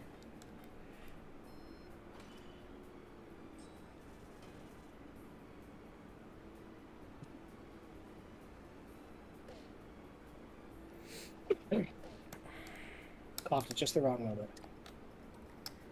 I will say, right, the nostalgia critic, even though he is a very shitty boss, uh, the one point I will commend him on is that he has maintained a very, very regular release schedule, which is no small feat. Yes. 20-minute edited video every single week is not easy. What's weird about Admittedly, the Nostalgia Critic? admittedly, it'd be good if like he was actually good. If he was actually good at Well, what he did. like I don't strictly hate his style. I mean, it's nostalgic, right, for that era of time. But like, it hasn't changed at all. Yeah, he hasn't gotten better at it in over a decade of doing No, it. not really. Right? Which you'd think, just by accident he'd eventually slowly, improve. I mean, the production values have gone way up. But that's basically just attributable to has a better camera and mic. Yeah. Well, I mean, then they do like animated sequences and stuff like that. They're like the Lorax one he did, where there's like the whole thing is basically takes place in like a animated Yeah, bit. It's not bad. It's yeah. not bad. So there's some good stuff there. But I don't know. The skits were never funny. Were never that funny, at least. Yeah, I know.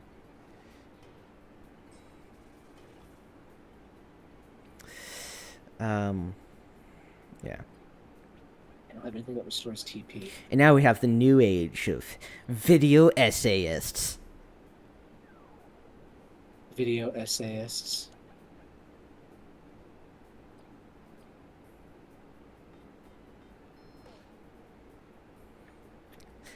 I don't know. There's actually a specific video that basically convinced me that fucking video essay genre is mostly just bullshit. Which is so there's this creator on YouTube. His name is He goes by Soul Brother. He has a couple. He doesn't produce nearly as much, but he's like a voice actor and he does lots of sound design stuff. He has like classes and stuff. He's actually mildly famous for it. He did the Batman Beyond Ill, which is this great sort of abridged series. Huh. I Okay. should show it. I think I've shown it to you before. I should show it to you again, just to be sure. Yeah, like link it to me and I'll look at it. And he like when the second the second of the Disney sequel Star Wars films came out, he released a video that was sort of in the sort of YouTube essay style, right, which is very much against his usual thing.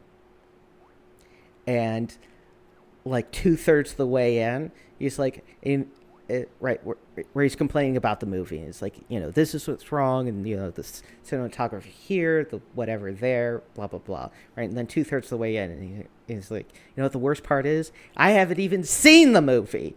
This is just bullshit I made up off of the trailer. Because all these video essays are the same fucking drivel, and it's just like. I would like to see that. It's just like. It's like he's right. It's always, I mean, some essays are like, I don't know, you can tell they did research and are like good at presenting things in like a entertaining manner. Yeah, exactly. Like it's real documentary style. Like, okay, I like that stuff. And some are just like, here's my opinion set to music, and I'm like, I don't. And with that very specific way of setting up the mic, where it's, it's that very specific sort of white guy voice with the really full mic sound to it. I don't know. It's hard to describe. Yeah, I haven't seen an example of it. But yeah, they all have the same fucking editing style, and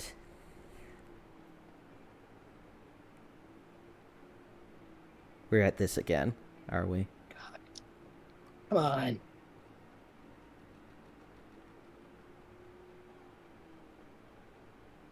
It's the only thing Yick did better than this game. Not that they're very comparable, but. But. Oh, okay.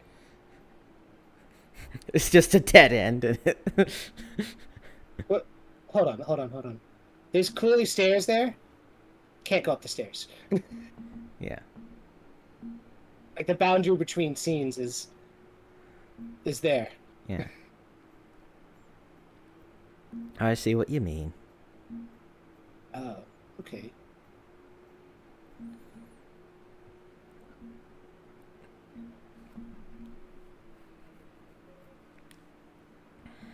Imposing presence.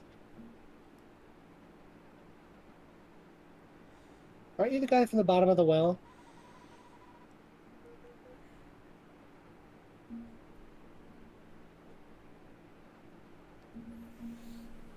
Oh, cool. Some shit going on with the queen.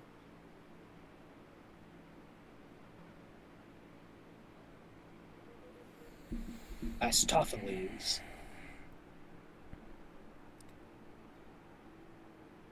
My Okay. name is Testicles. I'm sure that that's a clip from Whose Line Is It Anyway, but I just can't find it ever. Uh, I still, I know it from a tweet. Someone makes. Testicles, yeah. I think about that all the time. I am Like, Testicles. of the three principal eras of Whose Line Is It Anyway, the one with Drew Carey is the best one. Yeah. He's just like the overall tone and style is more engaging and fun than the original Clive Anderson one, I think is his name, and then the newer one with can't remember her name. She just doesn't really seem engaged with everything. She's just sort of hosting. Mm-hmm. But that Drew Carey era, man, I want to get my hands on some of those DVDs.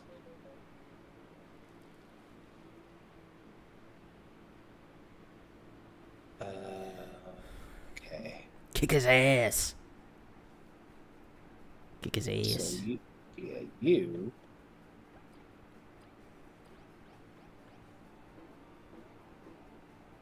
and I'm gonna sacrifice. No, she's gonna do it.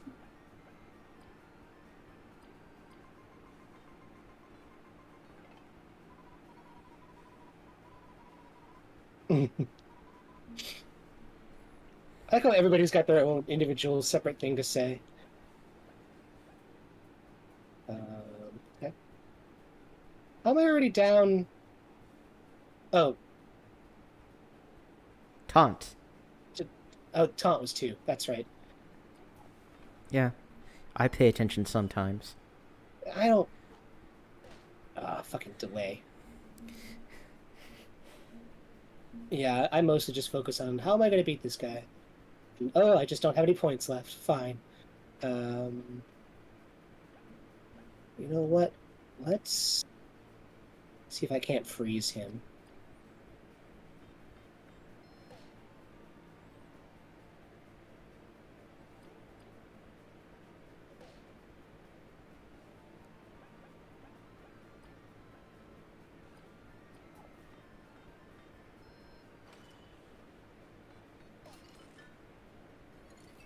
Yes. All right, I get a little bit. Now what do I do with it? I guess he just didn't attack, which is good enough. I mean, that's good on its own. You probably want to just Yeah. burn through your special points and lay on just tons of heavy attacks. Yeah.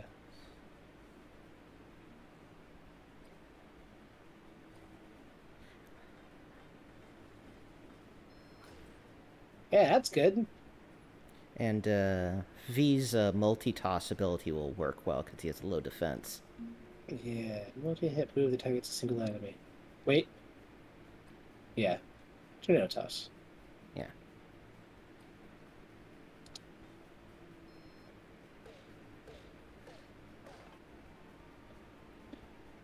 Yeah, do it again. Mhm.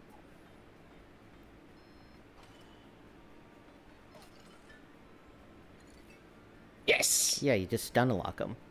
Yeah, fucking love it. And then just do the same thing with Kabu and V. Hold on. How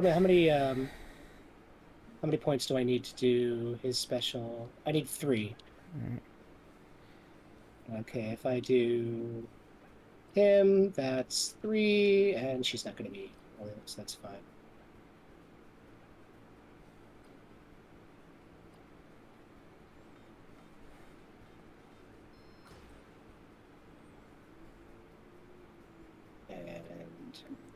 Tornado toss.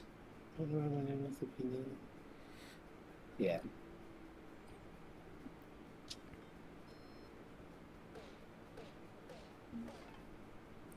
And then frigid coffin. Yup.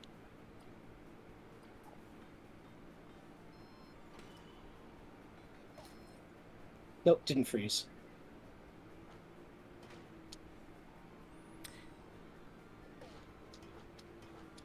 Damn. I didn't even know it was going to do that. And just normal attack. Yep.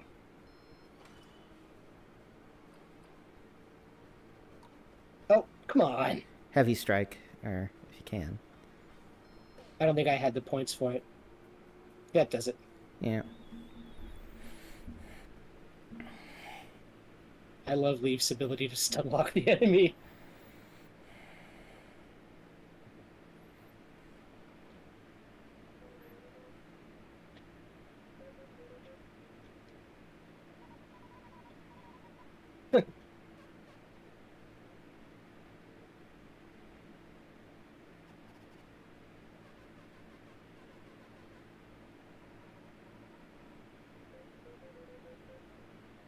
It wasn't that tough. I did use all my special points almost.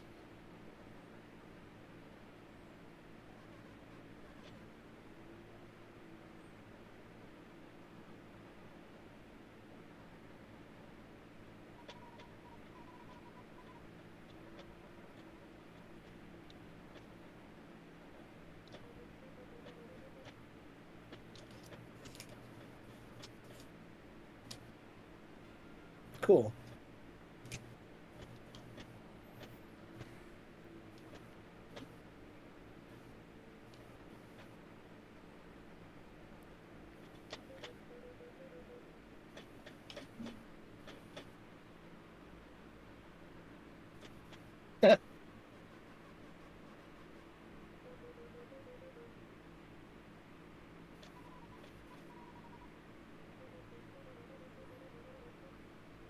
Ooh, moral ambiguity.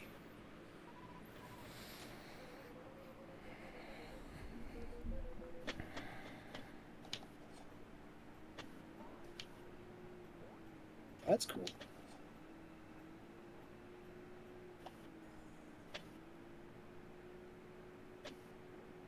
I think Vi gets a flighty power. Oh, fuck you, I just kicked your boss's ass.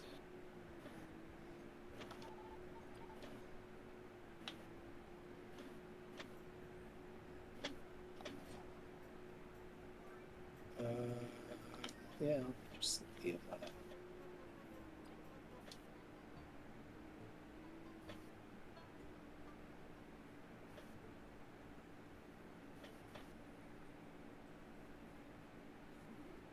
And let's save.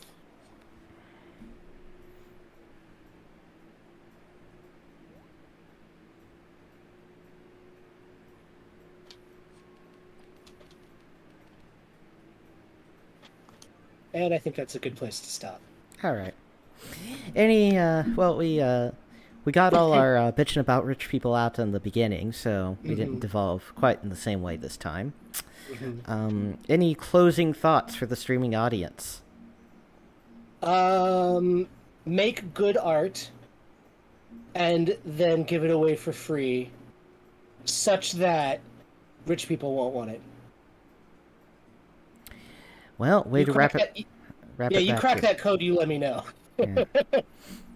Sorry, go on. Well, I'm making great art here with my streams, and it's free right. for everyone, right? That's right. This is totally high quality Let's Play stuff right here, guys. Contributing to the general artistic milieu. That's us. Mostly I'm just costing YouTube server space, which is enough for me. Yeah, hey. It's exactly right. Anyway, let's get this stream